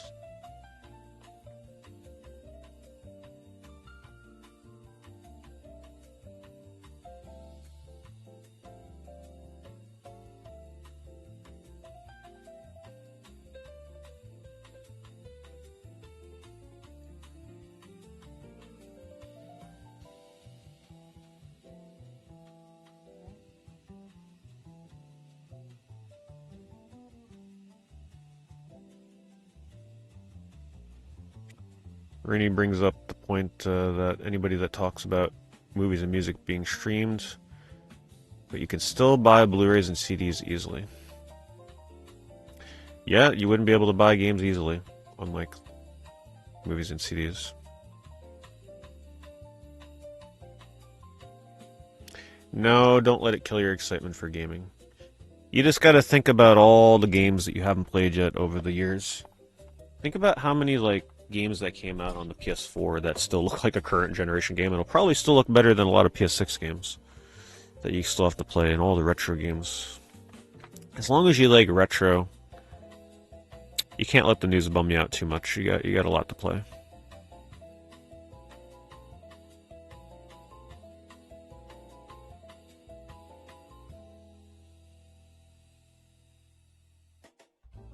And if you can't afford retro games, it's time to boot up your emulator.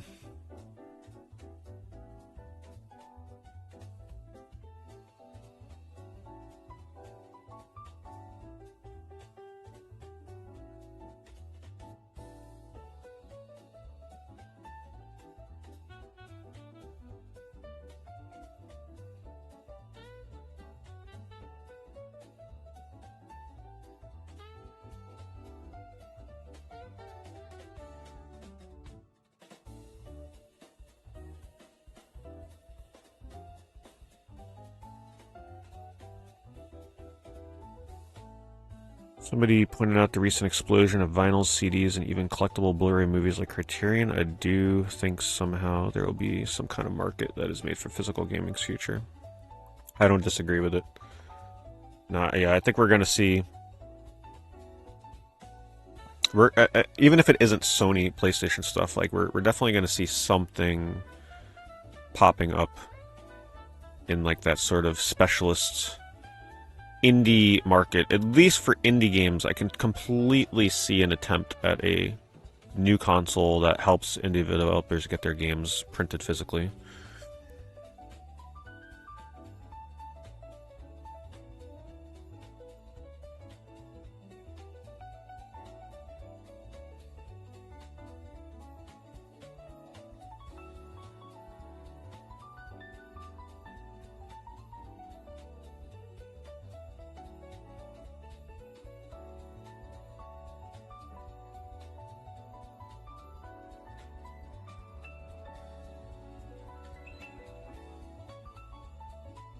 Could could I recommend a PS1 game for the weekend? Or a Dreamcast game? Yeah, go play Irritating Stick to vent all your frustrations. On PS1. Yeah, that's true. This is a Miko's chance. It's a Miko's chance to strike back.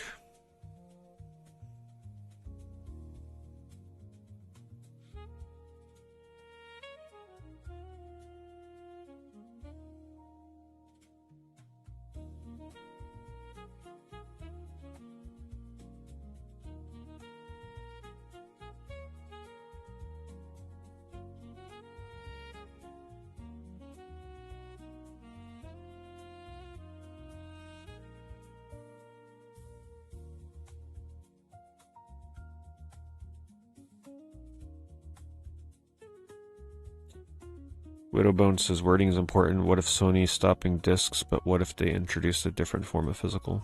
Yeah, someone was mentioning that earlier, where people are theorizing that they're going to do a different medium for games. But come on, I don't know if they're going to do a bait and switch like that. That would be insane. A big gotcha moment, like, gotcha, we're actually releasing cartridges. That would be crazy.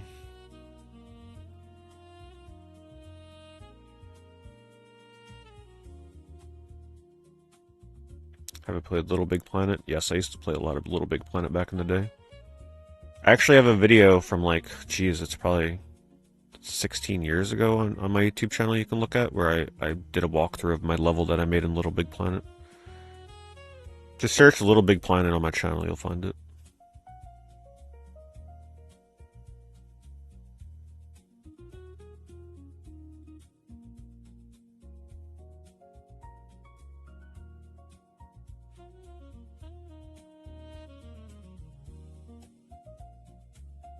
I played a little bit of Blur back in the day.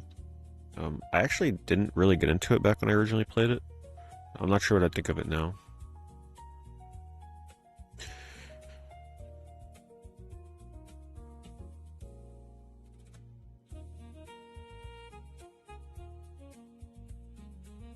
Did I explore Dreams much or create? I didn't create in Dreams, but I played a lot of Dreams. Yeah, I did a lot of Dream streams. I got pretty addicted to like the ball rolling games in there for a bit, like trying to speedrun and do like leaderboard stuff in there. You know, like the Marble Madness kind of levels. I used to love that stuff. I played a ton of Dreams. Yeah, Dreams was great. Still is.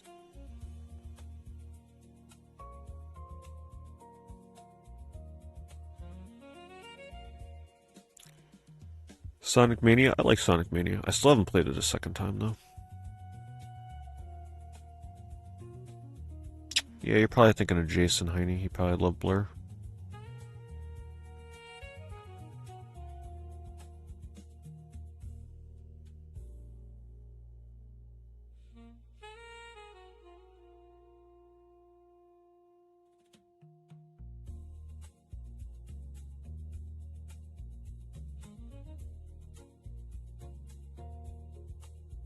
Do I own Nights into Dreams HD, PS3, PSN?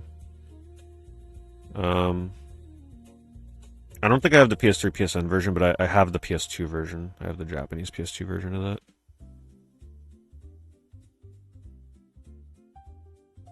Have a good night, Penguin.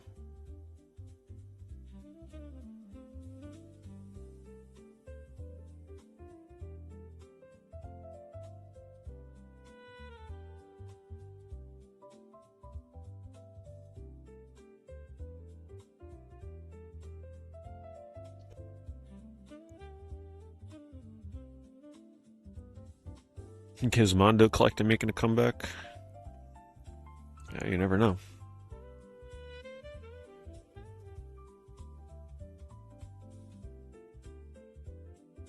Gizmondo 2, it's their chance.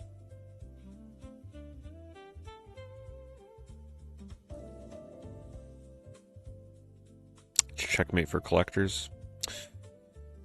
Honestly, I think we just need to embrace just going back in time and just getting back into collecting for all the other consoles, right? We don't need to collect for the PS6 and stuff going forward. If anything, I was feeling very distanced from the feeling of like the same feeling I used to get collecting games those last couple of generations, because it just feels so empty and hollow anyway when you buy a physical game. So, if you're a physical collector, it's not all doom and gloom. There's just so much fun stuff out there to collect for consoles from, you know, a couple generations ago. As long as you love collecting, it's like you just got to make peace with it.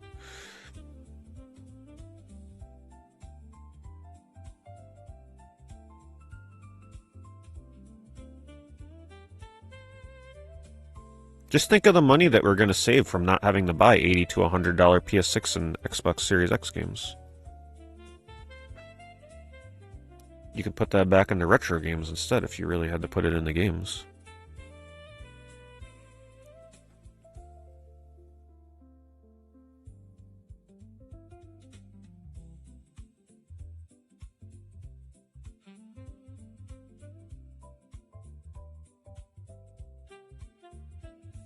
Collecting is an expensive hobby.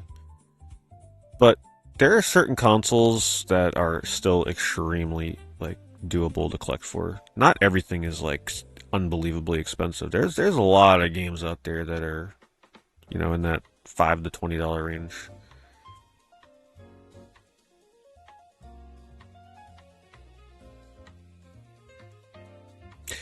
But I got bad news for you if you like RPGs and horror games. That's a little different. What company would be the most fun, in my opinion, to capitalize on any physical market? Definitely Sega. This is Sega's chance.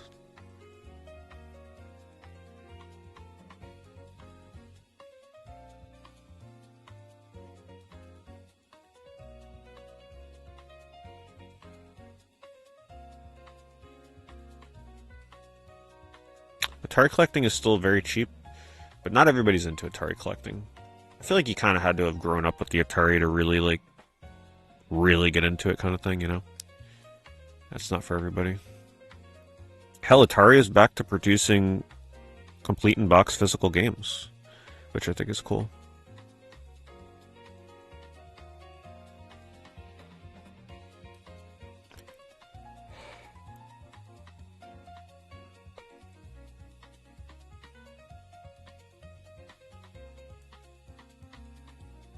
I have an original Pong machine. I don't think I do.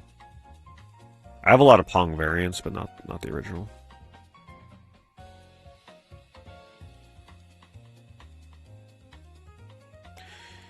You recently started collecting for the WonderSwan, and Bandai is sitting on a treasure trove of games for the console they refuse to port to modern hardware.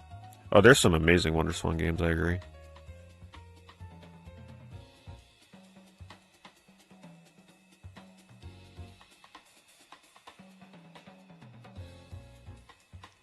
Yeah, the high score chasing mentality of Atari games is the best part. If they release them with like online leaderboards, I'd be totally into it. Anytime they've done one of those Atari like recharged games, you know, the ones that they release where they like spice up the graphics. Whenever they add online leaderboards to those games, I get so addicted. Like oh man, I love high score chasing in those games.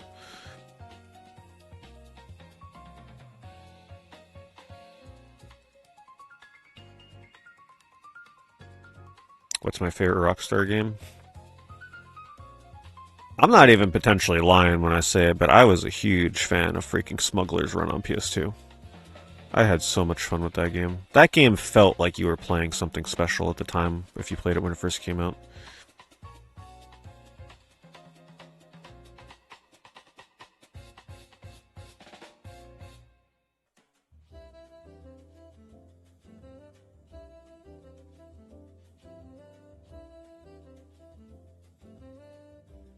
I haven't really played the documentary format games like Tetris Forever.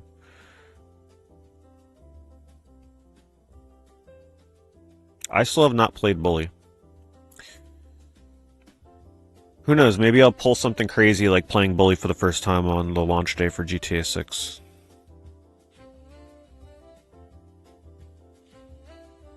Manhunt was really good. I enjoyed Manhunt. Yeah, I played the Xbox version on a Series X.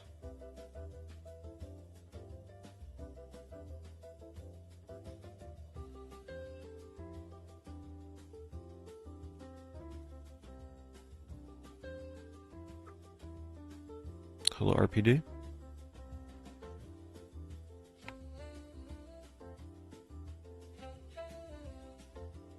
Yep, no physical PS5 games after January as well. I have not played LA Noire either, no. That's another one that well, I'm gonna be honest, the reason I originally didn't play that, as impressive as the graphics were, I've never been into that sort of like noir kind of like setting in games typically. It's just, especially like 1950s kind of stuff. Like I find it very hard to get into that era.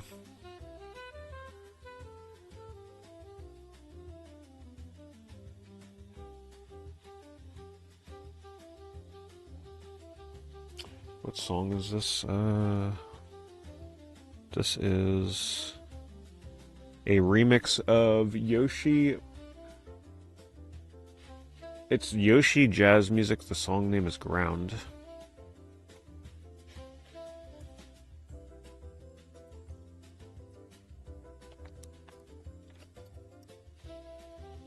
Yeah, I'm not ruling out playing LA Noire one day.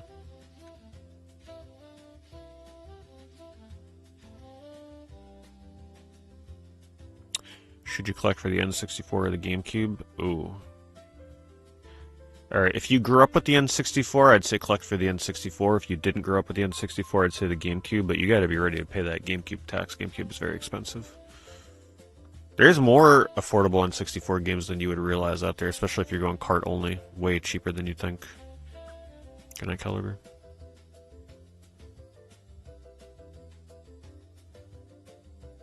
No? If your favorite console all the time is the PSP, I don't think anybody would question that. Some great games on there.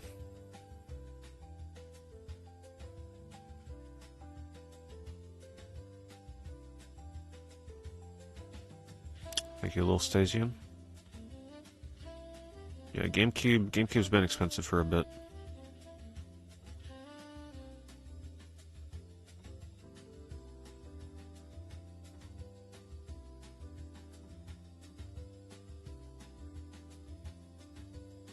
Yeah, the problem with the GameCube is even third-party games that are available on other consoles are still more expensive just because it's on the GameCube.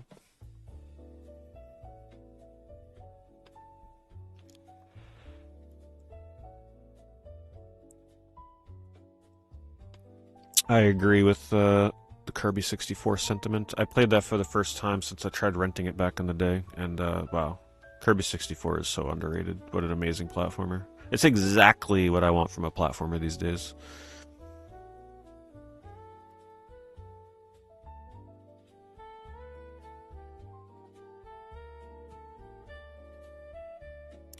Alright. I'll take the stream until 2 a.m. and then I gotta, start getting to bed. So if you guys have any final comments or questions or anything, you can sound off. Vent your frustrations. Which is in 15 minutes, by the way, East Coast time. It's time to collect Gundam figures instead. That does sound like a very tempting and fun hobby, I'm not gonna lie. The Gundam model kits.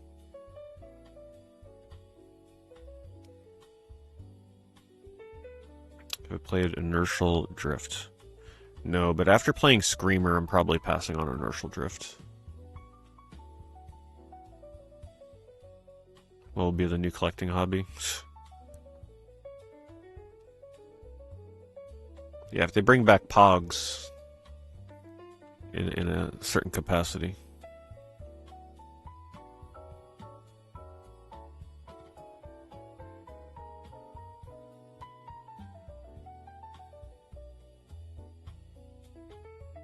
How long did it take me to put together this game collection?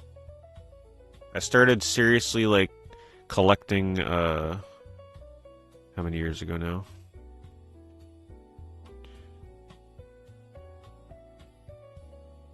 $26-27 years ago?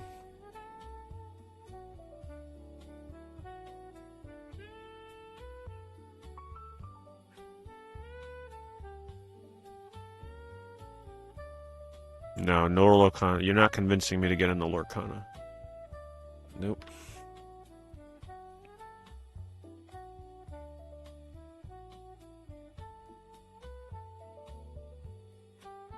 MetaZoo is making a comeback right now, Bovine. New owner. New direction.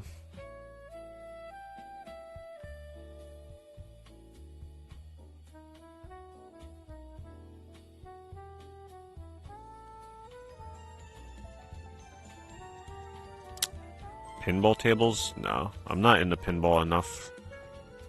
Those things are crazy expensive. I'd love to have the new Sonic one, but forget that. It's like $10,000. I still collect trading cards? Yep. But these days it's mostly just focused on vintage Pokemon. Thank you, Mogi Mogi. Thanks for that resub. Which, just throwing it out there, I do have a trading card game channel for the past, like, several years, so if you're unaware of that, just check my stream and video descriptions. It's in the links that I have in there.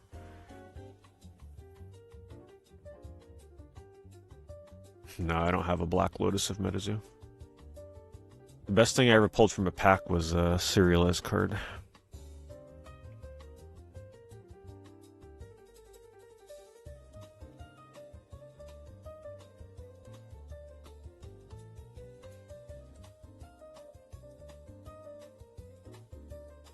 If they went all digital 5 years from now, how could I live with it? Just gotta play more retro games. If you're truly against all digital and you just refuse to play it. When will the fitness channel come out? If I have time, I'm hoping that I can start it up like tomorrow or the next day. I have a video that I need to edit for it. A very fitting video to start the channel. So, like I said, keep an eye out on that. I'll post about it as a post on YouTube. I'll post about it on X. I'll post about it in my Discord. And I'm sure I'll let you guys know, like, during an eBay stream and stuff.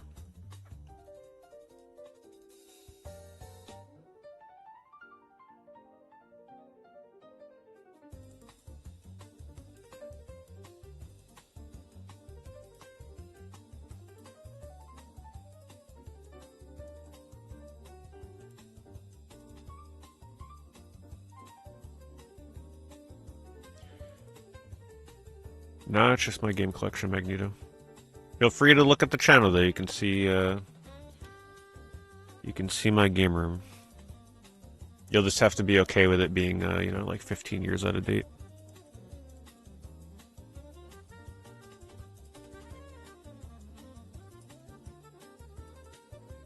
Do I buy limited run games? I still have not purchased a single limited run game.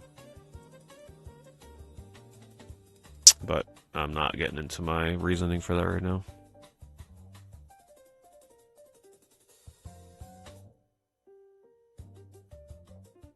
Do I have words of encouragement on this day? Yes. Embrace retro. And if you can't afford retro, embrace your inner emulator.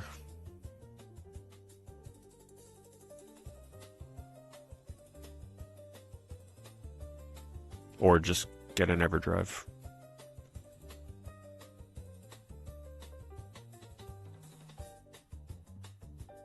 Any chance of completing Germs for PS1? If I played Germs again, I'd have to do it from scratch, so I'm not sure when that would happen.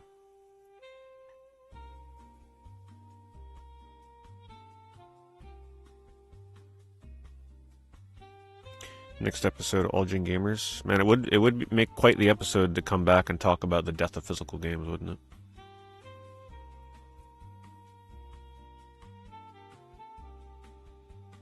Yeah, Shadow Tower is a good game.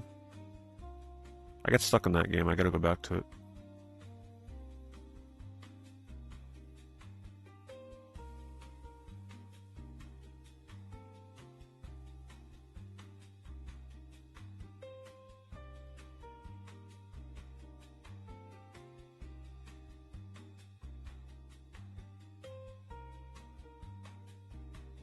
Kind of sad we'll never get another like Shadow Tower Kingsfield game from Software. I mean, we could always hope, right? I just don't foresee it. Man, could you imagine what a new Kingsfield game would look like from them, though? That would look insane. Do I think modding and pirating will go up? Oh, absolutely. Yeah, the pirates will find a way.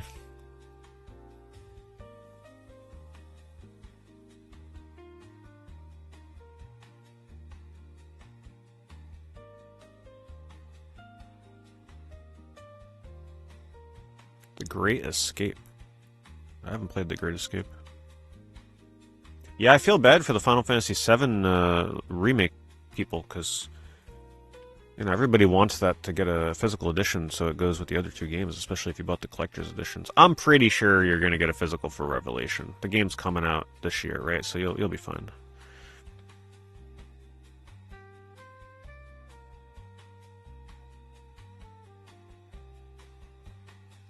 I've been talking about changing stream times for European audiences. Have I? I definitely want to... I would love to try and stream earlier for Europe. Because, yeah, it's pretty rough on them when I normally stream. What's the next N64 game? It depends if I'm in for a real stinker of a game or a good one, so I can't really say. We got a lot of N64 lined up still, though.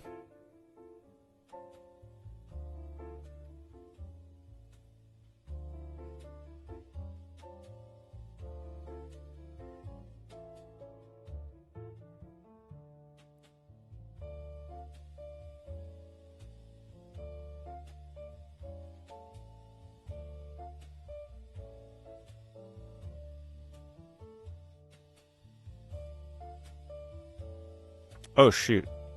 Did who won the?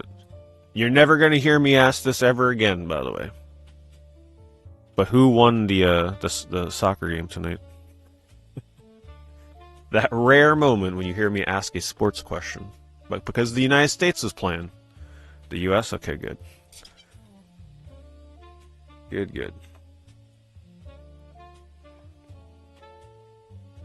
What was the final score?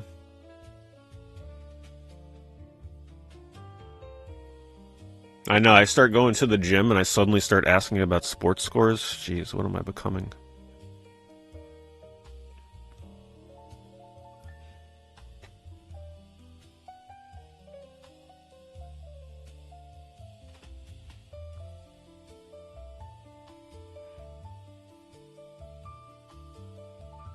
Good night, Mecha-Con.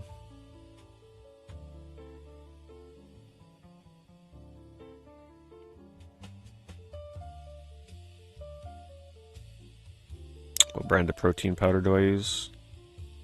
I use that Optimum Nutrition stuff.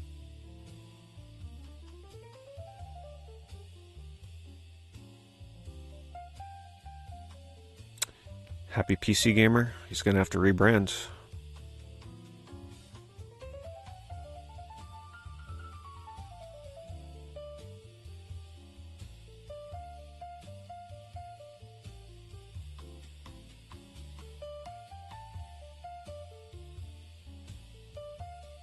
I have not played Super Sidekicks.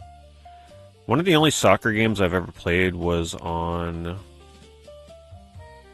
I played one on PS1 that I completely forget the name of. That was like not some like typical FIFA game. Oh, what was the name of it? It's a pretty rare game too. I forget the freaking name. And then I think I played a soccer game on... If there was a soccer game on CDI, I also played a soccer game on CDI. I played some weird soccer game. I can't remember where it was. See, whenever I bring up fitness, we just start derailing into it. That's why I gotta make this fitness channel. Someone asked how often I do it. I've been doing 5 days a week now for 6 months. Planet Fitness. Pro Evolution Soccer. No, that's the really expensive one. It wasn't that one. I haven't fully played Metal Arms Glitch in the System. I played a demo of that back in the day. I don't remember loving it.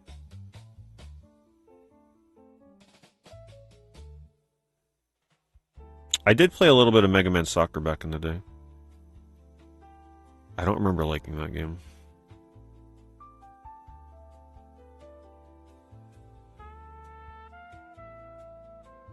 I have not played Beyond Shadowgate. I would love to be able to play that game, but I never did. Pretty rare.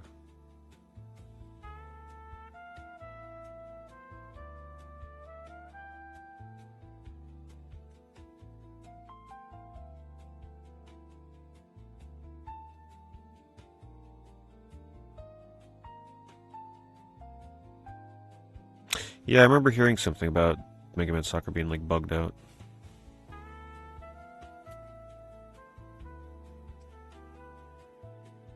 Oh, right, yeah, we're not going to get a physical copy of Persona 6 on the PlayStation at least, but maybe you'll get it on the Switch.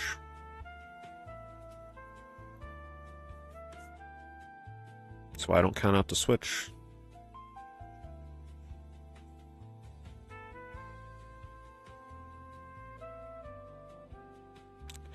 FIFA 26. I should stream FIFA 26 for the World Cup.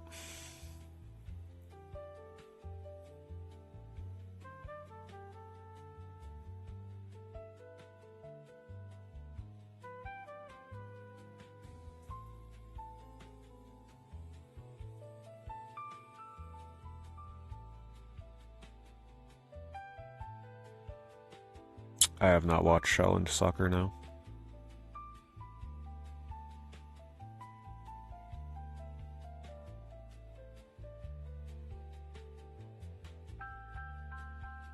It's called FC 26. What the heck is it called FC 26 for?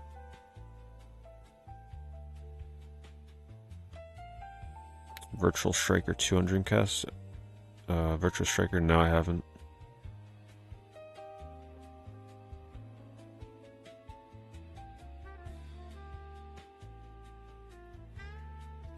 That's a good point that Lazy Degen brings up. They should make demos for every game now since it's so risky to buy and not be able to resell. That's Yeah. Yeah, I think everybody would agree with that. Maybe it should be a requirement from now on that you're able to sample a game. Maybe they let you play it for like 30 to 60 minutes before you buy it. As long as it's not a game that you can beat in 30 to 60 minutes.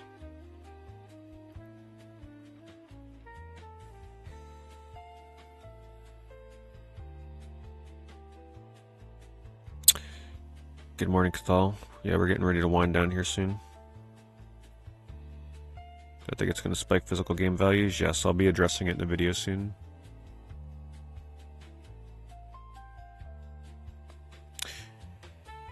But it is 2 a.m., so I'm going to post it one last time. If you haven't watched my video, be sure to go check it out, leave a comment, like it, check out my opinion if you missed my opinion.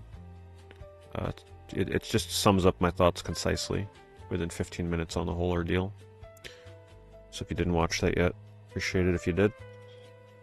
And thank you to everybody for hanging out tonight. I didn't expect to turn out like this, my freaking goodness. We had, at one point, we had like, what, 700 people in here between all the streams? There's a lot of people that wanted to voice their opinion on this, and I don't blame you. But yeah, if you have any future comments and thoughts, just drop it in a comment on that video. The next day I have time, I'm going to go through the comments, because, man, there are... At this point, there's well over 1,000 comments on that video now, so... Yeah, I mean, it's gonna take a bit to go through. But thanks everybody for hanging out. Thank you to the YouTube side for all the super chats. My goodness. Appreciate that very much. And I'll see you guys tomorrow. I'll be streaming Rhythm Heaven Groove. I think that'll be a nice, like, uplifting, let's have some fun with a quirky, happy game, right? After all this news. And then throughout the week, you know, I'm going to get in another stream of Skies of Arcadia Legends. We're nearing the end of that. And then probably like maybe an N64 stream or something. And then eBay. So I'll see you guys there for that. But yeah, thank you everybody that showed up tonight and chatted. I appreciate it. We kept it pretty civil. We really didn't have many, what do you want to call them? Digital defenders in here. And even if we had them, they were like, you know, pretty 1,300 plus comments. Holy Jesus. They were pretty, you know, well behaved. I expected more people to be in here making fun of people that want physical games, but that wasn't the case. So it was a good stream. What is a digital defender? Yeah, copyright it. Copyright it now. We found the term. Anyway, you guys have a good night. Thank you for hanging out. And I'll see you tomorrow for Rhythm Heaven Groove. One of my most anticipated games for this year. Hopefully I get it in the mail in time.